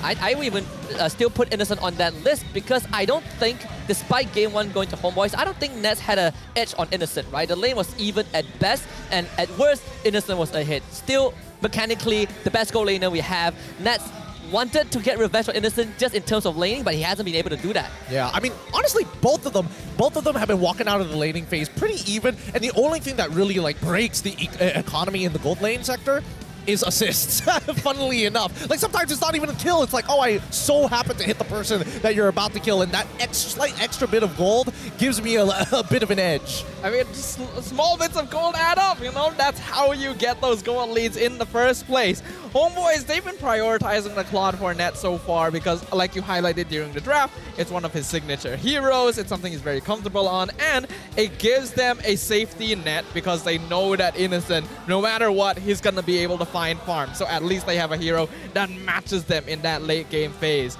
But what happens if the early game doesn't go well for Homeboys? Nets just doesn't have a floor to stand on, basically. Yeah, I think this is where I want to go back to what I pointed out during the draft, right? Sure, Nets is great on the quad. It became a priority because they felt confident. But we might see a switch up into a Natan or most likely Moskov. Right? I think Natan makes a lot more sense because even if you're behind, the one thing he has over Claude, he can clear waves slightly better, right? He's less reliant on hitting 3 items. He just needs 2. Feather of Heaven, Stalim Sai, he can do some work. Yeah, I mean, if you want to scale even more, I mean, you can start rushing the Holy Crystal. I think you're on the right track. But how this affects the entire draft is what is even more impactful, right? Because now SRG have to start thinking of like, oh man, if I am on red side again and give that Lo Yi over, that means Kaja suddenly starts to rise up in popularity because you can combo it with Natan. When naturally, oh, I bring down your MR, your magic resist, then I can burst you down as soon as you hit level 4 with or without your first 2 items. And I think that's something that they want to consider here. So many considerations, right? The longer this series goes, the more the chess match is gonna rise in complexity. Let's have a look at the highlights once again just to see what exactly happened in that game. Starting from the very first minutes. This very first fight where Cram baited them in, Humes jumped on in, and Homeboys realized, oh, this is different. I don't know. It feels like right there and then, that's when they lost the game, right? Because it really didn't feel like Homeboys was able to find their footing, like you mentioned earlier, throughout this game, because Selangor Red Giants just held on to this lead really, really hard. And then every single time we see Homeboys set up an opportunity to actually collapse onto SRG, they just get stat checked, or you have this. Yeah, I don't know. It happened twice this game. Not once. It happened twice. I'm going to quote what Mirko said, but Terisla, you guys ready? I didn't practice this, by the way. And no matter how many times you kill Terisla, he's still good. He's an 0-4, 0-6, still good. For a moment, I thought Mirko was on desk with us. Whoa. Mirko is watching this. This is probably going to drop me an angry text, but shout out to you, my man. I mean, he's dropping an angry text while the rest of the fan base is going to be like, what do you mean? Mirko never left the MPL MY stage. Yeah, that's him. Like, why are you still over there, Mirko? Like, when are you coming home? Now, when this game, if this game is to continue to progress, I think it's going to come down to who is going to break blue side. And I think that's a big problem here, right? Red side, there's a lot of ways to kind of manipulate the draft in your favor. More so that SRG is pretty committed to banning out the Harith. Lo Yi, maybe if they have the opportunity, maybe that's something they're holding in their back pocket for game number 4 or 5. But I think that Homeboys at this point of time probably want to jump back over to the red side, want to make sure, hey, if they're going to be banning out these same few picks every single time, at least we might have access to Frederick. At least we might have an opportunity to get ourselves the Lo Yi once more. Novaria, we saw it last 2 games dominate. And Terisla. These are the only 2 heroes with the 100% win rate so far. These 2 heroes, 100% win rate, so I think their stocks are gonna start rising a little bit going into game number 3. Honestly, I don't want this series to end. I want it to keep going 50-50 here. So I'm super excited to see what's going to happen, whether or not we're going to see Homeboys switch things up, prioritize different heroes, whether we'll see Red Giants adapt to the current situation, whether or not Fredrin is going to be banned at the border once again. I think we gotta ask the questions to someone else, right? So you guys already know what that means. Let's go ahead and throw it over to Rose for the interview segment. Terima kasih kepada kasa-kasa kita. Hi guys, this is Rose. And dengan saya kita ada si Anip dan juga Saiful. Hi boys. Lama tak jumpa korang. Ya. Lama tak jumpa, betul. Kan? Sihat semua? Sihat. Masih boleh cakap bahasa Melayu?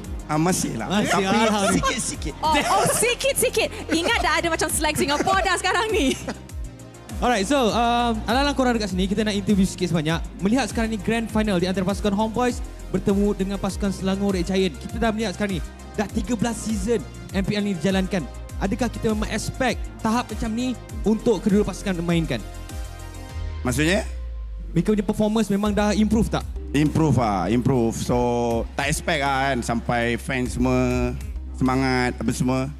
Macam tu lah. Okay. Anip. Okay. Actually kan, I memang rindu Anip punya gelak. Rindu Ya. Your laugh is really contagious lah orang kata. Dulu bila I selalu interview you dekat musim 11 kan? You selalu gelak buat I gelak juga. Okay, Anip, sekarang ni you datang MPL musim ke-13. Macam mana beza suasana MPL sekarang dengan yang musim sebelum ni? Dia sekarang lagi makin meriah. Memang yang main memang akan deg-degan. Tu apa? Memang dia punya jantung nak tercabut orang kata. Macam mana bunyi jantung Oh, tu bunyi jantung. Itu memang orang kat sana cakap jantung lah. Oh. Alright. Okay, kita dah lihat bagaimana daripada korang sekarang ni bermain untuk pasukan Homeboys Singapura. Alright. Soalan dia sekarang ni, bila korang nak bawa Flame Boys pergi dekat MPL SG? Dia soalan dia macam agak berat Dia sebenarnya dah tersingkir kot. Tak, next. Next season, musim depan. Kau jangan kau. Aku cakap next. Okay, kalau next mungkinlah akan bawa lah akan bersorak dekat jambatan tu. Kat border. Dekat border. Bro, Sawat ada lagi soalan? Okay, ada soalan lagi untuk Anip actually. Okay. Anip, kita tahu hari ni best of 7. Now, Anip mestilah dah ada experience main game lama-lama. Lagi-lagi masa season 11 kan? Betul. So, you rasa kan untuk grand finals match ni, apa score prediction Anip? Siapa akan juara? Adakah game sengit? Game, selepas ni satu pasukan akan sweep semua? Apa yang akan menjadi? Okey, yang akan juara semestinya Homeboys. Dengan skor 4-1 sebab tadi saja bagi diorang ni. Wow, 4-1. 4-1. Maksud tu terus sweep lepas ni Homeboys? Betul. Boleh tak Saiful? Setuju ke? Janganlah jangan pandang aku. Tapi pandang kamera. 5-1. Oh, 5-1. Best of 7. Best of 7. 4 atau satu nak cover yang kalah 3-0 lawan RSG tu. Okay, alright. Sebelum kita nak lepaskan korang untuk get ready perlawanan seterusnya, mungkin ada kata-kata terakhir kepada pasukan Homeboys untuk masuk game yang ketiga selepas ni. Kata-kata apa? Kata-kata terakhir. Bukan kata-kata terakhir, kata-kata semangat. Mungkin nak bagi motivasi kepada rakan-rakan anda dekat pasukan Homeboys. Kalau boleh just disiplin je lah kan. B07 ni perlawanan yang panjang. So tak perlu gopo-gapa, simpan energi. Macam tu je lah. Lepas tu fokus je lah. Tu je. Alright, Anip pula. Alright, kat sini semua tolong mendoakan semoga Homeboys champion lagi back to back insyaAllah. Alright. Amin. Alright, thank you so much dekat Anip dan juga Saiful. Alright, sekarang dah masa untuk throw it back to the casters untuk mulakan game ketiga dalam Best of 7 Saya nak cakap. ini. Casters, silakan. Aduh. Thank you very much to Sih, Rose, and of course, Saiful and Anip. It's good to see them again. I still remember when they first debuted alongside Homeboys. It's good to see that they're doing well. And that support gonna go a long way as well to their teammates up on the stage, because that game too really did not go well for them. I mean, it sets the tone, right? It sets the tone of the minimum level of play coming in from both squads, right? And I think at this point, you got to arm them with the best weapons possible. And right now, it's between the mid duos that have, honestly for me, been standing out. No, they definitely have been. Game 1, Zorn Edith, a lot of impact, but it's good for SRG to find a way to deal with the Edith, right? So now she becomes less of a concern. They can focus their attention elsewhere. I still feel like maybe Homeboy's idea in that game 2 was there, but they just could not execute it with the bans. Wait. Whoa! Whoa! Whoa, whoa, whoa! We've hit 500k already? We've blown past it to 500,000 concurrent viewers right now. That's within half an hour. Yeah! Just from one extra game, guys. We are only like, how much? Like 40,000? 40,000 viewers away from breaking our record from last season.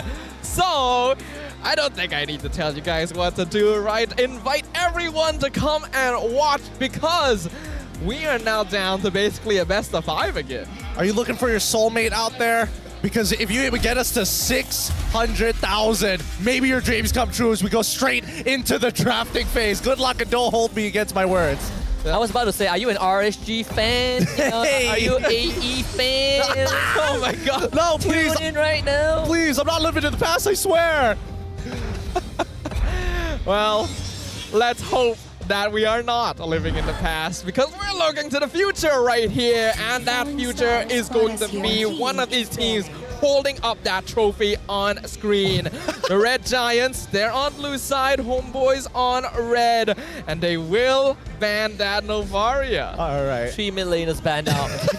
Oh yeah, you're right. It's so funny. I love it. They're like, guys, we figured out the Edith, but what about Novaria? Stormy is like, let's just ban it.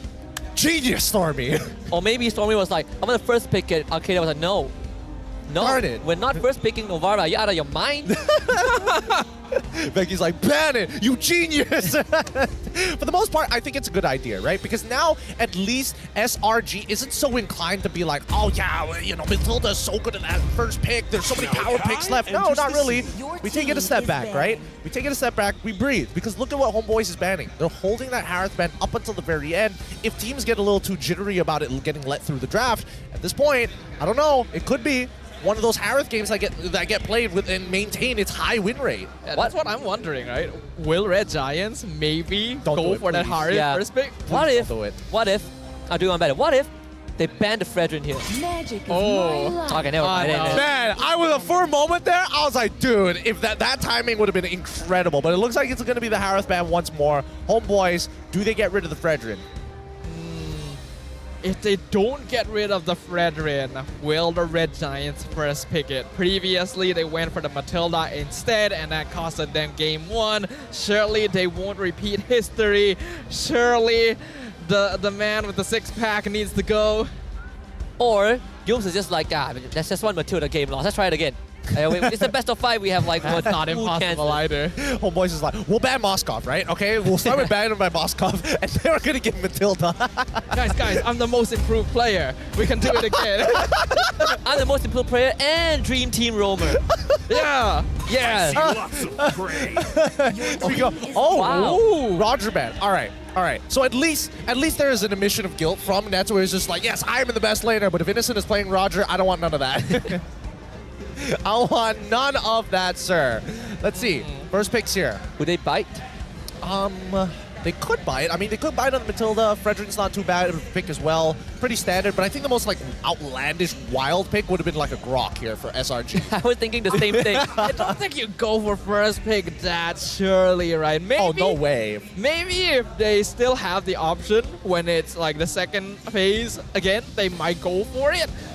But I wonder, right? Do you think now Zorn says, give me the Grok, let me mess with them now? Oh, the chip went. Yeah, Completely forgot about that. I was about to go even further. I was about to be like, Moskov.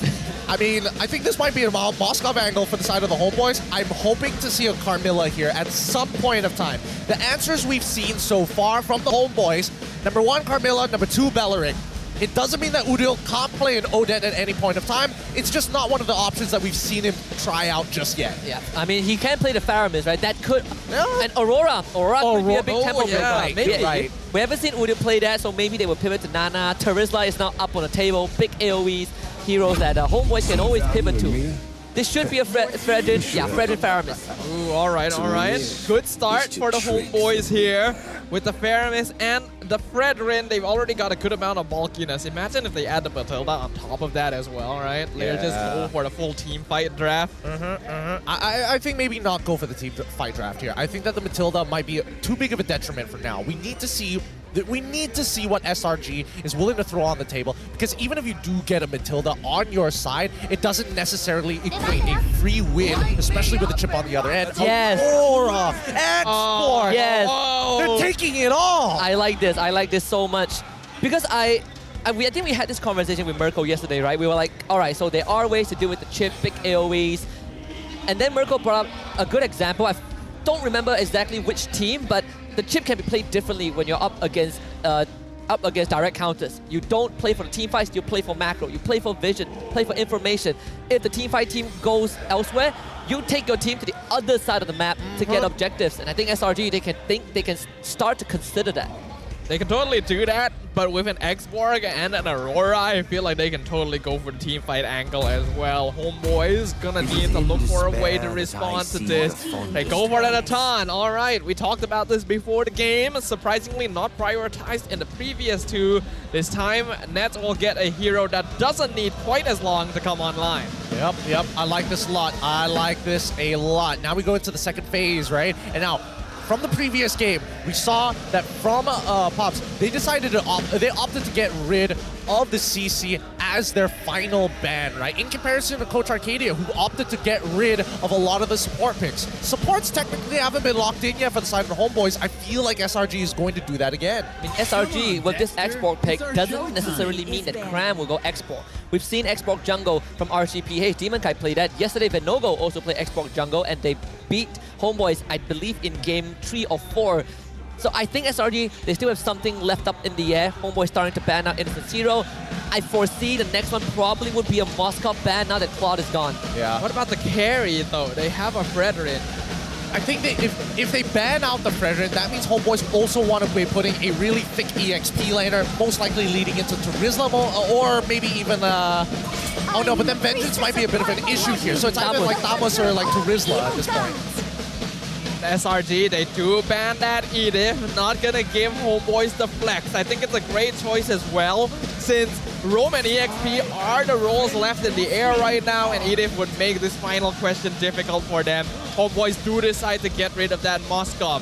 So right now, I think we are going to be eyeing that carry most likely for Innocent, especially with Redrin Faramis already on the opposite side. SRG, did they continue banning against Zorn? Minotaur, I suppose Minotaur, Bellaric, that's something that Homeboys used to beat a chip previously. Ban Carmilla. That could be an option. I think it doesn't really matter at this point, right? I think that there's no real way to pinch it. What do you not want to deal with, right? And it looks like they don't want to deal with the Arla instead. I think that's fair, because at the very least, it puts Homeboys in a good position to kind of flex their picks, and then you have to show your hand because you're on blue side. But let's see what Homeboys do without this flex pick. Let's see. Homeboys gonna have first pick in that second phase. Man's about to catch something when he walks out the arena. You better watch out, boy. He's gonna catch some hands one way or another. He's booked that appointment. Here we go. CC gets locked in for the side of the Homeboys because he finally got let through by SRG.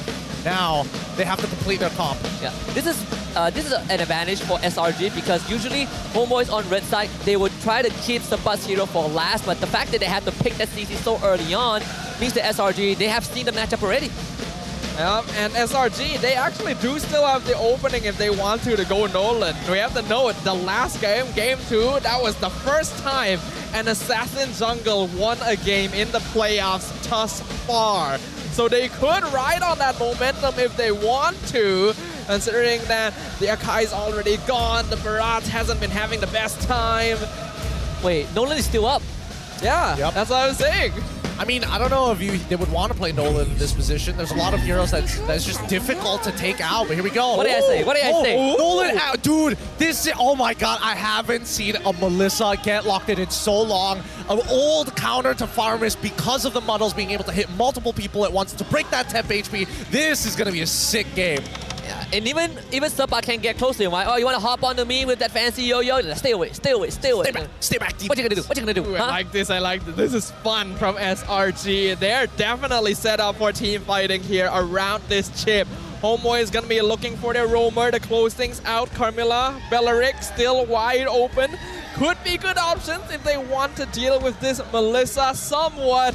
Homeboys, what's it going to be? What is the last piece of the puzzle they need? It is the Cursed Blood. Darn. Man. I thought for a moment, as much as I love the Cursed Blood, this might have been a better Wrath of the Dryad game. Only because Melissa's auto attack base, then his passive is going to hurt him back. Well, we're jumping in soon. Husky, whose draft do you like more?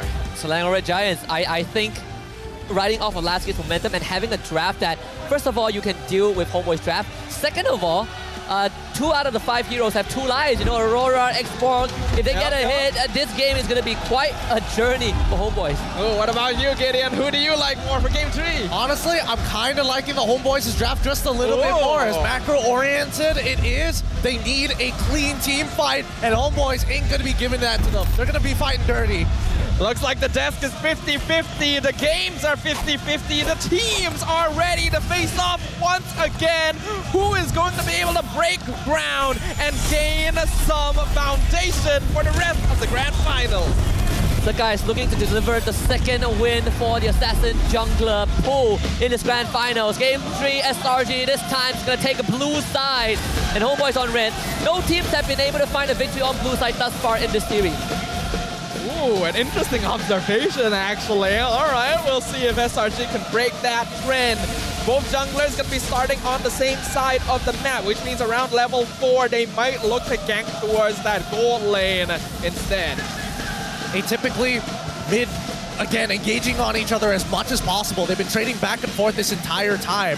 And even on bottom side, right? Again, these teams, they understand how to play for priority and they know how important it is. Ooh, I just noticed as well, Innocent went Inspire with Assassin, with that Master Assassin emblem. He's going for full damage. He's believing that his ultimate will keep him safe no matter what. Strong beliefs. And with the chip recent change, well, the buff to the shortcut, right? You get an extra shield when you come out of it.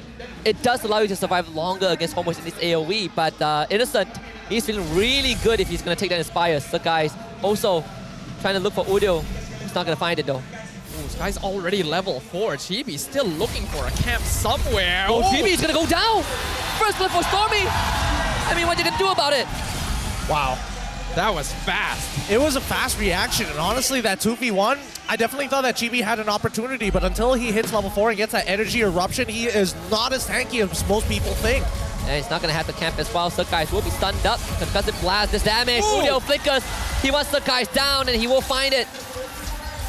Well played there, Udel with a flicker forward, punishing Skies. Gonna be able to at least keep things somewhat even here. Unfortunately, because they took that last camp, Chibi has to take this turtle at level 3. Yeah, they have to somehow fight this cram. Hasn't hit 4 just yet. Yums can run in.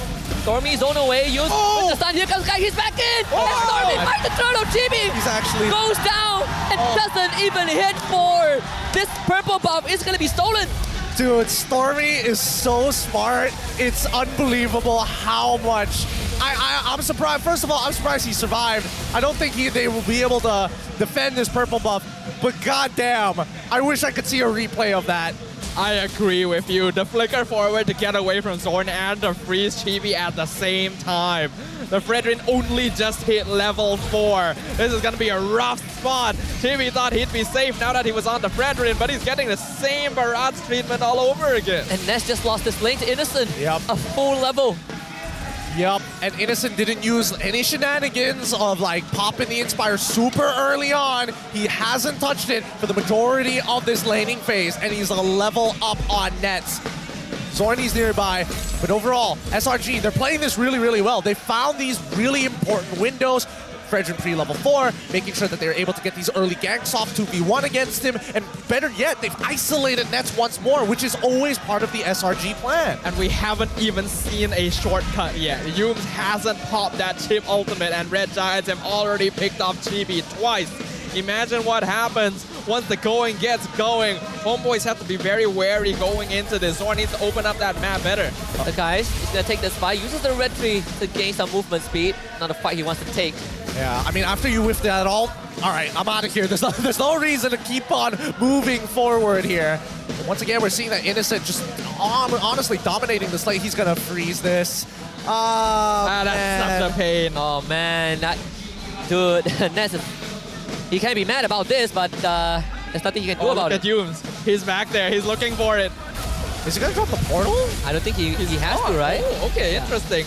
Is he waiting for it? What's he waiting for? I mean, he's just trying to bully Chibi. He's like, Ram, come, let's deal with this Fredrin, that purple buff. Chibi's gonna get it, but Stormy will force out that Nether Realm, and last stand, he will secure Zorn's life. Zumba tries to show up, only to be booked by Yums. This is a fight that he cannot win. The third guy just got the turtle. Udio wants to help his team, but this is where the shortcut comes in. Innocent joins the fight. Doesn't get anything. Goes back to lane. Oh my goodness. SRG just got literally everything out of the Homeboys. They got their lives. They got, most importantly, their battle spells, right? Udil, as much as he traded back, people like Subbat, he probably shouldn't have lost his Purify in that type of situation. I mean, now that they have nothing left, they can do whatever they want. Look at this. Oh my goodness. That Inspire. Wait, he didn't even use Inspire. That's just Innocent's damage on its own. Yeah, he used Inspire when he took the shortcut. I realized there's like a 900 gold difference between Innocent and Nets. That's already so much. I remember how difficult it is to lane against a Melissa. TV looking for Stormy. Stormy should still have the passive. It's gonna break right now. Praises grab. The timing off! You're kidding. Oh no! How? Actually kidding. That is crazy. There was enough time before the appraisers wrap. I thought GB got that timing perfect. Well, he's called the Maze Prodigy for a reason here. Stormy keeping his presence on the map well known, and oh! This is a kill for sure. Don't bring a yo-yo to a whatever Nolan is holding fight, basically. Hey, you know, the circus tricks don't beat, you know, I don't know, what is it, time slicing knives? Close enough, I think. I think that's as close as we can get here. Interdimensional assassin, like, there's so many ways we can take this. But for the time being, Slimer Red Giants, well, we know for sure the facts here. 4.3k ahead, and that mid tier 1, Udil is trying to defend it with his life. He refuses to go down because he knows that if he dies, mid tier 1 falls, and therefore GB is going to fall even further behind. He's already 2 levels behind Skies. This Nolan has not allowed him to catch up, and Humes is doing such a good job of controlling that jungle too to limit the number of camps that GB is able to farm. They've already had to switch lanes, put Sabat up top so that Nets can farm, and even then the CC is getting bullied out by Innocent. They're gonna get this turtle for sure. When was the last time we see GB fall so far behind? It's been a while. Been a long time. 3 levels now. Oh, it's not looking good. It's not looking good for the side of Homeboys. Right now, we haven't seen a Cursed Blood that has mattered from Zorn, and that's what Homeboys need. One good fight, one Cursed Blood.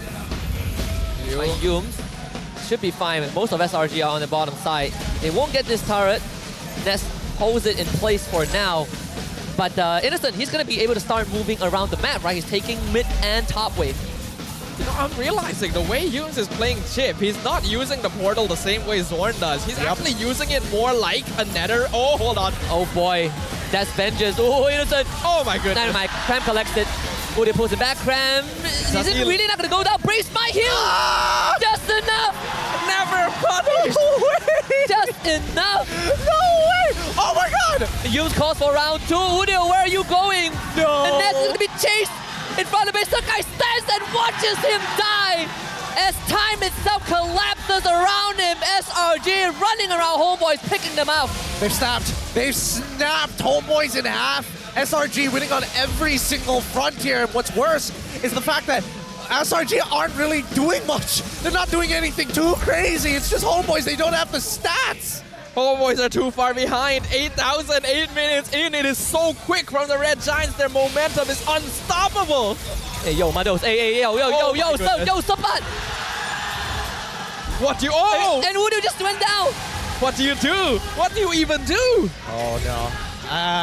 Game 1 was probably a fluke. I don't know. I think that Homeboys, they need a mental reset here because right now, it feels like they're too hyped up for nothing. And more importantly so, none of their execution has been looking too great 8 minutes into the game against SRG so far, which is something they must address. Calm down for a second. Your calm plays for the later half of the game. Yes, SRG is super far ahead and they basically have checkmate angle, but at the end of it, keep the mind calm. There are plenty more games after this. The way you say it sounds like the game's already over, though. I mean, how do you come back from it, right? So, yeah. It's a 10k gold lead. It's a 10k gold lead, 9 minutes into the game. I mean, SRG are almost guaranteed to get an inhibitor because Homeboys don't have the numbers, and the only way they can really turn around is if SRG walk into a five-man Cursed Blood. How do you even take out Cram? How do you even move him? You pray that he uses the last insanity on the air. That's a big request right there. Looking at the items, the net worth differences between everyone. 3 items complete on Skies, only 1.5 on Chibi, 1.5 on Nets compared to 3 on Innocent. The difference. Oh man, that's already a flicker out from Udil. And you can't really stand near the turret thanks to the Muddles. They catch the guys, but can't hold it in place long enough. Actually, that's not too bad. I requested that maybe Cram do a, use Break his Faraga armor, Last Insanity whiff in the air. It technically did happen. Yeah. So not too bad for the Homeboys, but doesn't mean that they won't lose an inhibitor when the Lord starts crashing and knocking on their door. He just got it back. He can even recall and Yuns would bring him back with a shortcut, right? So infinite ways.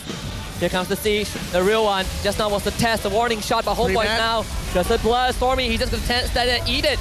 Losing his flicker, Sabat finds the back, and then Stormy's passive broken. But SRG still able to hold off Homeboys, but at least Homeboys were able to defend their structures. And that's Cram losing the Faraga armor. The defense was good. Yeah, that's a good defense from the Homeboys. Red Giants not jumping the gun, not using portals and stuff. Homeboys just basically holding on with the bulk of GB. He may be behind, but Brethren is still a pretty durable hero overall. So they're able to keep their inhibitor intact, and that's very important. The more structures they're able to keep alive, the more space and time that Homeboys might be able to buy for nets. Well, I think at this point, the next Lord guaranteed, especially with the Luminous buff, is going to get one inhibitor.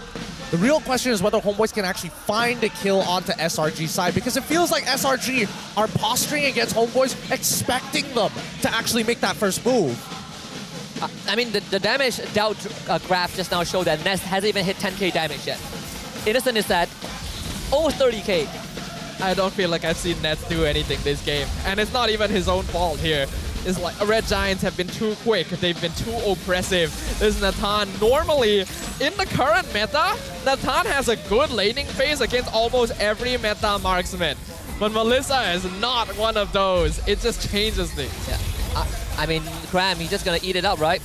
Recover a bit of that armor, Sapat. Who's next? Who's next? Udio, Chibi, you're a tank. I like tanks. I like those odds. Doesn't even break the Faraga armor. They pull him back. Okay, this time he finally goes down, but Innocent is there, and Udio ends up having the flicker.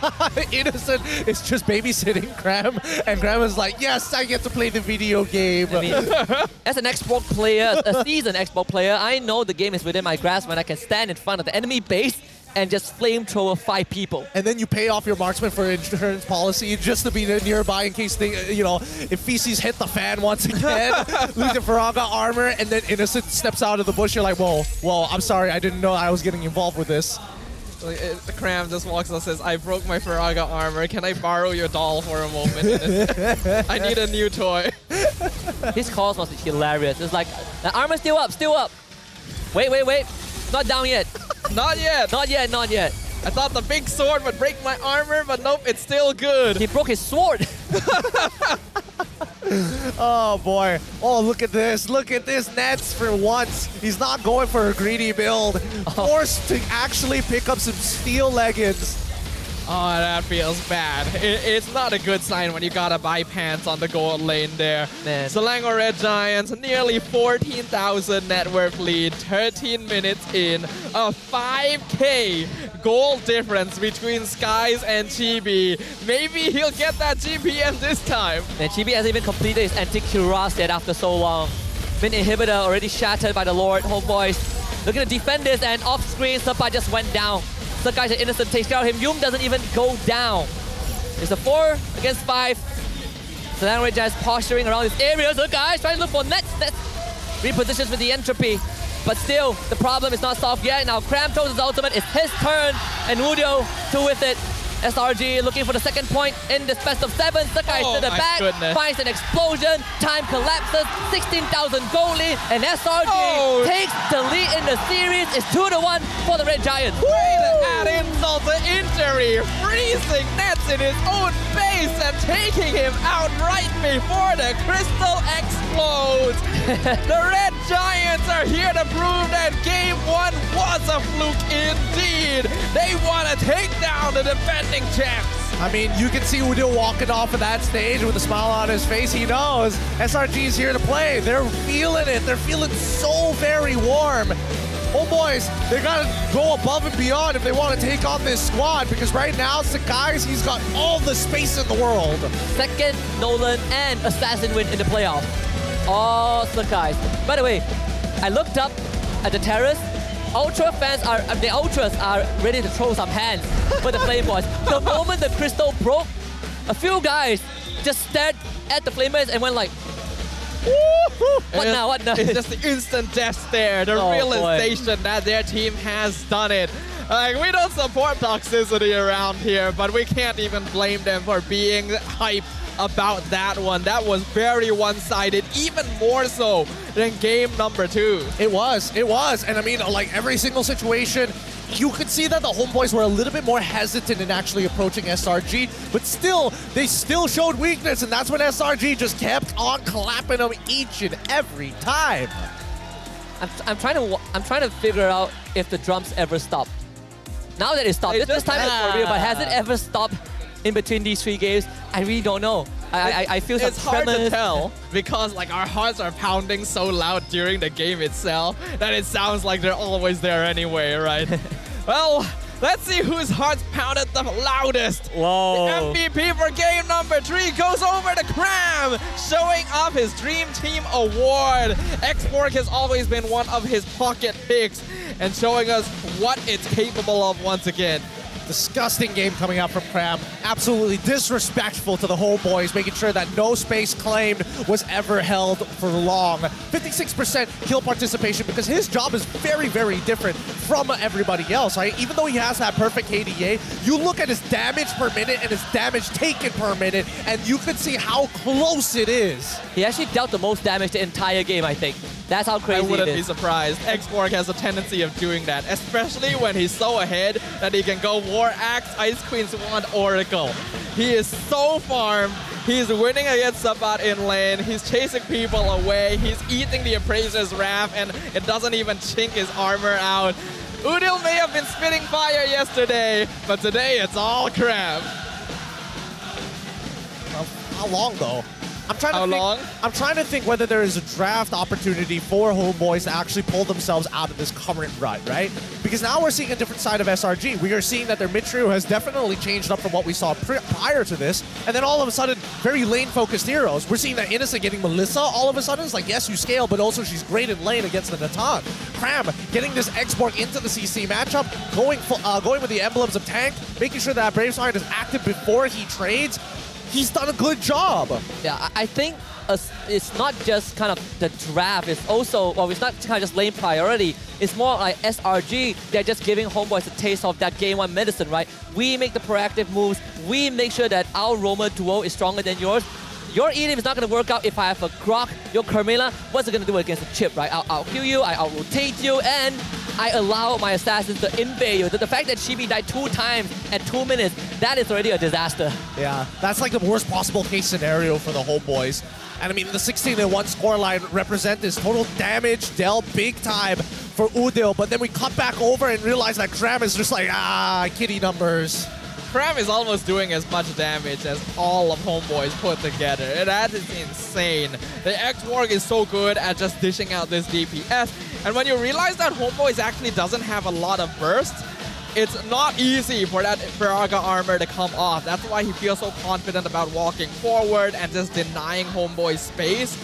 But on top of Cram as well, I want to highlight the way that Yumes played this game, because his approach to chip is very different from Zorn, right? He doesn't just drop down the portal, he saves it for the shield. Yeah, that and also how he uses it to gain macro advantage, right? Something that Mirko highlighted yesterday. We are so used to seeing, Storm or especially Zorn playing the chip. Every time we see someone, portal, we come through, we kill the guy, we go back to where we came from. But for Yum, it's not really a priority to use the shortcut. I agree. I definitely think that he was looking for opportunities to like pull homeboys apart, like really stretch them thin across the map, right? Because as much as Nets was isolated, Zorn was having to try and stick around longer in certain areas just to keep track of the portals of the Y wall coming in from Yums. It's starting to get a bit painful though, because SRG, they have shown a myriad of heroes and they're winning the games with it, which begs the question, if you're on homeboys, who do you really want to prioritize? Where do you want to attack? They've tried so many things, right? They aimed the skies in the previous games. They tried aiming Humes. They tried aiming Innocent this game. And Red Giants just pull something new out of their pocket every single time.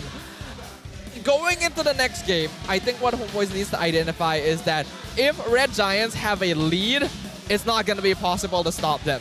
So they need to be the ones to create that early game, right? In game 1, you got to recreate that sort of early game lead again. can they even find the situation? Because right now, SRG, this is 2 games in a row where we've seen that the game pretty much is done for off the very first team fight. Yeah. And most of the time, it's not even like a full team fight. It's like a 3v3, 4v4, and all of a sudden, next thing you know, 3 members of the Homeboys are dead already. Especially when you have Nolan on the side of SRG, right? Like for 2 games in a row, Chibi basically got the same treatment he gave everyone else when he was playing Nolan. He's getting invaded early on, he's being put behind, and if his jungle clear was slightly slow, just a fraction of a second, he dies, right? There's nothing that he can do, and he relies on Zorn to help him, but Yums is just holding Zorn. Is like, you're not going anywhere without me. It's an interesting relationship, right? It's an interesting relationship when you are playing one of the best tank junglers in the meta right now, but you're struggling to deal with this assassin, all because of how you interact with your support. And I think in this case, now we have another opportunity. There is another opportunity to punish this draft. Something to keep in mind for the future if we do see Carmilla get locked in so early on. I think right now what Homeboys is trying to figure out is how do we win 2 out of the 3 lanes, because that's what we're seeing time and time again. Mid lane seems to be okay right now, but EXP and as well as Gold losing matchups doesn't help them a lot. Prioritizing winning lanes is going to be very important if they want any of that early game lead. But we can see here in these highlights that these initial first couple of plays from the Red Giants just instantly claimed the game in their favor. The micro mechanics, the juggling of movements across different players. Every single player on the Red Giants is operating at maximum capacity. This was probably the most painful 30 seconds for Chibi. Doesn't hit level 4. Forced to rush the turtle down, ends up dying, doesn't get the turtle, and respawns at level 3. It couldn't get any worse than that. It really couldn't. It really, really couldn't. And from then on, I mean, the story kind of speaks for itself. SRG just completely dominate this game, and Sakai basically gets to do whatever he wants. I don't think anybody really threatens him for their lack of quote-unquote damage here, other than Nets. But even so, Nets was losing his lane pretty hard as well against Innocent, that he wasn't able to get to that 2 to 3 item point. I want to quickly follow up with what Gideon pointed out, right? The interaction between roamers and junglers, because I think there are some heroes that we see examples where your jungler is clearing one buff, the hero starts to leash the second buff. Yep. And it has to be done in a condition where your mid laner has priority and damage to keep the enemy jungle away. That's why Guinevere, Carmilla, Edith, Marsha can do it. But in this case, because Yums is so oppressive, Zorn does not get the space to help Chibi get ahead even if he wants to. I think the way that Yums used the chip in this game effectively held Zorn hostage.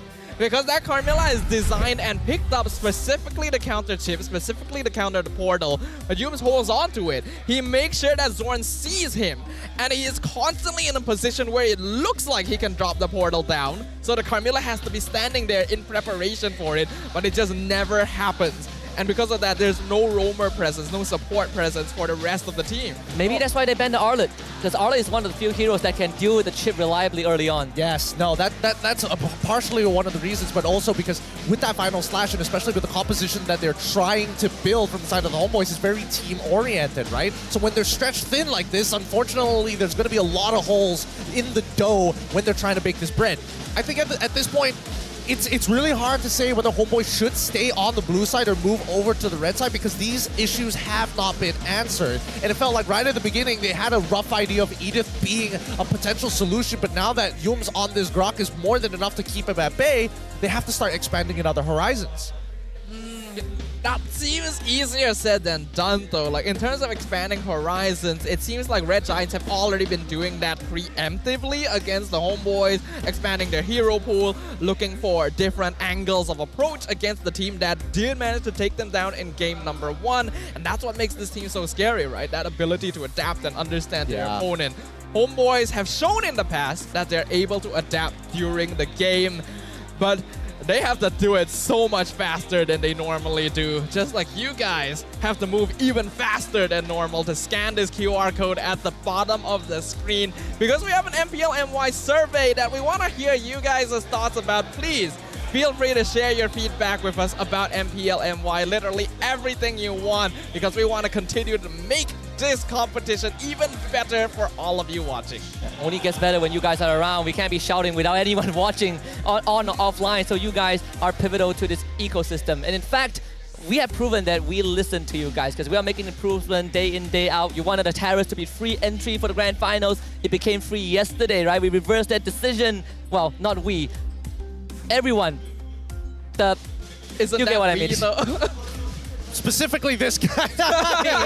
He's the one in charge of the terror. Yeah, you can go to him. For the most part, we do listen to you, and we want to make sure that we have a clean line of communication with everybody who wants to be involved with MPL MY as we continue to progress as a community. But now we have to talk about MSC, something that everybody is playing for, a chance to go to Riyadh.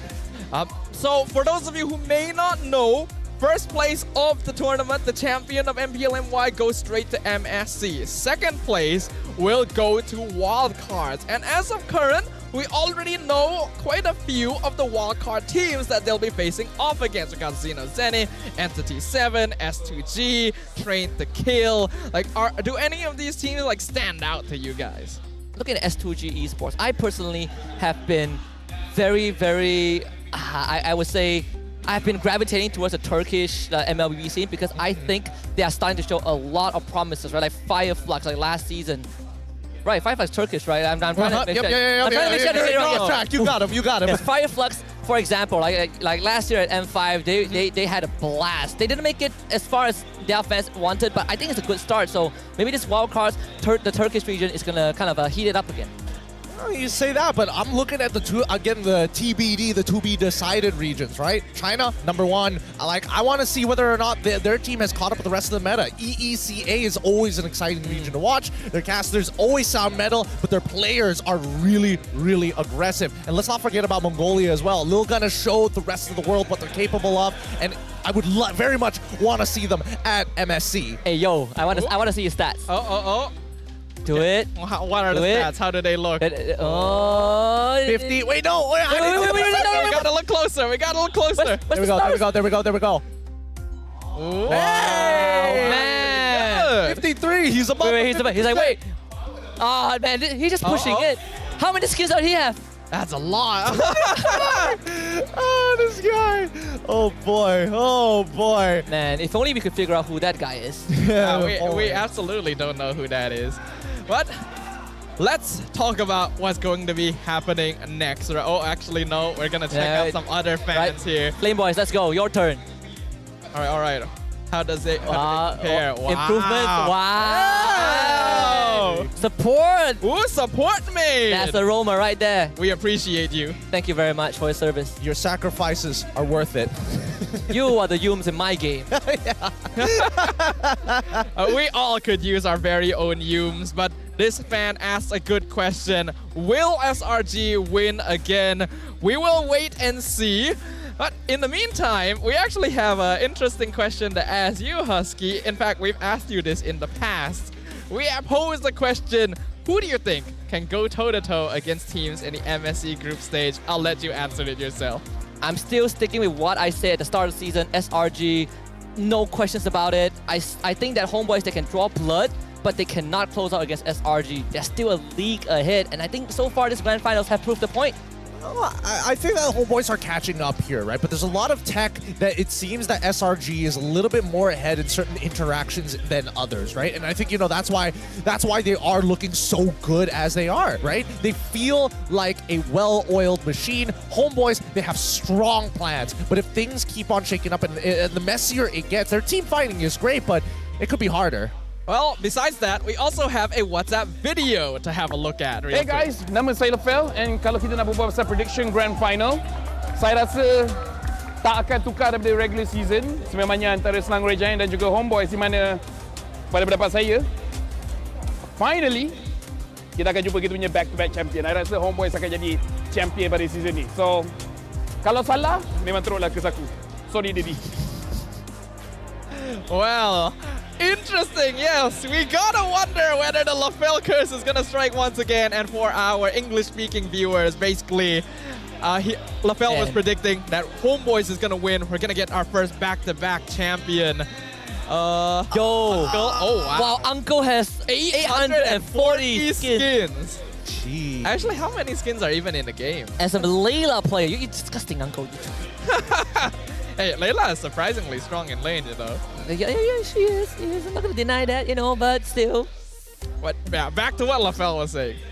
I know that we have a slight SRG bias on this desk, but do you think there's substance there? Do you think Homeboys is gonna bring it back? Let's ask you, Husky. I personally always held on hope that they can bring it back, but I feel like I need to see some signs of that before I could kind of, be more firm on that statement, because right now, for 2 games in a row, SRG has had Homeboys figure out from the draft with those early priority picks like Croc and Xborg that really put Homeboys in a position where they can play their draft, but they don't get to execute it. So I want to see signs of Homeboys recovering in Game 4.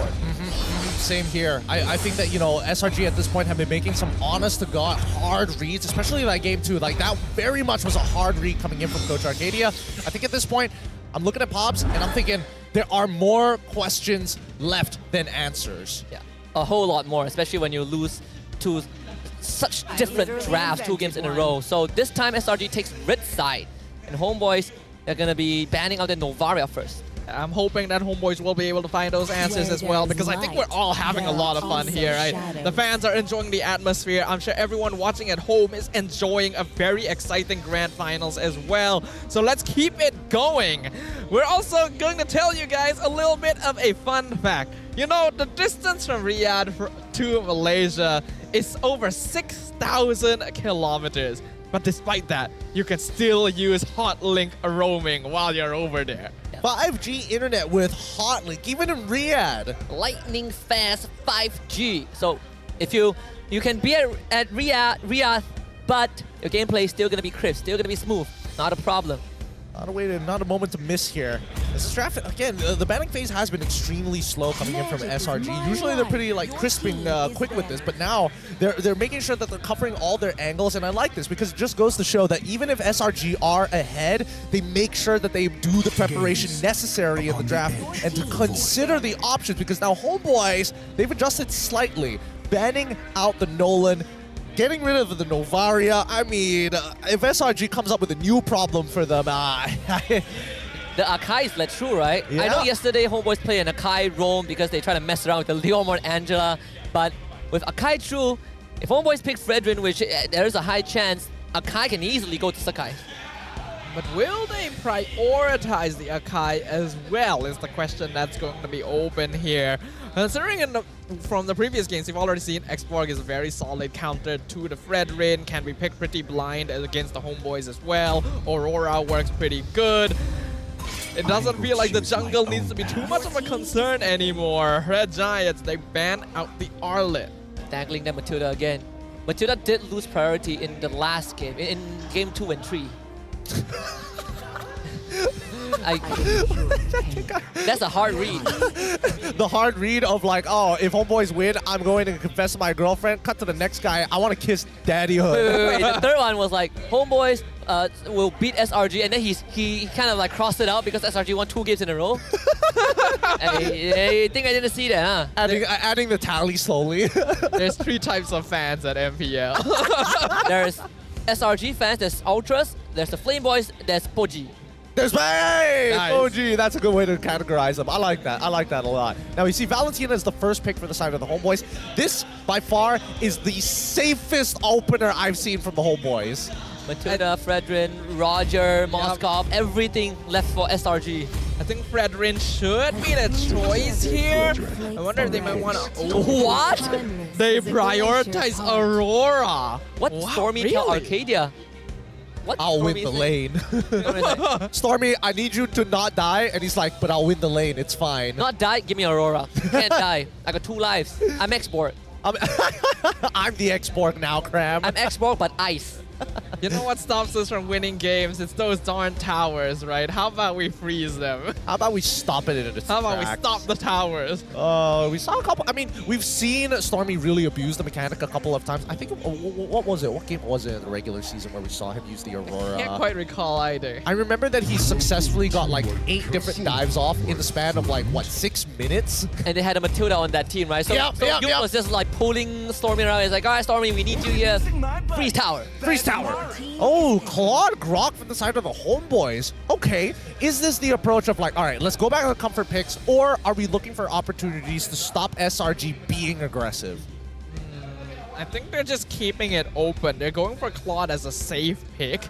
And then the Valentina and Grok are just generally very universal. I think they don't want to fall into the trap they did previously where they kind of locked themselves into a certain playstyle with their earlier picks and then Red Giants just pivoted their gameplay to another direction, right? This time, they want to make sure they have a proper response so that they're not caught with their pants down. Such an open draft for SRG. You literally can't figure out what they want to achieve.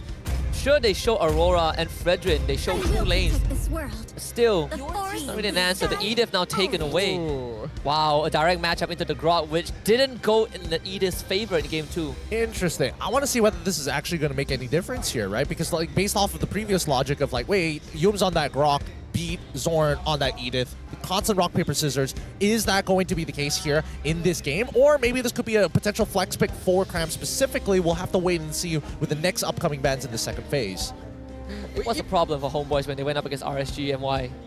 The thing is, even yesterday, right, we actually did see Valentina stealing Edith ult and then just directly man-to-man fighting it. I can't remember if it was Udil doing it specifically. Yeah, it was Udil. It was, right? Yeah, so they have experience doing this. Our Red Giants are directly challenging them.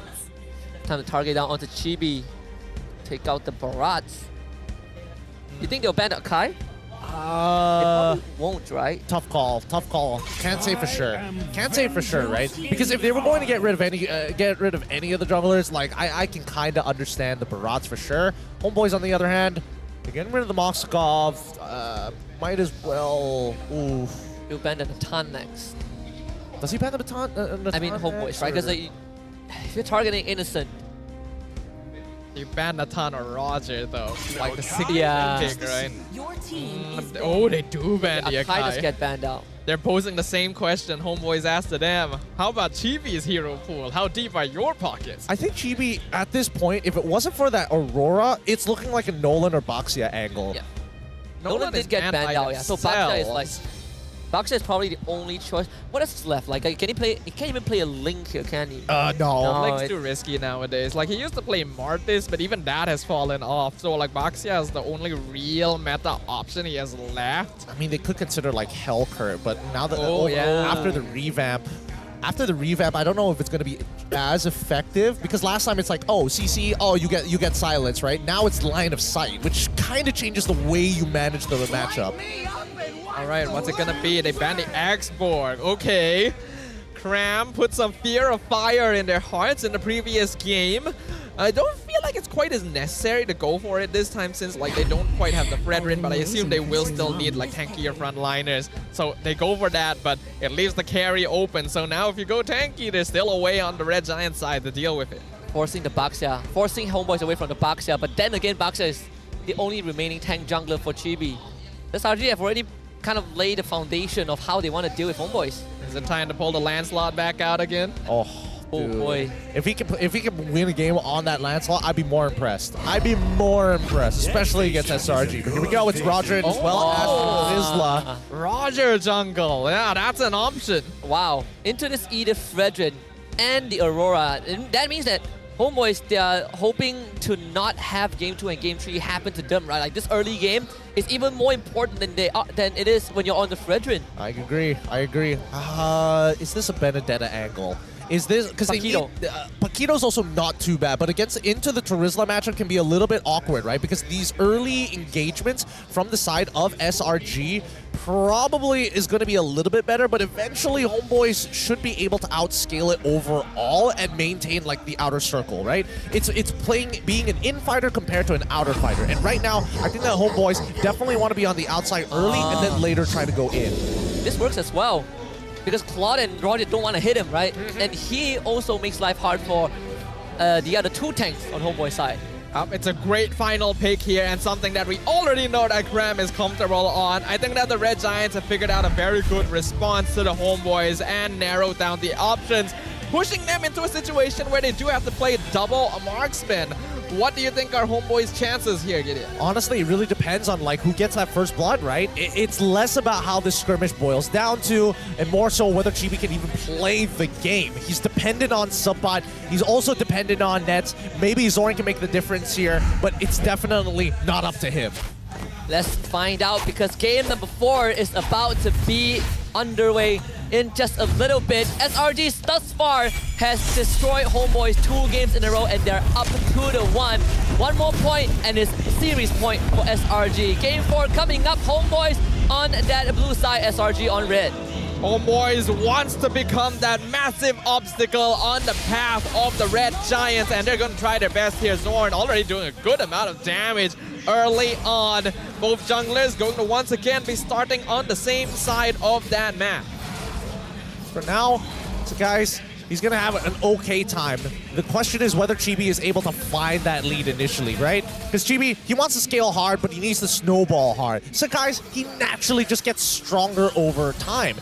This being said, at least they now have some information about starting paths. Man, Cram is so nice. He leaves the entire orange buff for Sakai. And he knows that he's going to be able to catch the wave in time as well. Here comes Chibi trying to steal something. He's not successful though. Red Giant's not going to force any sort of engagement here though. Stormy gonna be the victim. Yeah, no point trying to go for the Lycan Pounce here. Stormy still has his passive. You're just wasting time as you can see that Sakai is quickly catching up. Most likely going to hit level 4 first. Yeah, he's already level 4. Perfect. This is exactly what we want to see. And at this point, oh wait, they got the timing right. Oh, Yums. Oh, that was close. Wow. Yep. 1-0 for Yums. Using that flicker as well means that Zorn's pressure during this turtle fight is going to be lessened massively. And we saw what Yums did with the Grok at the first turtle fight in Game 3. That's an important timing that they've now delayed from the Homeboys roamer. See some difference as well.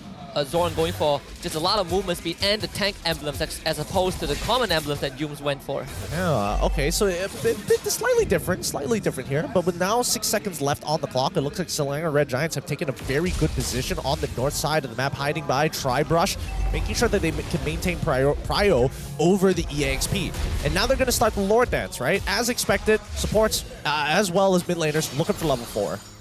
Yums will be quite a distance from his, but Cram is going to straight up jump onto Zorn.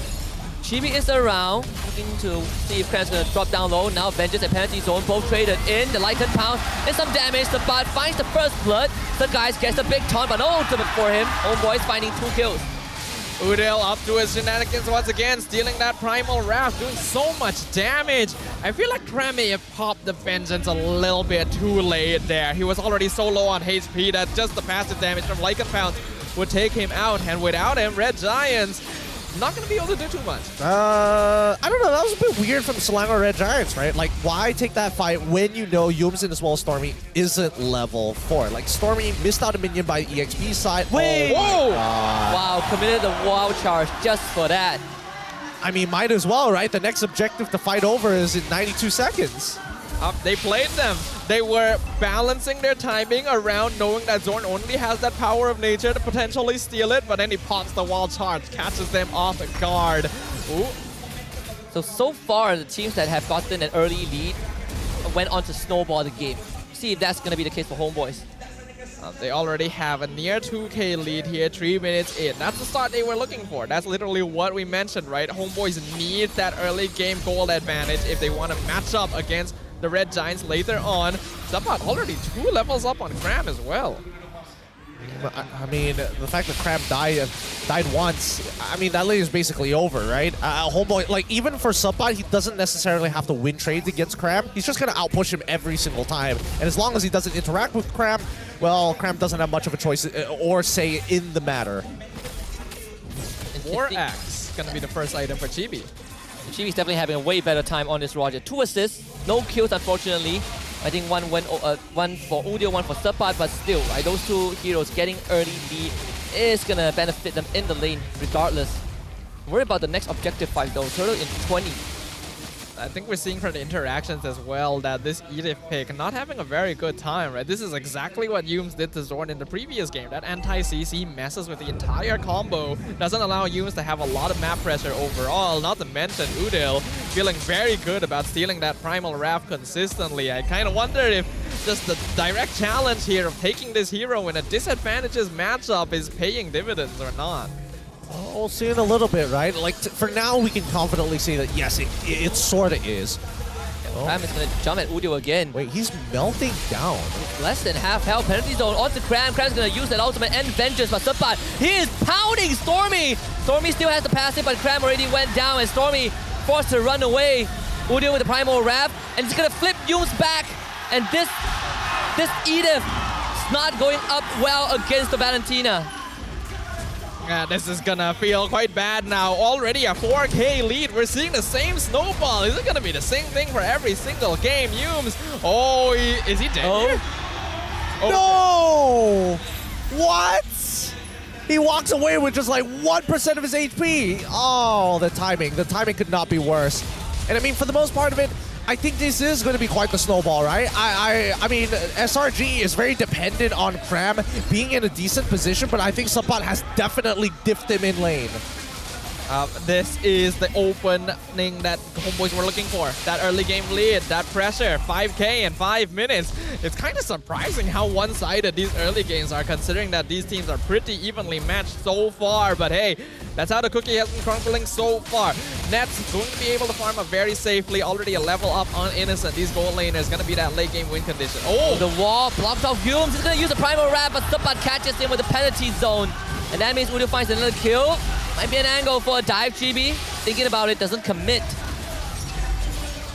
Cram is in a rough spot as the Damus right now. There's nothing he can do in a fight. Yeah, this is a hero that feels it really hard if you fall behind. And that passive damage from Chibi hitting hard. Level 10 versus level 7. This Damus is no longer in a position where he can actually execute the role that he was drafted for. Yeah, I mean, the most that he's got is Vengeance, and even so, it's a very small window to tank out against the raw damage from Homeboys. And all eyes will turn to Innocent very, very soon on this carry. But, I mean, even for Innocent, he still needs some time. He's behind Nets in terms of experience, so it means that Nets has won that lane. Homeboys are in full control of the map right now. They just need to continue doing exactly what they're doing. They have better utility, more CC, more damage overall, because Red Giants are still going to be waiting on some scaling on Innocent and Stormy. This is go time. What Homeboys need to do is make sure they don't allow the game to delay to a point where Innocent becomes a problem again. No, Sepat was found, taunted. Innocent won't full commit into this. They know that it's too risky. But I don't know how SRG are going to contest the turtle though. Chibi is 3 levels ahead. It's about to be 4. I think they just have to wait for an overextension, right? Oh. I think Yume's overextended. Surguys comes in, attempts to steal, doesn't find it. And he's just getting melted. It's not even close. Not even a competition. It's a one-sided smackdown. Oh, man. SRG, they just don't have the tools, unfortunately, right? Unless Stormy makes like a super play, able to get like... able to get a maybe, I want to say 3-man, but I don't realistically see 3 people clumping up too close to each other from the side of the Homeboys. And they're not going to make that same mistake. They're going to try on Chibi here. Chibi needs to somehow outplay this. Where's the Lycan Pounce? That's the iframe. That is what we've been looking for, and Chibi, he's going to beat Yumes as well. Yumes, 1v2, Chibi is stepping on the Yumes. Oh my goodness. The Primal Wrap form almost getting him off, but Udio will find a collection. Wall charge and the follow-up layering is just immaculate. Stormy will walk away, but Cram finally shows up. Surguys barely surviving, but Cram might be sacrificed. Surguys doesn't even survive. He popped to the execution strike. Oh, this game might be over. Nearly 10,000 goal difference. 9 minutes in. Homeboys have just completely dominated the field. The Red Giants don't have any space to farm anymore. This is unexpected, to say the least. I would say it's pretty unexpected too, right? It's not like Homeboys is winning by gigantic miles, right? It's not like they're diffing them so hard. It's just small built-up interactions. Every single time, Homeboys is just etching them out at 100 gold. Oh, you made an even bigger mistake. Maybe I'll get 500 gold off of this interaction. And SRG, unfortunately, has blundered more times, and Homeboys is able to win out in these types of situations more often to get them to this point. There's not much to say about this because there's just so many things going right for the Homeboys. And the fact that Homeboys are 11k ahead without a Lord is just insane. And it's only 9.5 minutes. Yeah, I'm realizing that the Homeboys having multi-pronged setups is very valuable. Looking for Zorn. This could be an opening. Zorn does end up going down. Blazing Oh, Flame the from that zone. damage! Here is the penalty zone. I think it's lights out for SRG. No chance of coming back. Yeah, that's just over. There's no way. The Right? damage from Nets is too much. The damage from TB is too much. Both of these are meant to be the win conditions for the Homeboys, and they're both already online. Like, this is disgusting. Like, this is absolutely disgusting from the Homeboys. They've won on every single front. They only need to win 2 out of the 3 lanes. They decided, you know what, we're going to go 3 for 3 in the lanes. Every single team fight is going their way. They've got so many angles of approach. They've got so much damage built in.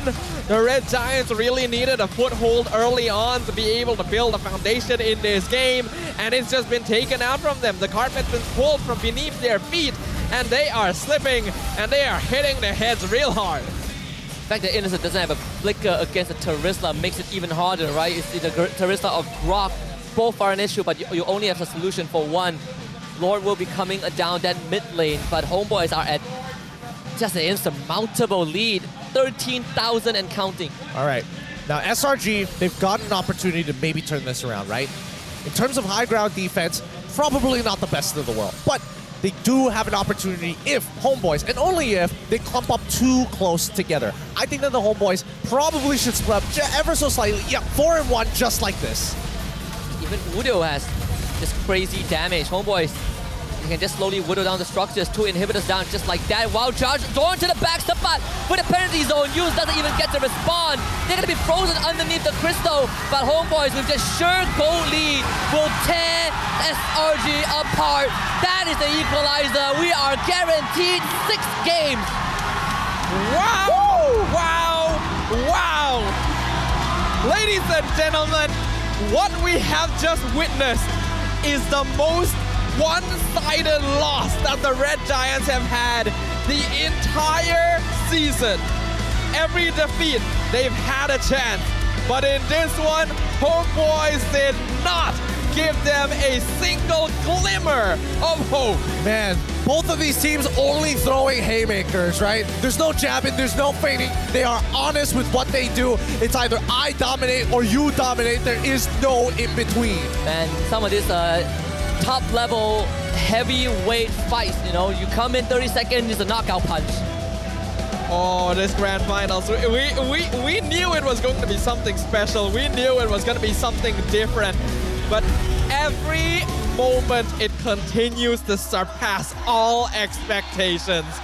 The grand finals are now 2-2. All bets on the table once again, down to a best of 3. How are you feeling, Gideon? Honestly, I don't know, because I feel like I don't even need to be here other than the draft, to be fair. These fights, it's not like things are going out of control or happening too crazy. Maybe the first 2 games, right? That's when it was the craziest that we've seen. But now, it just feels like, man, they're just wiping the slate every single time. Blurry image, just wipe, move on.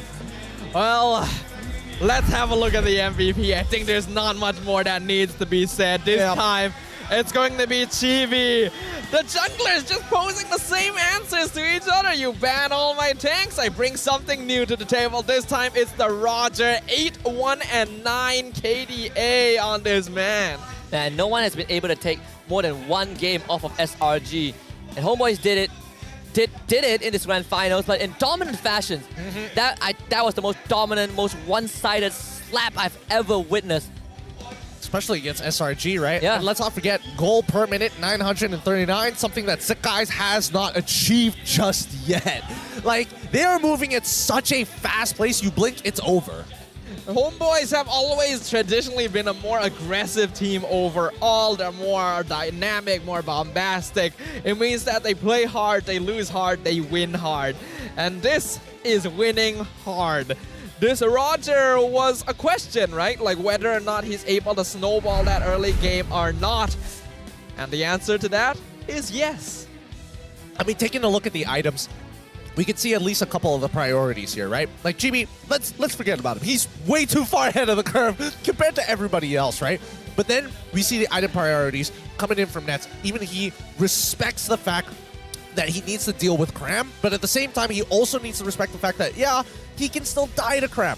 get the steal leggings, it's totally fine, especially when you're proactively trading against Innocent, and that way you don't have to start thinking about getting the tough boots. And now, from that point onwards, we see Zorn actually making and winning the majority of these 50-50s against Yums, right? The constant rock, paper, scissors. Whenever Yums wins the rock, paper, scissors, you can see that Zorn gets heavily punished and loses his flicker. When Zorn wins the 50-50, that's when you see the big wow charges against SRG. I feel really bad for Kram this game. He only got 2 items, right? He got Tough Boots, Dom Eyes, and Athena Shoe.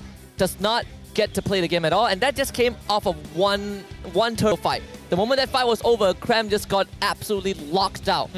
Like he received so much damage during that first turtle fight. I think even he wasn't prepared for it, right? The Roger passive inbuilt dealt a lot of that percentage HP. Udil having that primal wrath. All of a sudden, this Tamus, which is supposed to survive long periods of time, just melts. And he's not even able to respond fast enough to pop that vengeance. And once that lead was gained by the homeboys, you could see that it was not comfortable for them. Yeah, and I think at this point, I feel like Fredrin is, well, I would say that Fredrin's a bit of a detriment.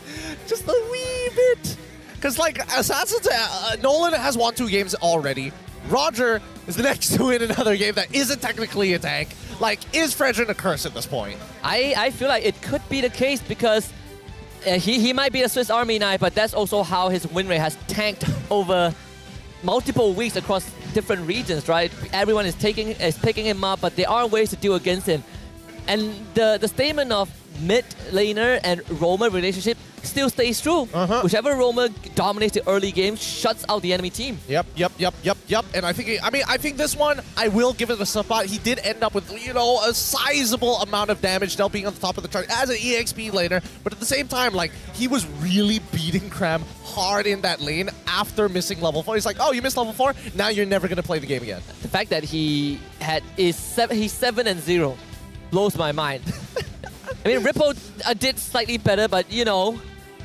Yeah, it's definitely one of those, like, but still, it's like they got Edith on that side. They have a carry. I mean, once he got the Fury Hammer, it was over. Kram could not even walk up to it. The poor guy. I mean, we're looking at some of the other stats, and I mean, even Udil is taking a good bit of damage, more so than Stormy. But I do think that at least for the side of the homeboys, this is probably the way that they want to go, right? Open up this Valentina, make sure that you have a decent laner. You need to win 2 out of the 3 lanes. 3 out of 3 sounds good, but majority wins, right? Yeah, now I'm thinking going into the next game, what is... Are these 2 teams going to keep prioritizing that roam mid-lane relationship? Because I felt like this has built into the jungle and then inevitably the side lane, right? Like when the 2-minute mark hits, your XP lane gets affected. Yes, no, 100%. I think that, like, in terms of order, it's the mid duo, then the jungle, then the EXP, then eventually it gets to your gold lane. If we are talking about these 2 particular teams, because they like to have strong laners. That's why they imported both Nets as well as Innocent, right? They needed people who are strong in lane, strong in game. And I think that both SRG and Homeboys play similarly, but I do think that SRG is much better when it comes down to slowing down the pace and adapting accordingly, right? Homeboys, they're better at a different version of adaptation, and that's when it gets messy, like really, really messy. Like hands in the mud, smear it across your face messy. Now, Homeboys, when they were running at SRG, despite Stormy having the Aurora, which should be the one to help them peel, but you can't really peel Sapat away from you, right? Can't really peel Chibi away. The iframes just makes him even deadlier. But then you have Zorn that can hit to the back line, which begs the question, is that Vexana going to come back into that mid lane? Because we haven't seen it for quite a while. Let me think about this. Will we see Vexana once more? Probably not if Valentina is open. I think right now it's just about who has been trading more effectively at level 1 and level 2. And we've seen that whoever recalls early on in that lane usually misses out something, right? Like at the end of it, we saw that Stormy walked away from EXP level 3, which means he either lost EXP, lost the minions somewhere, either in the EXP lane or in the mid lane. My general thoughts is probably in the mid lane because it felt like the entire wave was taken care of on EXP. I suppose right now it's fair to say that Matilda not a priority anymore, right? After game 1, it seems like both teams just started putting Matilda on the backseat just a little bit. They're not really looking at her as much. But in terms of roamer selection, we've only seen a handful. Matilda, we saw Edith, Grok, Carmilla. Wonder if the Ruby will come off for SRG, because that's something that Yums has been playing. I think Ruby is a pretty good consideration here, right? Ruby does well against assassins, does well against tanks, great at peeling, right? And that's something that they need, space for their gold laners in these types of fights, right? And I think that if they go for the Ruby, it's not that bad, but Grok is still a problem. So again, there needs to be a certain amount of beds being invested into that sector. I think it needs to happen earlier on, right? But then that begs the question again, the power picks. I mean, we know that Udil can carry pretty hard here and be the wingman, but like, nobody really wants to be in Sakai's position, constantly being a sandbag, and then the opposite jungle being the rich guy, and you're getting pounded.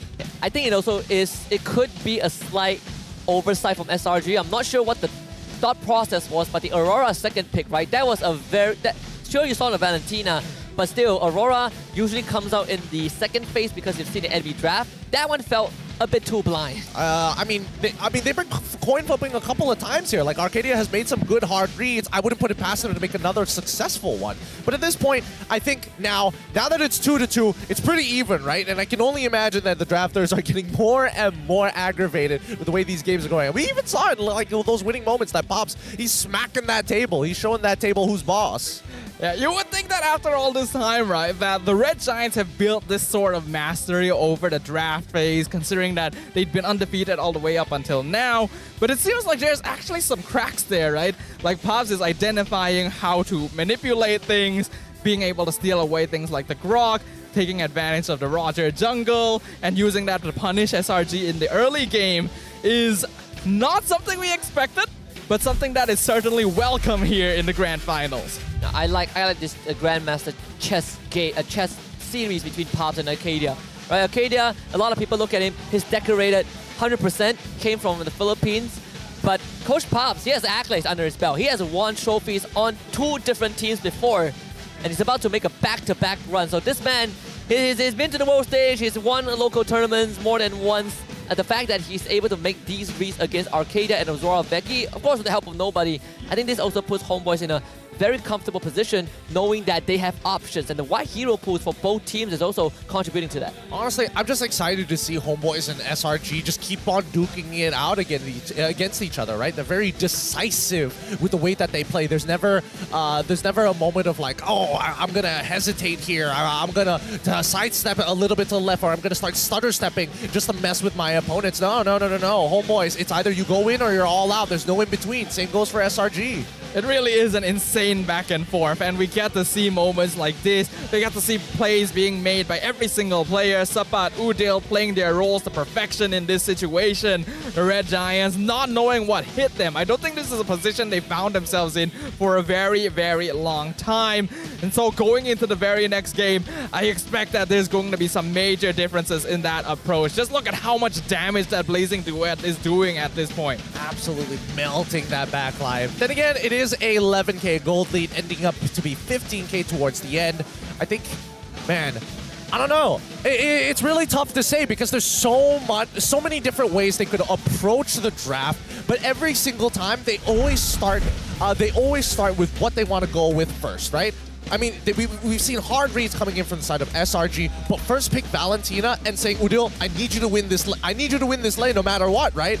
And for all we know, that was quite a risk in and of itself. First pick Valentina has kind of been not too popular of an option considering you have so many other picks around. So I think Homeboys, they're starting to shift some priority back to Udil, because Udil, when you give him power picks, he's winning games really hard, right? We saw that on the Novaria, we saw that on the Valentina. This could continue to be something that Homeboys look at, but the fact that SRG lost the previous game, I want to see if SRG would go to blue side again. Yeah, the blue side question is one that has been posed a couple of times. We're already seeing teams win out games on one or the other. So I'm personally very curious about, I still don't know why the Harif is consistently being banned out on the blue side too. Like, I can't believe we haven't seen the hero the entire playoffs. Yeah, I mean, you can't really do much about that. Harith is just way too good in its current state. But I think that we're only going to see the Harith only get let through once there is something more important to get banned out. And I think maybe for the side of SRG, hopefully there's going to be a point where they have to say, all right, we have to let go of this Harith and we need to pick it up when we are on blue side. And Homeboys sure as hell are making a good argument with this Valentina. The thing about the Valentina first pick, right? It's kind of like the vanilla flavor, right? It's something that people won't usually go for, but it's always going to be reliable and a nice, refreshing treat whenever you need it. Did you just slander vanilla? No. He's just talking about how vanilla acceptable. is a good, refreshing treat. It's just not that popular. I was like, man, you must be a chocolate guy. I am a chocolate guy, but vanilla is good. Well, I think it's a lot more popular than most people think. But okay, all right. So here's the Neapolitan to break it down to you ice cream fellows, right? Because the start of these drafts so far, the safest picks, Fredrin, Valentina, right? Those are the two flavors of the month that everybody has either kind of thought about or at the very least dabbled in. Mainly because, hey, Farmus is always going to be an option. Farmus comps, super annoying to deal with, but it feels strange, right? It feels like both Homeboys and as well as SRG, if they're going to play a team fight composition, it's going to be a little bit different, right? And Farmus isn't going to get picked up super early on unless there is an insurance policy of Valentina not being there. I saw one guy who is also about to catch some hands when he leaves the stadium because he wore a Homeboys jersey with SRG jersey underneath. Oh, showing that on cam, boy, you better watch out. Man's prepared to take the top one off if necessary. No. He's got an insurance policy as well. When both sides are about to gang up on him, it's like, you got to pick one. He's going to rip both off. Bounty Esports jersey, baby. He's like, yeah. Who's going to fight me now? Learned that from Poji for sure. Though now with how the series has been so far, I wonder if that Loyi would kind of get let through again, right? I mean, it's not like Homeboys won with the Loyi in Game 2. They actually lost quite badly with it.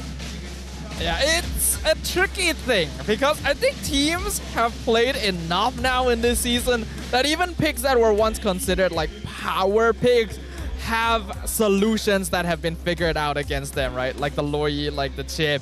Either way, we'll leave that for later. Let's once again throw it over to the host for an interview. Terima kasih kepada caster-caster kita. Hai semua, this is Rose once again bersama Sith. Tapi bukan tu sahaja. Sekarang kita bersama dengan Sultan Rick dan juga Uncle Chikanu. Wow, tadi sebelum ni kita dapat lihat bahagian pasukan ataupun Selangor Red Giant, dia dah ada satu post berkenaan yang posting pasal korang berdua. Dan kat sini kita orang nak pencerahan. Apa sebenarnya role korang dekat dalam pasukan Selangor Red Giant? Kita mulakan dengan kita hormati orang yang tua, Sultan Rick. Tak habis-habis main personal ya. Okey, Uncle lah. Kita dah lama tak jumpa Uncle. Role Uncle dekat Selangor Red Giants adalah sebagai community manager dan juga brand ambassador sekali. Jadi untuk community Selangor memang kita orang akan fokuskan lebih lagi daripada sekarang hingga ke masa akan datang lah. So kita nak ramaikan lagi community untuk Selangor Red Giants dan akan ada banyak event-event community yang kita akan bawakan especially untuk cross culture antara esports dan juga traditional sports. Faham. Menarik. Okey, untuk Sultan Rick pula. Okey, macam semua tahu saya lebih buat kepada ke arah konten. So tugas saya adalah ceritakan tentang SRG, behind the scene, bagi benda-benda yang korang tak akan dapat dekat MPL ni lah. Buat konten tentang SRG. Macam kalau tim lain lah, paling dekat lah macam KGE kan ada Yoni kan dengan King Shah. So tugas saya lebih kurang macam tu lah, buat konten banyak-banyak supaya orang tahu yang SRG ni sebenarnya salah satu tim yang best sebenarnya. Oh, tapi macam saya tu. rasa saya tahu macam ada cara diorang nak interview tau. Okay. Sultan Rick, saya rasa memang awak lah orangnya yang kena buat konten tu. Adakah ada proses macam tu kan? Kena pergi interview? Jap, you interview dengan siapa actually? Interview dengan siapa? Uncle ke yang interview awak? Oh, Uncle, okey. Ya, sila. Jadi memang awak lah orangnya. Betul ke? Tak ada. Tak ada? So, bukan Uncle yang orangnya? Oh, bukan Uncle. Habis siapa? Uncle lah perutnya. Diorang. Uncle. Diorang lah orangnya. Oh, I see. Alright. Okay, let's go back to the game a bit. Okay. Tadi first game kita nampak Homeboys literally pegang game pertama. Game kedua, game ketiga Selangor Red Giants yang pegang. Now game keempat Homeboys pegang balik. Adakah you rasa game kelima siapa akan pegang? Is it going to be match point for Homeboys ataupun match point kepada SRG? Kita start dulu dengan like what Sis cakap orang tua dulu. Kita ni suka hormat orang tua dekat MPL. Ya, kau pun sama dah main personal lah macam diorang ni kan. Okey, tak apa. Uncle janganlah ke belakang sangat. Takut masuk bilik. Masuk bilik Okey. So sebenarnya kalau based on pemerhatian first game and fourth game tadi SRG more on drafting punya problem lah. And then early game kita dapat tengok yang Sekis memang banyak kali kena kacau. Dia punya leveling agak perlahan, dia punya farming rate pun agak slow. And bila dah towards the first slot, diorang banyak force the gameplay, kurang disiplin kat situ. But then it's nothing too serious sebenarnya, sebab motivation player still tinggi and diorang still fokus lagi lah. Alright, itu daripada perspektif seorang analis lah. Kalau Yes, kita letakkan, Sutari, kalau awak diletakkan sebagai netizen dan penyokong pasukan Selangor Giant, apa yang awak perasan? Ni based on kalau awak punya perspektif sebagai rakyat Marhain. Oh, dia analisis. Saya netizen. Yes, macam tu. Okey. Tak, saya bukan select. Awak pun makin lama makin ke belakang. Okay. So, pada pendapat saya lah, benda ni kan, kita tahu grand final kan. So, kita tengok kedua-dua pasukan 100% dah ready. Dua-dua pun kuat. Saya sebenarnya happy sebab dia ada fight tau. Betul? Kalau tak ada fight, penonton pun bosan nanti. Betul. So basically, siapa yang lebih disiplin, siapa yang tak pandang rendah dengan musuh dia, yang ada potensi untuk menangkan game yang seterusnya lah. Okay, now you rasa, okay, this one is a really good question. I feel like, sebab sekarang 2 sama. Adakah kita akan habis game ni 4-2 ataupun 4-3? Okay, macam biasa, kita utamakan orang tua dulu. Hey, tak habis-habis main personal diorang ni. Nak report lah. Okay, pada Uncle, judging by the situations, Uncle rasa dia akan go 4-3 lah. Sebab sekarang ni keadaan mental player semua bukan nak kata at their best, but then kita dapat tengok short games between short games. So benda tu akan stress out mental players. Even though tak kisah berapa kuat diorang sekalipun, kalau diorang dah kena titik dengan bawah 12 minit punya game, something will affect them. Same goes to both teams sebenarnya. I see. So actually it's more towards siapa punya mental lagi kuat di fasa early game tu untuk memegang game, baru diorang akan menang. Sebab we can see here that ada pattern sebenarnya yang our games currently. Betul. Siapa yang dapat lead ataupun snowball di fasa early game tu, diorang yang dapat menang game. And setiap game kita punya goal difference macam is around 10 to 12,000 gold lead by 8 minit. So untuk Sultan Red pun lah, as like what we call, apa sih cakap tadi, as a netizen punya perspektif lah kan. Okay, apa yang you rasa akan jadi dalam Best of 7 series ni? 4-2? 4-3 ke? Okay, macam kita tahu kan, saya rasa sejujurnya yang buat game tu jadi hidup adalah mid laner tau. Macam di Homeboys kita ada Zon dan juga Udil. Manakala dekat SRG kita ada Yums dan juga kita ada Stormy. Bagi saya, diorang berempat ni, diorang punya kekuatan dia, level diorang lebih kurang tau. So kalau salah seorang buat mistake even kecil pun, pihak sebelah akan manfaatkan lah. Macam Hero Pool, bila Zon pakai Grok, SRG kena. Bila SRG pakai Grok, Homeboys kena. So dekat situ, 2 orang ni main peranan lah. Selain daripada jungler lah, of course lah. So kalau jungler kita, kalau kena pressure, mungkin boleh kena down jugalah saya rasa.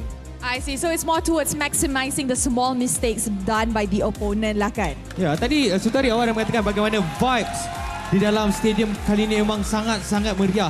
Ada tak perbezaan pada musim ini dan juga grand final musim lepas? Kita mulakan dengan Uncle. Okay, so sejujur-jujurnya memang vibe musim 13 ni lagi orang kata apa, meriah berbanding dengan season lepas, atau mana-mana season sekalipun.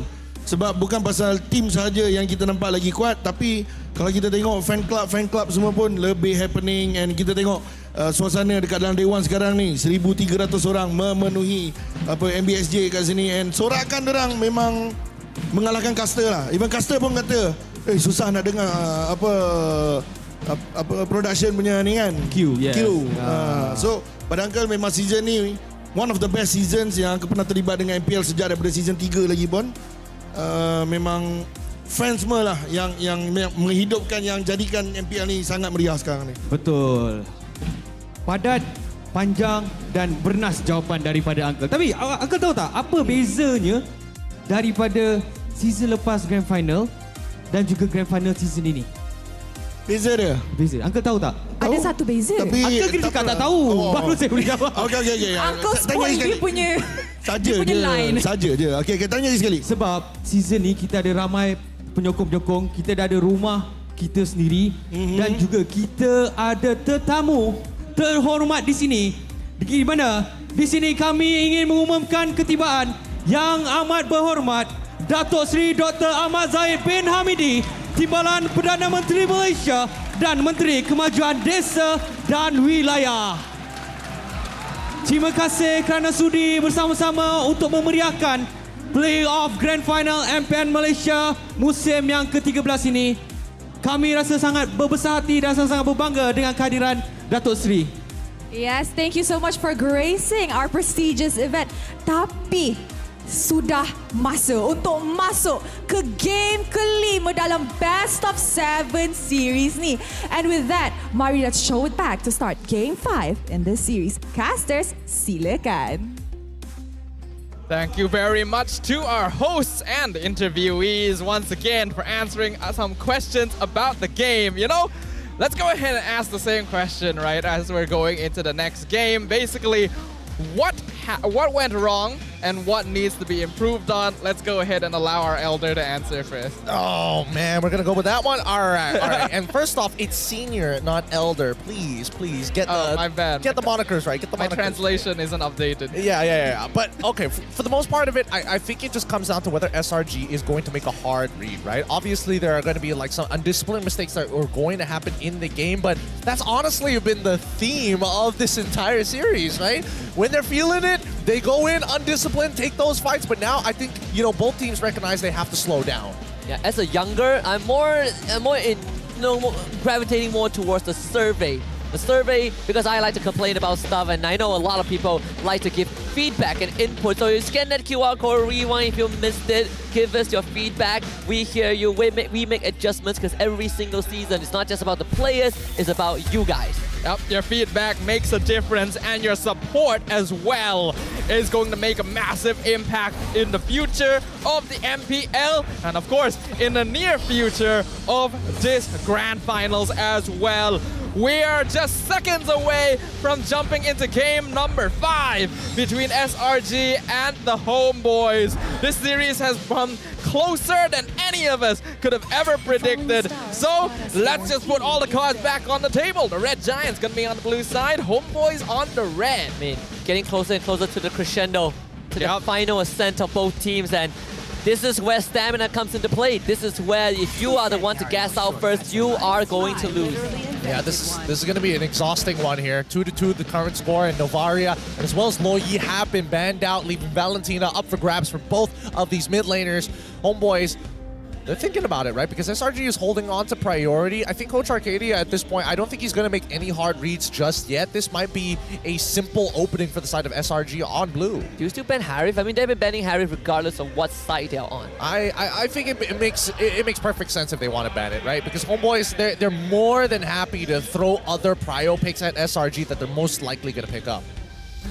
Yeah, I think probably they'll still end up banning Harif here. If they don't, then ooh, that's a big surprise for once. But no, that's the same voice line. That hero gonna be banned out. I think my big question, right?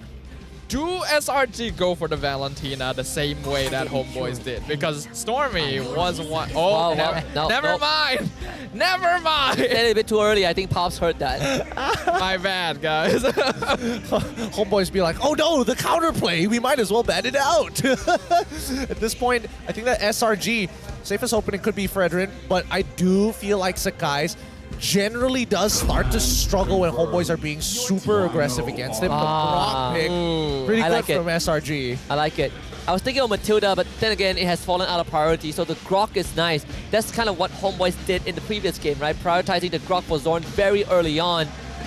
And we've seen it's 0-2 for the Edith when she faces the Grok this series. Let's see it. Let's see it. Whether Zorn's like, this time I'll win the rock, paper, scissors. I'll get him. It basically means you need a different option against the Grok, right? I'm trying to think of what would be a way to go about it. Maybe the Matilda might be kind of interesting because at least you don't have to interact with it as much, or you're not as based around with crowd control.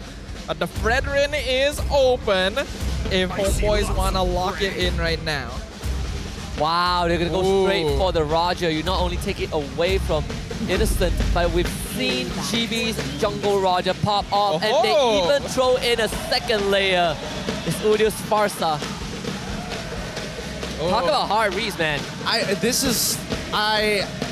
Look, I don't know if this is a hard read or homeboys are just like, yeah, you know what, Farsa, Grok, not a big deal. We'll outscale it. It's not like the Guardian, the Nature's Barrier can cancel the ult, or even the Wild Charge. That'd be crazy, right?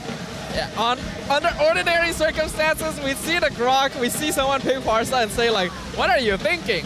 But Udil has done this many times where there is a Farsa counter on the opposite side and he just goes for it anyway and makes things work. The damage setup is very solid for the homeboys. Red Giants gonna be sticking with what works. They'll lock in the Fredrin here and the Vexana. Yeah, back to basics. I was asking Gideon whether we would see the Vexana, and I'm glad SRG falls back to that, but man, homeboys tripling down. Zorn Cho now out of his cage. All right. Let's see what the bans are going to be, because so far, when it comes down to like, if we're comparing bar for bar each of these 3 picks, I would say as of right now, SRG does have like a very slight advantage, but we'll see whether homeboys are able to supplement it, right? Because Cho, at this point, he not only needs to take Concussive Blast to help out that wave, to help Farsa get out of the lane, because Vexana and Grok can easily clear it at level 1, but also they need a strong side laner. And getting rid of the export, good start from the side of homeboys. What would be the side laner they're looking for here? As of right now, the EXP lane pool is still very wide open. Unfortunately, from what we saw previously, I think Tamis is no longer going to be quite as prioritized now that both Roger and Farsa have been shown the hero melt a lot quicker than we would have expected. So that will raise stocks on things like the Terizla, which Red Giants do ban out. Yeah, I was thinking of Terizla for Red Giant, but sadly they're on the blue side, so it's too big of a risk to let through. Without Terizla and X-Borg, I think SRG, I wonder if they will start pivoting towards the Paquito, but even then they won't have priority, right? Homeboys will be able to pick it if they want. I mean, worst comes to worst, like Yuzong is still available, right? And I think the EXP right now is quite volatile. We're not actually seeing an Arlet ban just yet. Maybe from the side of homeboys. No, Moskov. Let's see whether SRG think the same way. I just thought of something. SRG did play Esmeralda. Oh yeah, you're right. That used to be one of Cram's signatures, I think, even before he came to MPL MY. Would work well against Cho since he generates a good amount of shield for himself. But I'm not sure if it's going to be good enough, actually. I would still personally prefer something like the Paquito, because he can also cancel the Feather Airstrike. Like Paquito, Yuzong, Lapu Lapu, all are pretty good, I think. Yeah, I think Lapu here for the side of SRG, not entirely bad, but that means they would need to have a winning gold lane matchup. And this Roger, once again, it's quite an interesting flex, right? SRG are the ones banning out the Yuzong, so it looks like they've already predetermined what their EXP is going to be. Let's see how homeboys respond to this. They have first pick. Especially when you need to potentially blind pick that XP lane again. Homeboys now have a good reason to just host the bus pick until the very end. Ooh, this is gonna come down to the wire right now. SRG's draft is a little bit more open. Homeboy is gonna stick with what's safe and what works. Going for the Claude on nets once again, so it is the double marksman comp. Can Red Giants find the pain point this time? Talk about being scrappy. They don't really have a normal front line, but they have long-range artillery strikes, they have late-game scaling, they have a cleanup crew. Unless they rely on Stepa to be that front line, but the only reliable one I'm looking at right now is probably Damus, Esmeralda, Khalid. Not much of a good option though. All of them are susceptible in their own different way, right? There's no one hero solves all the problems right now. And I'm trying to figure out what is more important. Is dealing with this Farsa more important than being able to have peel against Cho? I don't know. I personally think that maybe even Ruby would honestly not be that bad, but it looks like they picked their poison. It is Paquito, and they're also going to get the Natan. I like it. I was wondering when we would see the Cram Paquito. He did play yesterday, and it was 2 days ago, right, against KGE, and it was a pleasure to watch. And it, unlike the previous game, the previous days, there's not really an easy way for like a Lawyer to go cross-mat rotation to gank Cram. They will have Surpass Edith, and that is the best that they get for a front line. Alright, Edith hasn't been having a very good time against the Grok, but this time it's not in the direct contention. It's gonna be the EXP laner versus Paquito, which I think will make things easier. Red Giants have a very basic lineup. It's front to back. They do exactly what they need to do. Whereas, like you mentioned, Homeboys is a lot more scrappy. Yep. Homeboys is way more scrappy. It's on them to execute at a level even better than SRG. This early game is by far the most important. Once they hit level 4, all hell's gonna break loose. Yeah. And this also feels like Homeboys, they've regained their confidence after previous games win. They're going for a straight up ego check. This is the momentum boosters that Homeboys will be looking for as we head into game number 5. For this best of 7, the night is still young and both teams wanting to be the first one to touch series point. 2-2 on each side. SRG finding themselves on blue, Homeboys on red. We are getting closer and closer to that final step, which means that the team who is able to secure a victory here is going to gain some much needed momentum going into what could be the match point of the entire series. They're going to start jungling on the same side once again, but GB on the Roger going to be a lot quicker. Wow. Almost straight away, Yum's losing a majority of his life, forcing an early recall, and Zorn reconfirming the information that he already knows. Yep, he sees the guys. That's exactly what we want. And now, from this point onwards, Homeboys, they're going to try and take as many small advantages as possible, like Lift a Wanderer, forcing out Retributions, anything they can. The guys get to keep it Retribution. Ram sidestep the Earth Shatter, but Chibi, he's about to hit 4, and yeah, the guy doesn't want anything to do with that. Just give it over to Chibi. Not the most fortunate situation, but better than giving an early lead that we already know is going to affect the rest of the game quite heavily. GB feels very comfortable on these carry style of junglers. It's the way that he started in MPL. And clearly, even with the nerfs to Roger, doesn't seem to have affected him all that much. That first turtle fight, again, going to be a very important timing for both squads. Well, let's find out how it goes, right? Because so far, in terms of like who's been getting priority more consistently, it's Udil. But that just means that Story needs items to actually scale. Crammon as well as Subbot. This lane is interesting because it's either really heavily in Subbot's favor, or Cram is not going to let Subbot ever walk up to the minions again. Yeah, and I think Cram is trying to get that freeze going. Yeah, he's freezing the wave. Exactly what he should be doing here, especially since the turtle is going to be spawning on the top side. The easier it is for his side to farm, the earlier they'll hit level 4, the better they will be able to control that turtle pit first. That was a crucial onwards. Zorn looking for his 4, and Yum is going to run out of power of nature, but Zorn hasn't had the ultimate just yet. So SRG feeling comfortable to start the turtle first. Chibi is a full level ahead of Sakai's. This is not going to be an easy turtle contest.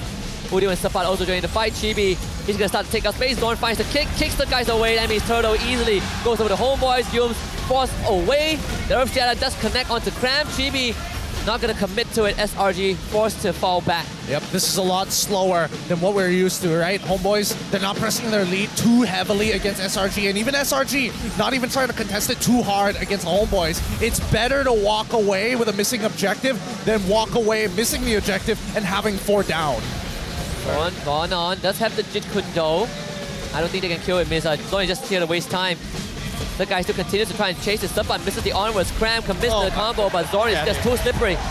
He's got the movement. He's got the movement. And even without the flicker, he is sneakily slipping through. This allows Chibi to actually steal away the orange bomb and continue to get ahead. Chibi is gonna be like 2 levels ahead of Skies consistently here. Roger just farms so quickly, and Zorn is doing such a good job of just being a nuisance in the jungle. There's a reason he's a local legend on this hero specifically. And the Red Giants are on the receiving end of it right now. Homeboys, their net worth lead, definitely not as big as it was in the previous game, but it's slowly adding up. Down by bottom side though. At least we are, oh, hold on. Take their time because Cram, he's winning out these trades, slightly behind in EXP, but that's totally fine, right? As long as he doesn't die. But bot side, at least we're noticing that some of the moves coming in from SRG, the rotations are now leading more towards that bottom side of the map, just to make sure that Innocent doesn't get locked out and is able to scale faster against the Homeboys while the gold deficit is very minimal. I think they have kind of switched to a contingency plan, right? Like my jungler isn't working out well, top lane is, XP lane is static, we gotta somehow get in a ton. As much as a lead as we can, no matter how small it is. You're gonna see Zorn here, and that's good enough. The fact that Homeboys is playing such a technical draft and still able to find a small lead against SRG this early on is super impressive. Yeah, it is. And now they're going to give 2 waves over to Innocent. One from the mid lane and down. He's going to run back down bot side. And they're going to do the same thing, right? SRG, unless they find a very clear opportunity to get a kill on the homeboys, for the most part, I don't think this is not much of a contest. Let the turtle reset. Stormy takes one shot to feather airstrike, but Udio is going to hold on to that as long as he can. Uses the rest onto Sakai's Zorn. Flicker's kick, and that means there should be no turtle, but somehow Stormy steals it. The Eternal Guardian knocked out Chibi, but Sakai needs to get out. Nets with a blazing duet. Sakai will fall. SRG, they will be the one to get first blood though onto Zorn. It's a 1-for-1 trade, but turtle for SRG. Yep, and now the mid is open. They've cut rotational paths off. They want this tier 1 bad, and Sopat realizing that he's got no reinforcements onwards out of there. Cram is here. Dangerous spot to be in. Chibi wants to run away. Here comes the full combo. Chibi dodges it. Able to survive still. Innocent now brought to the mid lane. All right. We're seeing signs of life from the Red Giants here. They didn't fall into the trap from the homeboys. Played it safe and steady around that turtle pit. And that allowed them to get the ball rolling. Stormy stealing the turtle. Innocent getting a kill onto Zorn. Unfortunately, they did still end up losing Skies though, so this jungle level difference is continuing to plague them. Yeah, but at least for Skies, he might be able to get a couple of his camps to catch back up. But GB, he's power farming out of his mind, right? By the time we see Skies hit level 8, we should see GB be hitting level 10. Cram is having a good time against Sapat. That is the expected result. As long as you don't overstep your boundaries in this matchup, it should be favored toward Makito almost 100% of the time. The net worth lead, not much for the homeboys, and we've seen this in many previous games from SRG as well. Doesn't matter if they're behind in that early game, as long as the net worth difference isn't that much, they will scale up. It's the closest any game has been, honestly, this entire series for both teams. 6.5 minutes, and no one having a substantial lead. Conceal was used by Yums. Yeah, wow, the Zorn is too good with the Shunpo timing. Yep. It's too good, but Cram on the other hand, that was lucky. Wow. Not enough to execute in the Lycan Pound. At least they get the tier 1 top. Wow, I'm surprised he actually made it out of that one. Okay, fair enough. They trade 1 for 1, 1 tower each. They're going to go and recall back for this upcoming turtle fight, and I think for the most part of it, like SRG, they're probably going to be sticking to their current plan and playing around nets and leaving Cram to clear waves. I think that's probably the best way to go about it right now. That's a wild charge. Catching Zorn without CC immunity. Sapat gets the flip onto Yums. Yums flickers out, and here comes the entropy. Yums still goes down thanks to Sapat, but it's double kill for Innocent. And I don't think Chibi can stay here for any longer. It takes a lot of damage, but still gets down nets. Escorts in with a blazing duet, cancelled by Cram. SRG is starting to strike back. Good peel from the side of SRG. Really, really good stuff coming in from Cram as well. Making sure, I mean, Stormy and Cram are both looking at the back line to see how far they're catching up to that front line. And they want to continuously put a wedge between the two. Now, this means that Turtle will, well, should fall into the hands of SRG, but considering the mid laners, it's a little tough. One flicker kick. That is just the guys, but Nets and Chibi are onto him, and Cram will make sure that he gets out. All right, this is what SRG have been looking for here, and now this is a little bit worrying for the homeboys, right? We know a lot of these games come towards the gold lane scaling, and Innocent has already been fed 3 kills in total. He's got a 1.5k gold lead on net, so this Claw needs to catch up. Holy Crystal incoming. He's 400 to go away from that. Oh man, once he finishes that Holy Crystal, there's no way Nets beats him in a 1v1. Not until he gets that golden staff. And again, it's so situational, right? You have to hope he doesn't have entropy. You have to hope that he doesn't have enough golden staff stacks on nets. There's so many little things to take into consideration. We are definitely getting a much more even game though for game number 5. It's back to 0. Concealed play from Zorn. They're looking for someone. Cram gonna be the first one they see, but he spots them out too. Let's see if Khan can get out of this. The flicker to get himself behind his turret, but Chibi wants to finish Zorn. Still surviving. He trades Zorn for his life, and Chibi is in a rough spot. And I don't think he's getting out of this. Wow. The outplay from Cram. He's done his job. He falls at the end, but man, did it take homeboys a long time to land that final blow. And in that time, he bought enough space for Skies to come in and punish the homeboys, and now they're upping the ante. And Sapat cannot move. That is, I mean, just one outplay. And SRG has found recovery. By the way, Cram has lethal ignition Paquito. Yep. Yes, he does. He is here to kill. He's full damage, baby. He wants to be able to hurt. And whenever he has Flicker, he's an absolute machine. He's dangerous. We're looking at the rest of the damage dealt ranking. Udil on top, right under him Stormy, and right under Stormy, a pretty close race for second here with Innocent. One thing that they have to be wary of, Homeboys, they're not all that far behind just yet. Only 2,000 gold difference. So they can still scale up quite easily with a Claude and a Farsa. Yo, Innocent! Oh my goodness, that's Flicker already. They almost got nets too. Cram was focusing him down. So the multi-pronged attack from Selangor Red Giant shows they're feeling a lot more confident. Jungler level down, but it's fine. Lord secured for SRG. The pivot point slowly becoming apparent for the Red Giants. Yep. This is, I mean, Homeboy's still trying to recover from the damage, right? A lot of them at this point, 27-31. Not that big of a deal for the side of the Homeboys. Checkmate angle might not be achievable for the side of SRG as long as the Homeboys are very disciplined and really pick and choose where they take their fights. Yeah, their cores have not died at all, basically, like other than one death on Chibi. So Nets and Udil should still be farming pretty all right. Not quite as quick as Innocent, but enough to remain in the game somewhat. As long as they're able to get some kind of shutdown, get a little bit of a pivot, they're still in a perfectly fine position, actually. Lord is coming on bottom though, so SRG will get the top, will get the mid tier 2 at least. Innocent level 14. He's 2 levels there, that's one shot Udil. He's so dangerous. He's so dangerous. Once that Holy Crystal is done, he is just tapping people left, right, and center. Chibi caught by the fear. Zorn, he's still waiting for an opportunity. But they are going to lose this bond inhibitor. What can Zorn get? Stormy rooted down, but still, they're not going to wait SRG. They don't see any signs of life from Homeboys, and they're just going to pounce. Fight script around the throats of the Homeboys. They want the series point, and Homeboys lost 3 in an instant. Udil and Zorn to keep this alive, but Udil doesn't even get to use his ultimate.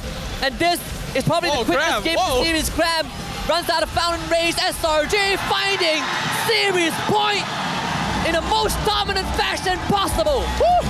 That early game, both teams had to calm down, take a chill pill, get into zen, trying to protect themselves. And when they had the time to strike and finally press their lead, they push Homeboys' button. What an absolute marathon between the two. A much more disciplined approach by both teams this time as they're just waiting to scout out their opponents, waiting for that one mistake. The ones who found it first were the Giants this time, and they are now at match point. 1 game away from making history. It's going to be up to the defending champions to switch things up to bring it down to the wire. Oh, goodness. I can't believe it started with a Cram outplay. Yeah. Look, SRG, each one of those members are dangerous, man. Cram is nobody to be messing with just yet. He may be a pillar, but it doesn't mean he doesn't have that killer instinct. Right now, I'm just trying to figure it all out, right? It feels like both teams are very adamant on breaking the tempo against each other, right? They're not holding on to necessary resources right up till that Lord or Torol objective. A majority of the time, pre or even post objective, that's when they fight. I mean, it's just crazy how SRG, they just found just one small chink in the armor and just one small slip from Homeboys. They not only trip Homeboys over, they pushed them down, they stepped on their back, and they took everything from Homeboys. Chibi was constantly 2 levels ahead of the guys, but it really felt like it's not a problem. Yeah, you normally think that when your jungler is so far behind that the game is already going to be over. It's going to be so difficult, but not when you have the innocent beast himself on your side. Getting those 3 early kills on that. I believe it's Nathan, not Carey. I'm pretty sure that's a mistake there. But on Nathan, supercharged him so much, so quickly, that it just became impossible for the Homeboy side to deal with him. Yeah, can you imagine what it's like to be on the other side? Like, Nets has to deal with it because, like, good lord, the man is on Claude. He decides to try and take Master Assassin and try and challenge the Natan. Makes sense, but once he gets outscaled, and obviously when it comes down to R to 3 in comparison to the skill 1 of Natan, major range difference. Yeah, Natan, we already know he has the better laning phase against the Claude because his skills just have more damage built in. So if you give him early kills, if you give him a snowball, there's no way for Nets to compete. And there's honestly no way for anyone else to compete too, because when Nets is far ahead, he just jumps forward, man. He picks off Udil, picks off Zorn, like he doesn't care about his life. He doesn't. And I think that here's where it gets really, really risky, right? Because again, Innocent knows that once he has that Holy Crystal, he can start one-shotting key members on the side of Homeboys if they don't use a battle spell. Nets doesn't have that type of option, right? He is very much dependent on everybody else to build up that Art of Thievery stacks, to build up the Golden Staff stacks before he jumps into that backline to one-shot Stormy, to look to maybe melt down Cram, and even then, there's no 100% guarantee that he can do so. Unfortunately, with this draft, Homeboys already put themselves in a tougher spot because of how scrappy the lineup is. Then you have to consider that it's very cooldown based because you're playing around Way of the Dragon, you're playing around Feathered Airstrike. All the Red Giants needed to do, wait for both spells to be used, right? Every single turtle fight, Feathered Airstrike is gone. All right, now we can engage. And there's no answer after that from HB. Yeah, there's not much answer unless you can like peel back effectively. If Udil ends up losing his stun early on, well, he has to wait a good amount of time before he gets it back. Man, this game was like very, very close. It could have very much been in Homeboys' favor if they had won out on the previous 50-50, because Chibi was decently ahead, right? And Udil was getting to a point where he was going to be unstoppable even if Yums tried to go for the big interrupt. And there might even be the argument that maybe the Feather Airstrike could have been used against Yums to chunk him super early on. But Homeboys use them to try and secure objectives, right? To zone out the Red Giants because they know they're not quite in fighting shape yet. They just want to secure objectives, see if they can catch Red Giants off guard. But by playing safely in that way, they're wasting resources a little bit too early on, and it ends up costing them. On top of that, right, they are losing out a lot in terms of lane priority, right? Because Innocent is winning in his lane, Cram is winning in his lane, Stormy doing a pretty good job in the mid lane as well. Only Skies was being put behind, and Red Giants just played around that. Yep, and man, it's frustrating. It's quite frustrating for the side of Homeboys. It could have been a slightly better, but now we look at the damage taken, and where have they applied the most? Yeah, Sapat. Sapat was having it pretty rough.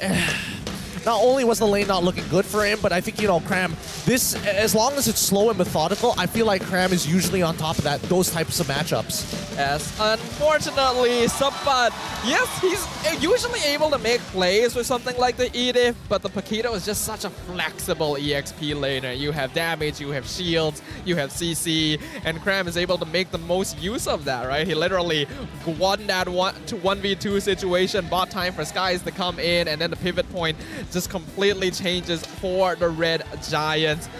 I think Homeboys thought that, you know, Edith, if we don't play him in the roam versus the Grok, it should work. Still didn't. I suppose, but even then, like, it's wild. To me, it's a little more wild because at that point, it's an admission of like, I'm either going to give up on this EXP lane, or at the very least, I need to gank him. And we didn't see those ganks happen too often. And by the time it actually did, it's too late, right? Cram outplays it. GB and Sapa end up dying because of it, and the lane is even more messed up than it was before. Yeah, I actually share the same sentiments, Gideon. I want to follow up. I feel like when you have this Edith pick, what she's good at is applying lane pressure and enabling ganks, and that is something that maybe Homeboy should have prioritized a lot more, considering Chibi is so far ahead.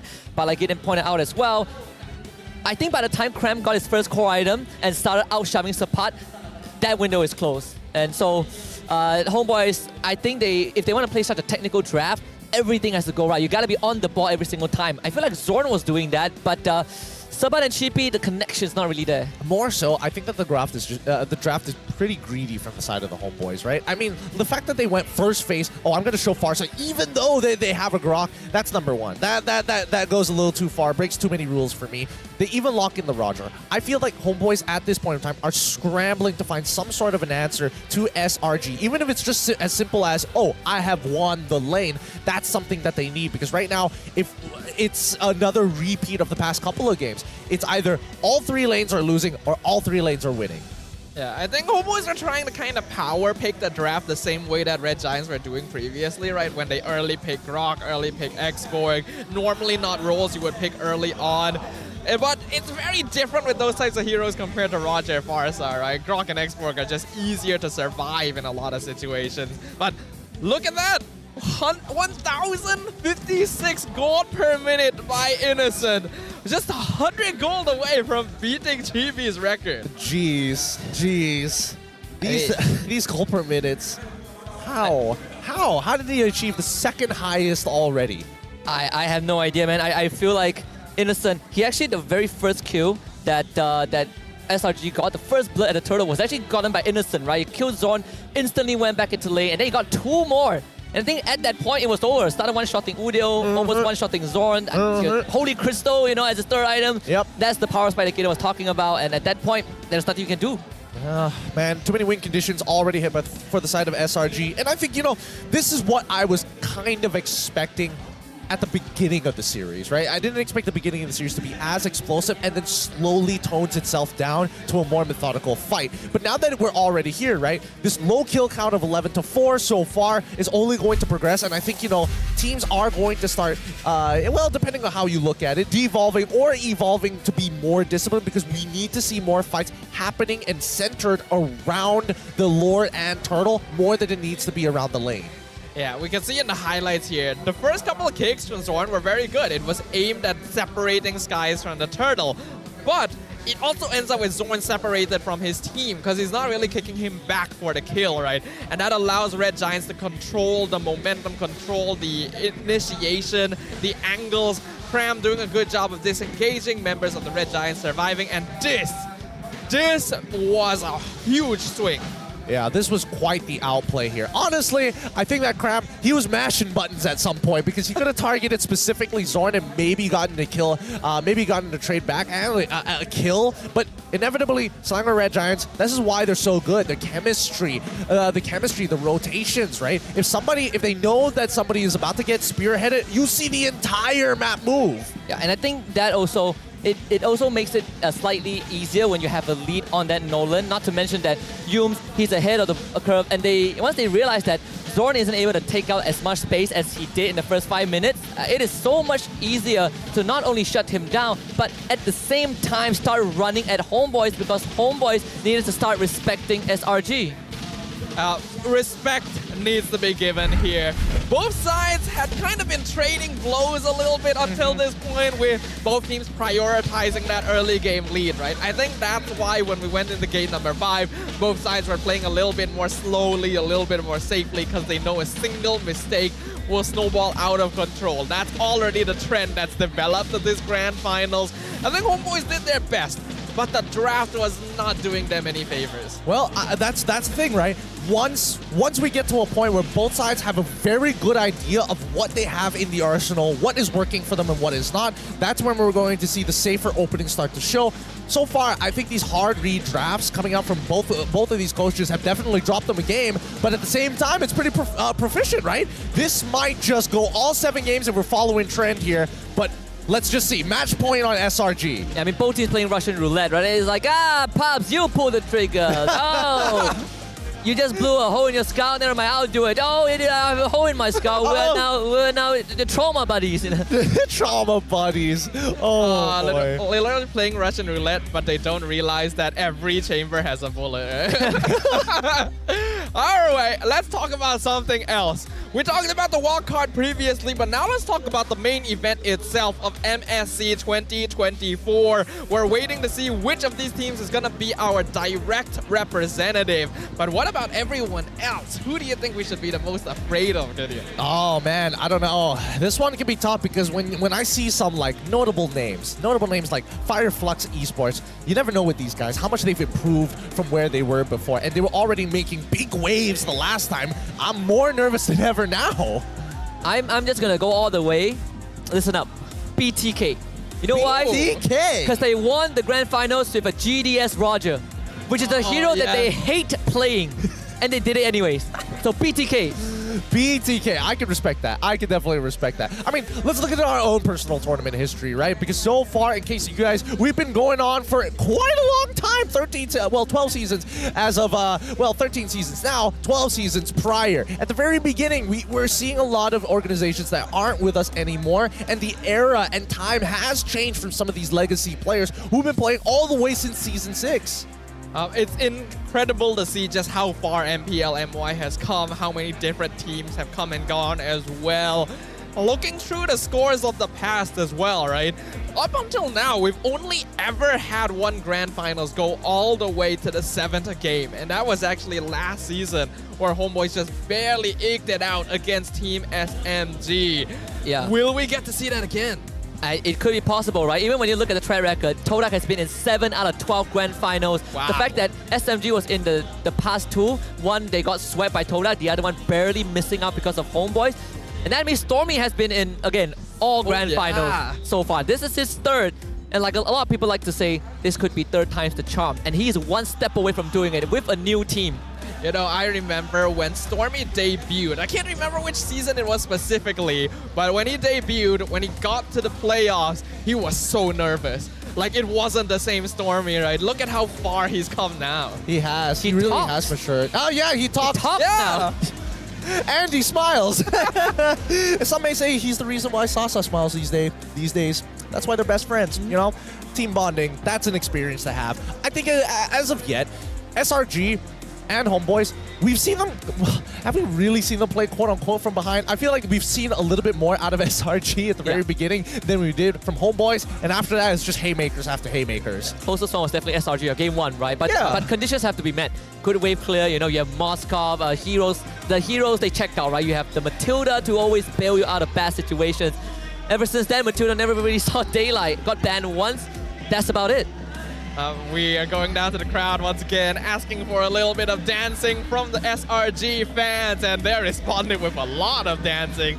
It's good to see it, that the audience, that the fans are having a great time here. Man, they brought Obito here. That's it. That's the end, man. It's about to end the world. Hey man, let's calm down. We still have a Grand Finals to get through. Please, Obito, hold off until then. Yeah, we need Kakashi, you know.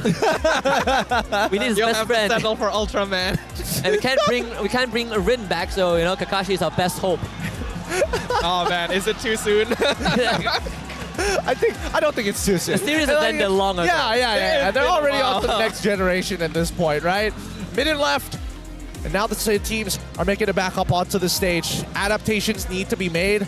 I don't even know where you can go with these adaptations. Usually I would have like a rough idea, but I haven't seen any of these teams play from significantly behind and able to bounce back from it. So like, so many options are actually out of the pool just because of that one thing. And it's a lot of hard reads, and you really see the deep pockets from both teams, right? Not just in the players' capabilities to play a hero. We are seeing flexes come out. We're seeing the coaches just really going ham with the bans. There are still constants, of course, like the Harith, you know, the Novariat, Luo Yi. But overall, I think the hard reads are pretty insane. Who's the most handsome player? Who's the most... spicy boy! It's the spicy boy. I just thought of something. So I spoke to the owner of SRG, right? Okay. I spoke to him, and then this is his first Grand Finals, just like Sakai, and he's feeling really nervous about it. I mean, you would be, right?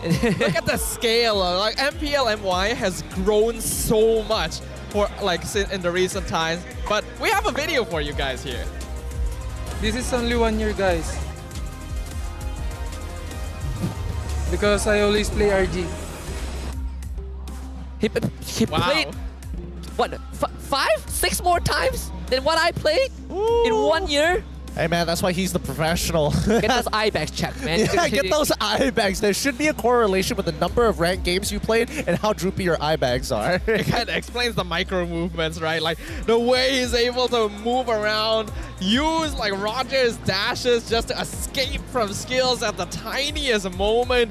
Like, this man is experienced. Hey man, luckily he's playing MLBB and ain't working with combat drones. I mean, like, 10,000 out of the 11,000 games were on Roger. And let's just put it that way.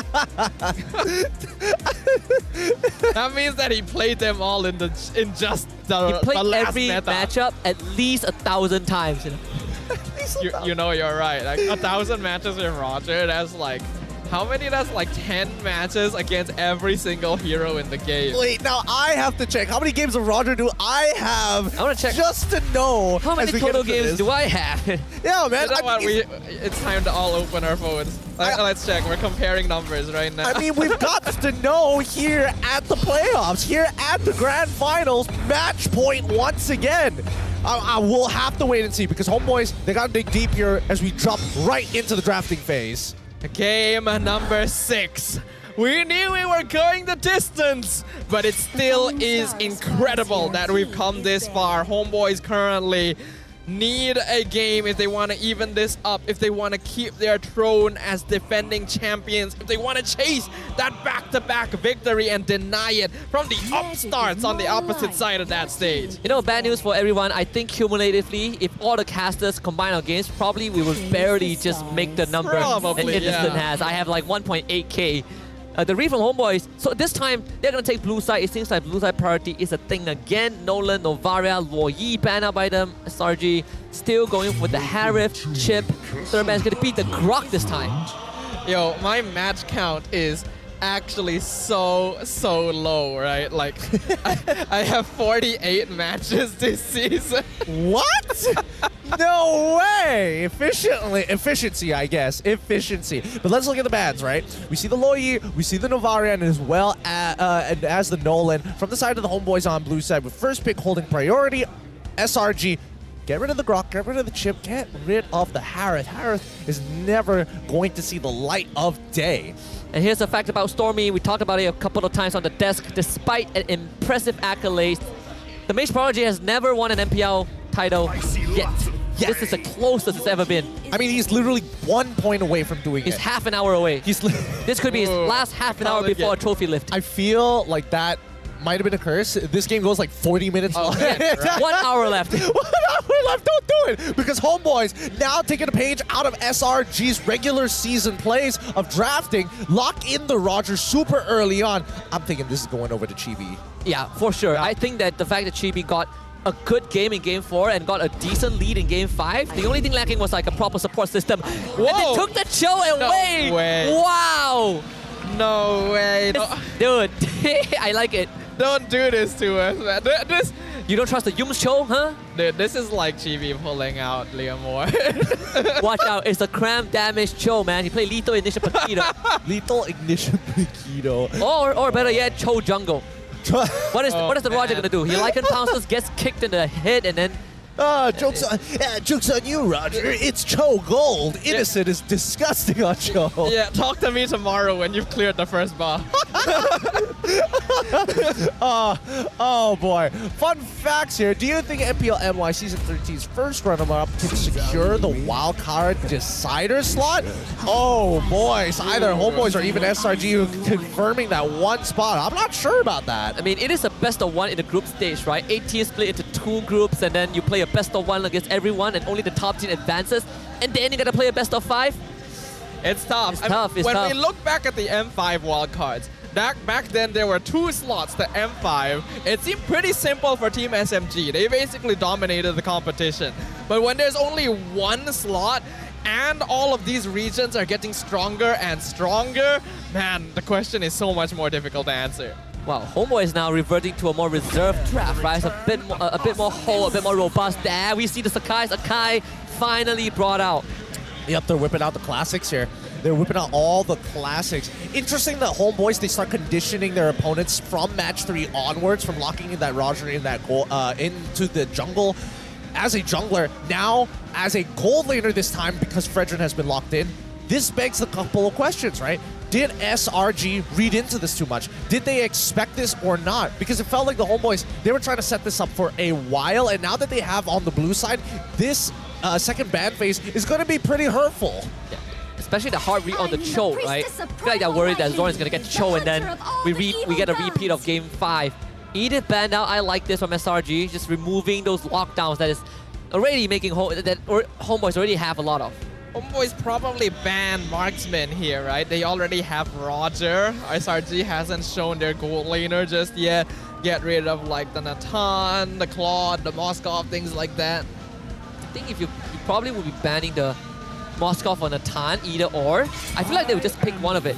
But then again, SRG, they have the Melissa, and this doesn't look too bad. You're right. See, this is the thing, right? If SRG goes for their mid trio so early on and purposefully, especially when they're on red side, purposefully like leave out a good number of options, I think at this point they are playing for. They might just be playing for Cram for all we know, right? Because they could lock in the gold later and then get a decent matchup for Cram, and then we see what he can do on Export. Because this is what it's starting to feel like. Oh yeah, I think they might be trying to distract Homeboy so that they don't ban the X-Borg, right? Or the Terizla. Yeah, I think either or is still good. Even if Homeboys gets Terizla, Export is still a natural counter, right? Just on paper. The fact that Homeboy showed that Fredrin means that SRG now even has more breathing room for Innocent Zero. We don't really need to worry about him too much. Natan gets spanned out this time, so we're down to Claude, Carry, and perhaps a Melissa. I think it's the Melissa, right? Oh, Claude. Okay. Yeah. Most gold laners can agree across the world that if you are pushed back into a corner, most of the time, Claude is going to be more reliable overall, right? That BMI is such a powerful spell by itself. His innate kit is obnoxious to deal with. Well, he's already guilty of stealing many things. May as well play with the art of thievery here. Homeboys, what's it going to be? The Terizla is open. Sapat has had a very strong success rate on it. If they want, they could get that Sepakito, go for that flexibility. The Roamer as well. Against the Cho. Oh man. If they take, I want to say they can take the Export, but the Valentina makes it so iffy. I feel like you probably need to let Sapat have an more active role. Lapu, Minotaur. Ooh. Okay. That's kind of interesting though, because they're very much aware that they're giving these all like the Minoan Fury, the Eternal Guard, to Valentina essentially, right? I think that's the bottom line, and I think the Homeboys, they're coming to a point where it's just play comfort picks, look for an opportunity to actually dominate the lane. We are going to play around nets, and that is the end of the story. All right, is it gonna be the X-Borg here? Lots of tanky heroes on Homeboys, could be pretty good if they want to counterplay in terms of teamfight. Terizla is open, but it kind of has anti-synergy with the heavy spin. So, X-Borg it is. Cram looking to spit some fire against the Homeboys. I do like the X-Borg pick. I think you might not be able to do too much against a Lapu Lapu, but teamfight-wise, oh boy, the utility, the Pew you get against a Fredrin. You don't care about Eternal Guardian, the backline dives that it provides as well. Especially when Roger wants to get up in your face, he's not going to feel comfortable. I don't know about you, but the draft is looking... I don't know. Homeboys, they are a teamfight-oriented draft, but I can definitely see a world where if Udil is unable to kind of maintain control over his lane or takes like a bad trade early on, yes, Zorn can actually bail him out, but at the same time, SRG does make that first move, and I think they're going to go towards Sapat's side of the map. All right. We've heard the thoughts here. This could be match point. Homeboys right now pushed into a corner. Can the defending champions stop the Giants from closing out the season? It's either we get a repeat or we get the birth of a new one. This is going to be potentially the last game of this best of 7. SRG looking a lot more robust in terms of draft, a lot more reliable, a lot more easier to execute. Being on the red side this time with Homeboys on the blue. And right off the bat, we're seeing Homeboys with the same protocols from 2-3 games ago. 4-man stack in the jungle, we gotta protect Chibi. Yep, they've got to protect them. They got to protect each other. Got to keep themselves alive. Homeboys on the blue side, SRG on the red side. And yeah, they will be pathing towards the EXP side of the map. They're gonna leave the gold laners on an island. We can already see Yums as well, trying to be annoying on this show. Now, typically when you play a hero that against a player who is known to be legendary on it, it can be quite risky because Zorn clearly will know the limits of what Yums can accomplish, and we'll see whether or not that makes a difference as we proceed with the game. Pretty nasty trade down mid, Udo with that AoE damage, but still SRG is having a bit more lane priority down mid. That means Yums, he gets to move on ahead, and even though Zorn mirrors this Cho, it's not easy for the Minotaur to keep up. No. Early retry use. Chibi hits 4 first, so this is not a fight that they want to take. Yums will be forced to flicker. Okay, all they lost was a flicker. I think that's totally fine because I was a little worried for Chibi there. SRG, they did see Udil actually make the recall underneath his tier 1. So that's why they were making the call of getting a little bit more aggressive on these invades. But it looks like pre-2 minutes, the extra bonus damage definitely helping out here for the side of the homeboys. Being able to force out the flicker from Yumes as well is going to be very beneficial for them, because that is an important tool for a show to set up a kick, especially around that first turtle fight, and it's not going to be available, which means a free kick onto GB is not there. And Ness is in danger. He's going to pop the Purify, but Sakai is going to chase him, pin him to the wall. Lycan bounce to dodge, but not enough. He's too low. First blood for SRG. Nicely done for the side of SRG, but this means that homeboys will get their hands on that turtle on the opposite side of the map. Good feint from SRG, pathing down to EXP, but eventually going for their main target, slowing down Nets and letting Innocent scale. I think it's a great idea. They already know they're very unlikely to safely win the turtle without Yumes' flicker, so go for the gold lane instead, right? Get that snowball going on the most important member of the team. Oh, that's unfortunate. Could have been a second one. Oh man, I definitely thought that was like a pretty good kill angle. Probably the same thoughts from Yumes. As he goes with the recall, we look at the opposite sides of the map to see if there's anything else that's really being taken advantage of, because GB is a full level ahead of Sakai's. Hold on. Man, Innocent, he's joining the fight. He's forcing everything out of Budio. Instantly purifies, BMI out. Alright, surprisingly, Red Giants being kind of aggressive early on. I think it's good since Choke had make use of that timing. But you would think that with a Claude and a Valentina, they would actually be the ones looking to take a slight step back. Yeah, I definitely thought that they were going to take a slight step back, but hey, look, if SRG are willing to make these like really clean rotations, they might as well try and profit off of it. The worst comes to worst, you lose your battle spells, right? And it's not like Innocent really cares about his battle spells as of right now, because he's so in deep in the gold lane and doesn't move very often. Mintalker done for Nets, but he is slightly behind Innocent in terms of experience. The fact that this Claude has a lead in the lane against a Roger, that is already a good start for SRG. They're definitely trying to pivot to kind of get Innocent ahead. They did have to exchange Skies as EXP lead though for that, so hopefully that does pay off here. As I've also heard, we've hit a brand new PCU all-time milestone. We have surpassed Season 12. Thank you very much, everyone, for joining us. Make sure you guys redeem that code on the screen right there. Reverse a little bit if you didn't catch it. That's your reward for joining us on this incredible journey. Unbelievable. Took us 7 games last season, but only 6 this season. It was probably going to go down. Dodges the Appraiser's Trap. Maybe I said it too early. Last standing from Cram very early on. Sapat has his own ultimate. If Fury gets used, but it's going to be GB. Takes the turtle with the XP lead. SRG is going to retreat. Surprisingly, Yumes will get to go home as well. Homeboy is not punishing his positioning. So, the net worth difference is reset once again. And that is time that they didn't spend harassing Nets as well. So I imagine the Roger is starting to catch back up. Oh, Cram. Flick up is dead. Good catch. That's the guy that needs to die. Nicely played by Sapat here. He's proactively trading against Cram, breaking his Faraga armor, making sure that he is using the Bravest Fighter off of cooldown whenever he has the chance. Because so far, it seems like SRG, and even for the homeboys, they've just been hovering. No real hard commitments just yet. I think that's wise, right? We've already seen what happens when these teams hard commit a little bit too hard. Zapato already getting that tier 1 down bottom is incredible. And Nets being able to avoid another gank from Yumes is allowing homeboys now to gain that net worth advantage. Definitely building up a bit. Just 1,300. But Chibi being constantly ahead of Sakai will always allow homeboys to have that innate advantage when it comes to objectives. The next one is less than a minute. Yeah, and we'll see whether or not it's going to be enough. Because so far, unless homeboy sets up a situation by this upcoming turtle pit for Zorn to actually hit a really big ult, it's going to be tough because SRG, they're going to continuously play this like guerrilla style warfare against the homeboys. Mid-rotations, they're looking to find that kick. That's why you see Yumes hovering around this riverside as much as he can. GB just got the brute force breastplate as well. Looking to snowball as fast as possible, deal the damage until Nets can come online.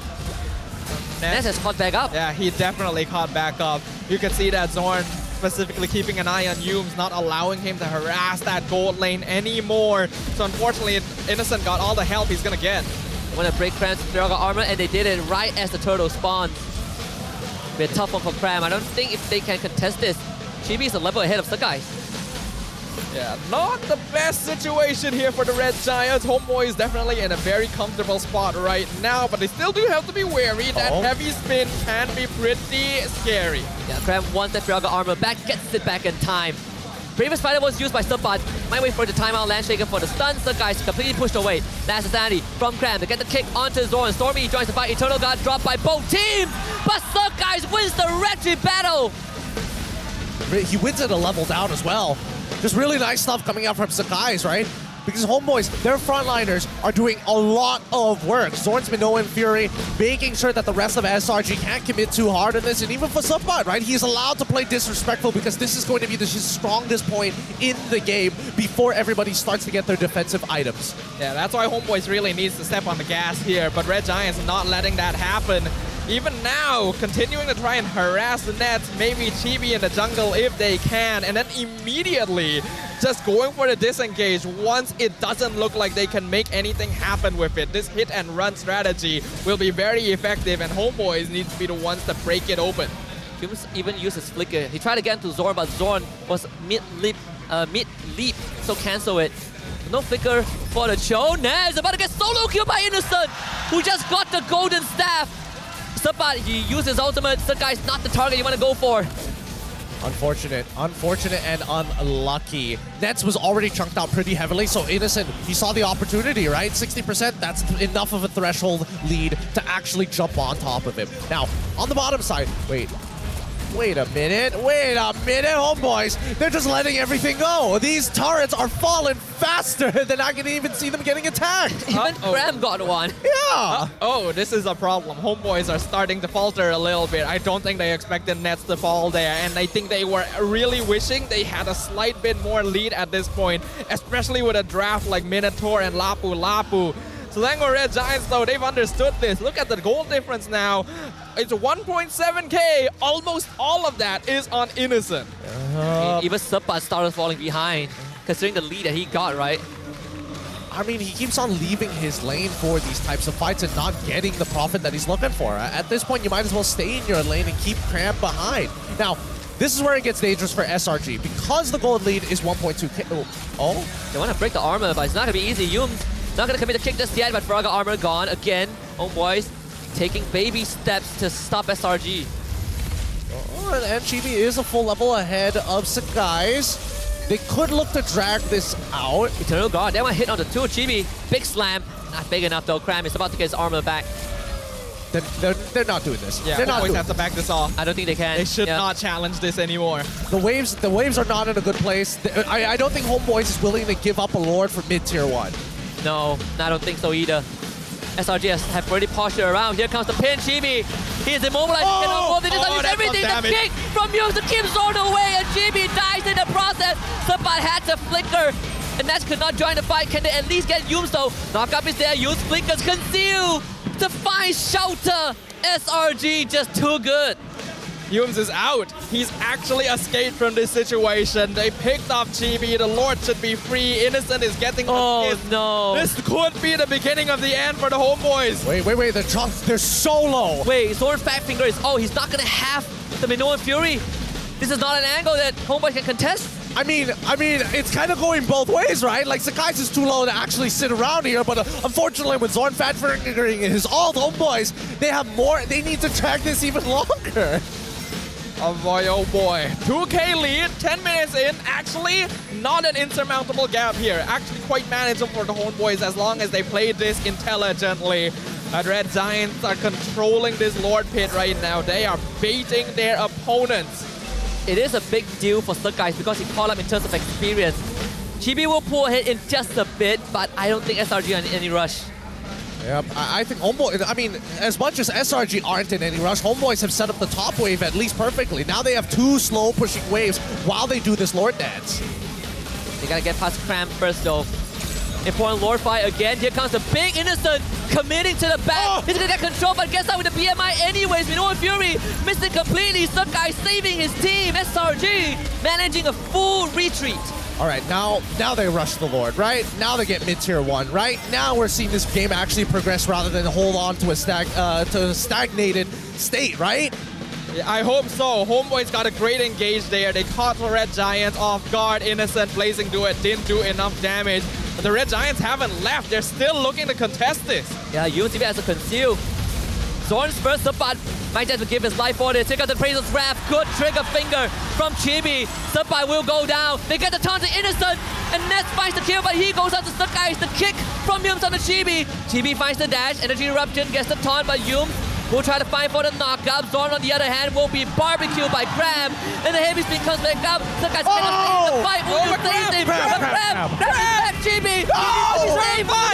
Saves him. The Kage. But now Yums in 20 places. Miranda comes back up in time. Oh no! He's gonna go down.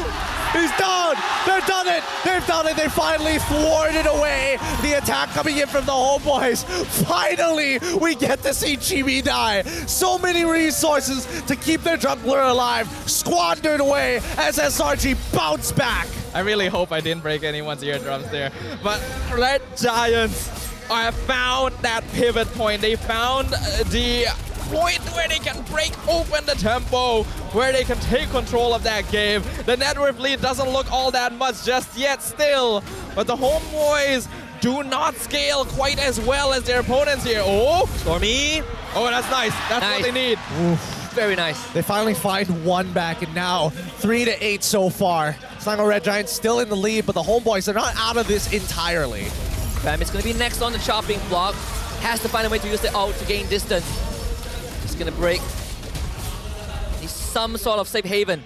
SRG still has the mid-tier 1. I think that's the best case scenario. Yeah, but like at this point, with how much of a lead that they have, right? Very small moves, but you might as well give it up, especially if you're a man down. That's why Homeboys, they're walking in as 5. They know they have the better team fight comp, especially if you're in a condensed space. And they want the guys, and that's a full combo already. They get caught.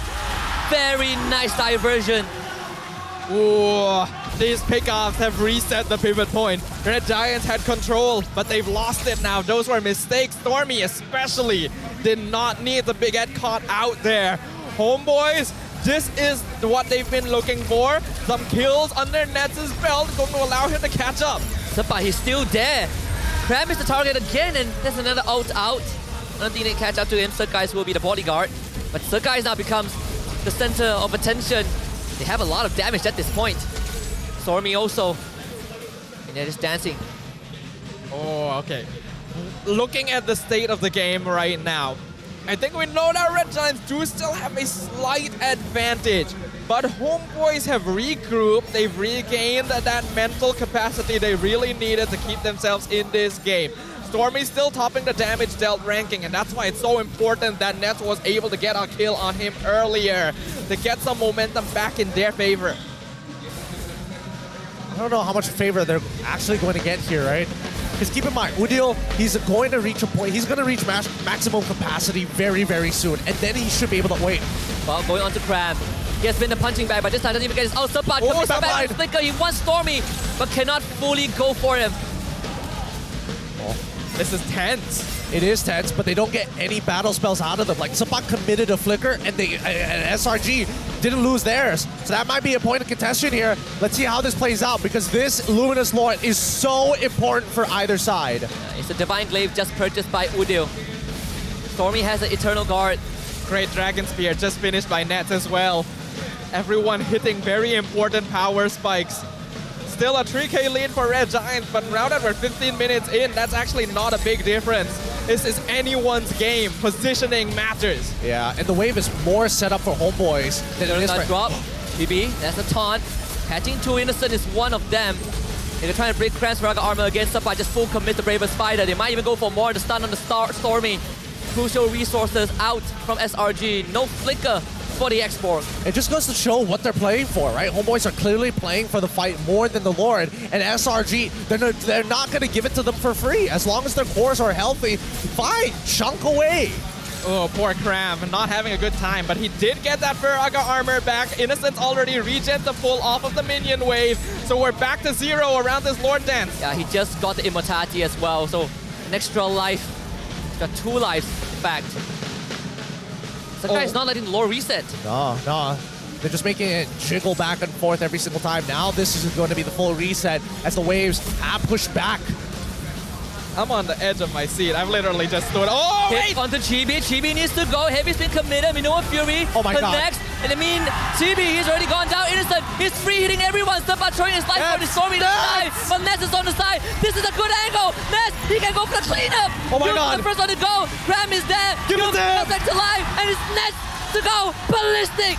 Innocent is Sakai still alive. But can they stop Ness though? Ness trying to run away. Innocent goes for the chase. Ness gonna turn into the Lycan form. Innocent just got the immortality, so it's not a fight Ness can take. Oh, they're running back. Oh my goodness, I can't believe it ended up like that. And that could have been a Maniac angle, arguably a Savage angle. Still 2v1 though. Has to be a hero play from Ness.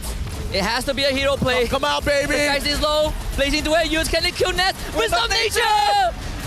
He's stuck at the alive! And Innocent clutches it! They refuse to go down! I cannot believe what we are watching. I have goosebumps on my goosebumps.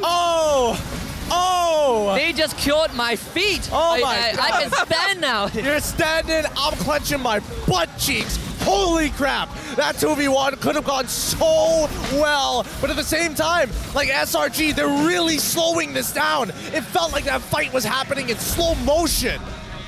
They are very deliberate. They know which player needs to be assigned to which part of the team fight. Homeboys, they've been doing such a good job so far of breaking down that Viraga armor, of trying to buy space, but the Lord is crashing down that top lane. Red Giants, how much damage can they do with this? Biggest lead for a team this game. Lord Crash. Inhibitor still up. I think Homeboys can at least keep the other two alive. They don't even lose the top one. It's great. This is step number 1 to having a chance of coming back. I mean, they could stagger this, but it's all up to Yums, right? Can he find that pick? Couldn't find anyone with the conceal. Sakai is going to bounce out of there. But I think they can get the top one at least. Yeah, this top inhibitor should fall even just... Oh, maybe not. Homeboy's still holding. Okay, finally he goes down. All right.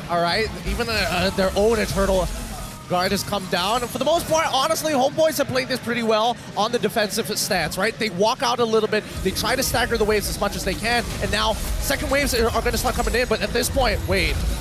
Chibi is going to be pushed back. His team needs to get to him. The Prince of Red, he can't use it in time. They found Innocent though. Innocent can purify, uses the Winds of Nature. Chibi also just got his immortality in the process. Yum's going to get caught. Lakers out of safety.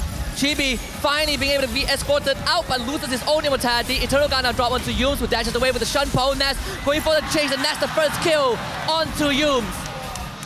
Successful base defense for the side of the Homeboys, right? Now this 6.4k lead really doesn't matter as they've already reached the maximum cap of how many items they can hold. Everyone's gonna be hitting full build now. Net worth difference doesn't matter all that much anymore other than switching items, which actually does play a pretty important role here. The Red Giants tried to go for a cheeky pickoff by pushing Chibi away from his team, but unfortunately, Innocent's positioning wasn't quite right enough for him to safely DPS, and because he got chunked out, a lot of the damage from the Red Giants got taken away. They're looking for Cram again, and this time Cram is able to buy some distance at least with Innocent by his side. But the next Lord, this one, is going to be the deal breaker. 15 seconds left. And SRG, it looks like they're playing a little more responsive, right? They let the front line do what they want, but as soon as they start seeing people trying to affect the side lanes, that's when they have to go and do their chores. At this point, Signal Red Giants have quite the advantage now that they have the long lane on the opposite side where the Lord spawns with no inhibitor whatsoever. So it's a constant nuisance for the Homeboys. The guy doesn't have immortality just yet. It was broken in the previous Lord fight. He needs a bit more time. Sapat chased away by Innocent. Wait, this is good. Sapat with no ult. They can go for this, right? Oh, Ness. Oh, has to retreat. Here comes the full engage. Oh, Grammy found the backline. Ness is forced away. That's two. Who just used the Winston trying to save himself, but they lost. Oh, Lord GB. Is this it for SRG? I think it is. 3 dead, about to be 4. Ness. Nowhere to go. SRG have found it. 3rd time's the charm. A culmination of 3 seasons. They accomplished what Homeboys did in 3 years. SRG, this is the next chapter. They are history. The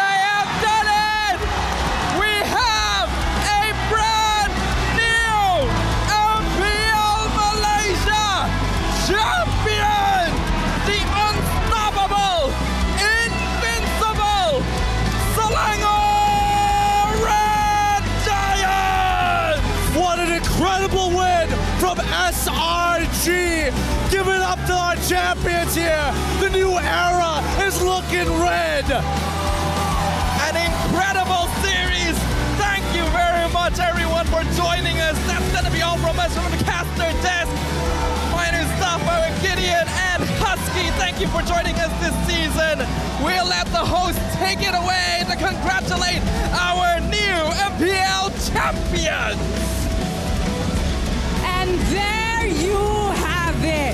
Selangor Red Giants is your MPL Malaysia musim ke-13 Grand Champion.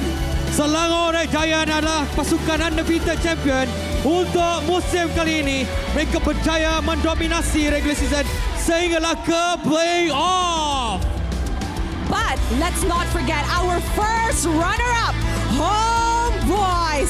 Mereka akan mewakili Malaysia di wild card di Riyadh.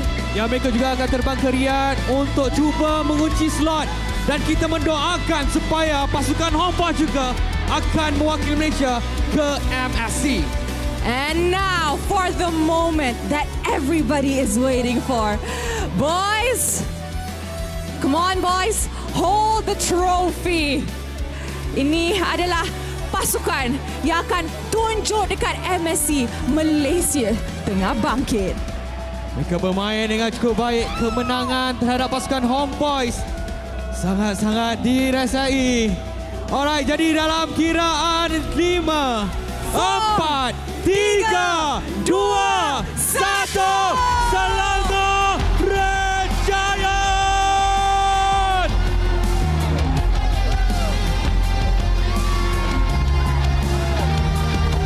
Go on guys, celebrate your victory.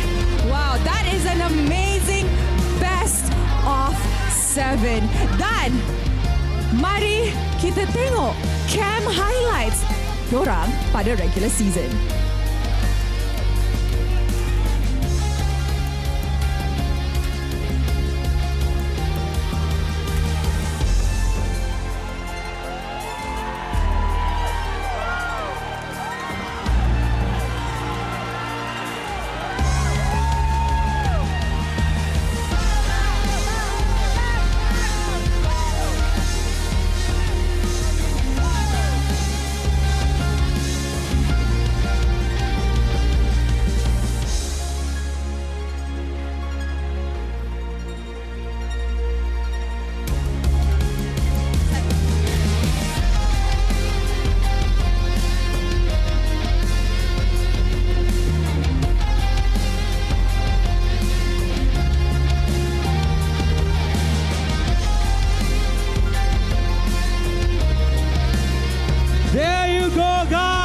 Juara untuk MPL Malaysia musim yang ke-13 ini, Selangor Red Giants. Yes.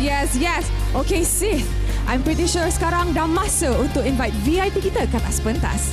Yes, untuk memperingati dan merasmikan detik ini, kami ingin menjemput Datuk Seri Dr. Ahmad Zahid bin Hamidi, Timbalan Perdana Menteri dan Menteri Kemajuan Desa dan Wilayah, bersama-sama dengan Mr. Syul Hazan, Senior Esports Manager, untuk naik ke atas pentas dan memberikan hadiah kemenangan kepada pemenang kita.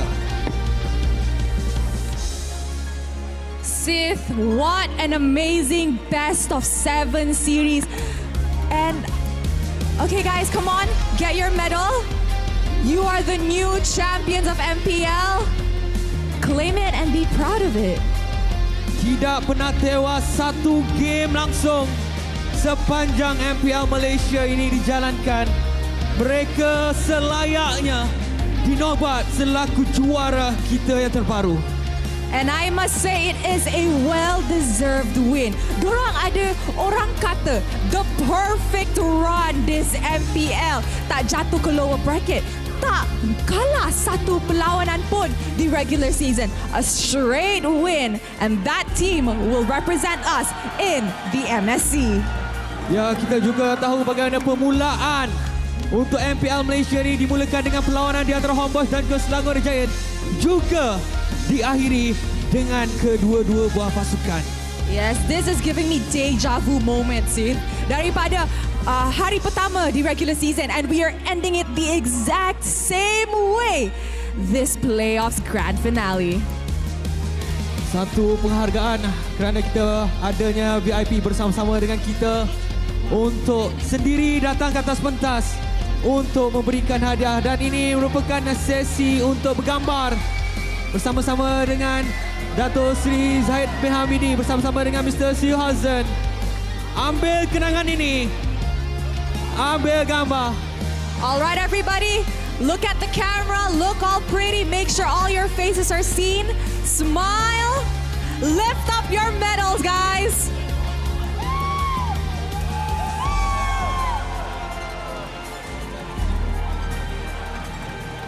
Terima kasih diucapkan kepada Yang Amat Berhormat Dato' Sri Dr. Ahmad bin Zahid Hamidi bersama-sama dengan Encik Mr. Siu Hausen di atas kesudian bersama-sama dengan kita di atas pentas ini, Ros. And now, we would like a word from the coach of Selangor Red Giants. Guys, your dream team coach, Coach Arcadia.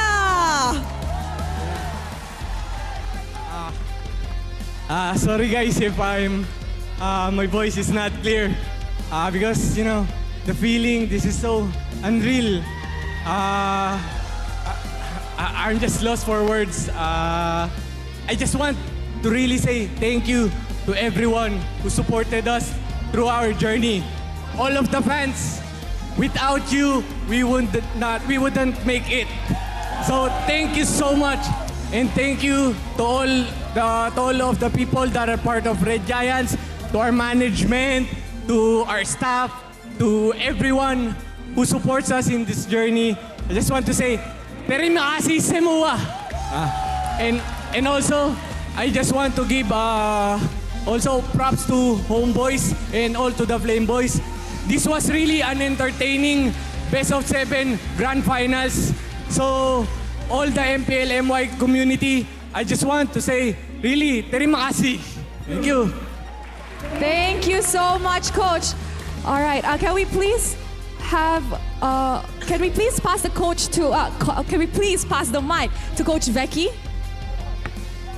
We would also love to hear Coach Becky's input.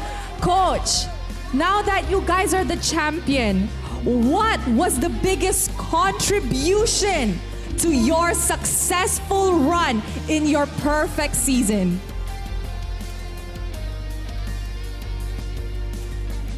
Unreal. And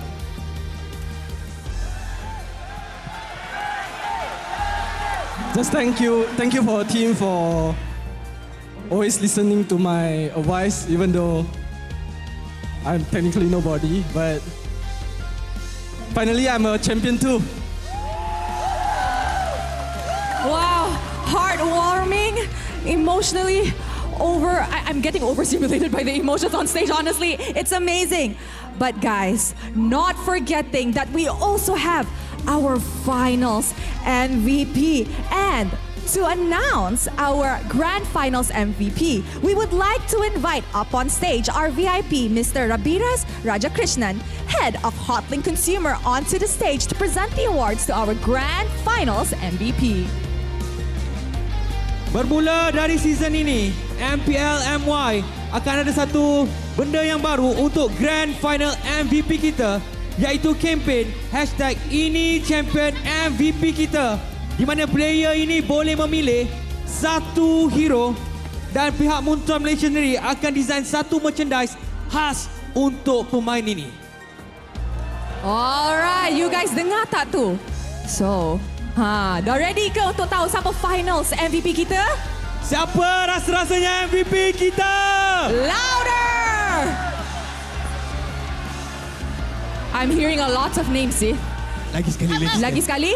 Siapakah finals MVP anda? Finals MVP kita ialah Innocent! Congratulations! Regular season MVP, Finals MVP. Dia memang sapul semua MVP di season ini. Menunjukkan persembahan yang sangat-sangat memukau. Dinobatkan juga sebagai Dream Team untuk role gold laner. Dan ini peluang beliau untuk membuktikan beliau selayaknya, sewajarnya dinobatkan selaku final MVP kita. Yes, yes, yes. Alright, thank you so much to our VIP for presenting this award. Okay, and now it's time for the most awaited interview with our finals MVP. Okay, tolong pegang mock check tu. Innocent! Wow, wow, wow! First of all, do you have a speech prepared? Do you have a speech prepared? Thank you because I have buff. That's why we're champion. And I just want to thank my family because they always supporting me and especially to my girlfriend. Let's go MSC guys! Wow! All right. Now, Innocent, just now, Sith said that we have a new thing in MPL Malaysia, which is called Ini Champion MVP Kita, in which you will pick one hero and Munton will do a merchandise out of that hero to represent you. What hero would you give your Ini Champion MVP Kita to? Roger! Roger! There you have it, guys. Roger from Innocent. Memang dah tak disangkakan lagi. Saya rasa semua orang tahu yang beliau akan memilih hero tersebut. Alright, guys. Mana trophy korang? Okay, trophy.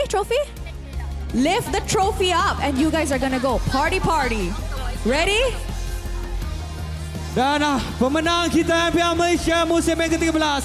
Mereka boleh berharap untuk naik ke special podium kita yang telah pun disediakan khas untuk mereka untuk merayakan kemenangan mereka.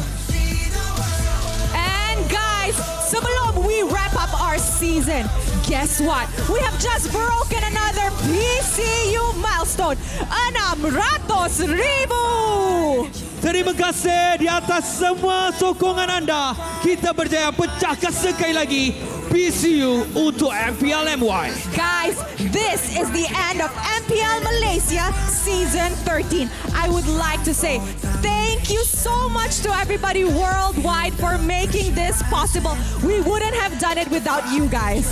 Ya, dari pihak sponsor, daripada pihak Munton, semua yang terlibat secara langsung dan secara tidak langsung, kami ingin memohon maaf dan kami ingin mengucapkan ribuan terima kasih kerana bersama-sama dengan kita daripada awal hari MPL Malaysia sehinggalah ke saat ini. And for the final time this season, my name is Rose. Juara kita, Selangor Red Giant, kita akan jumpa anda di MSC.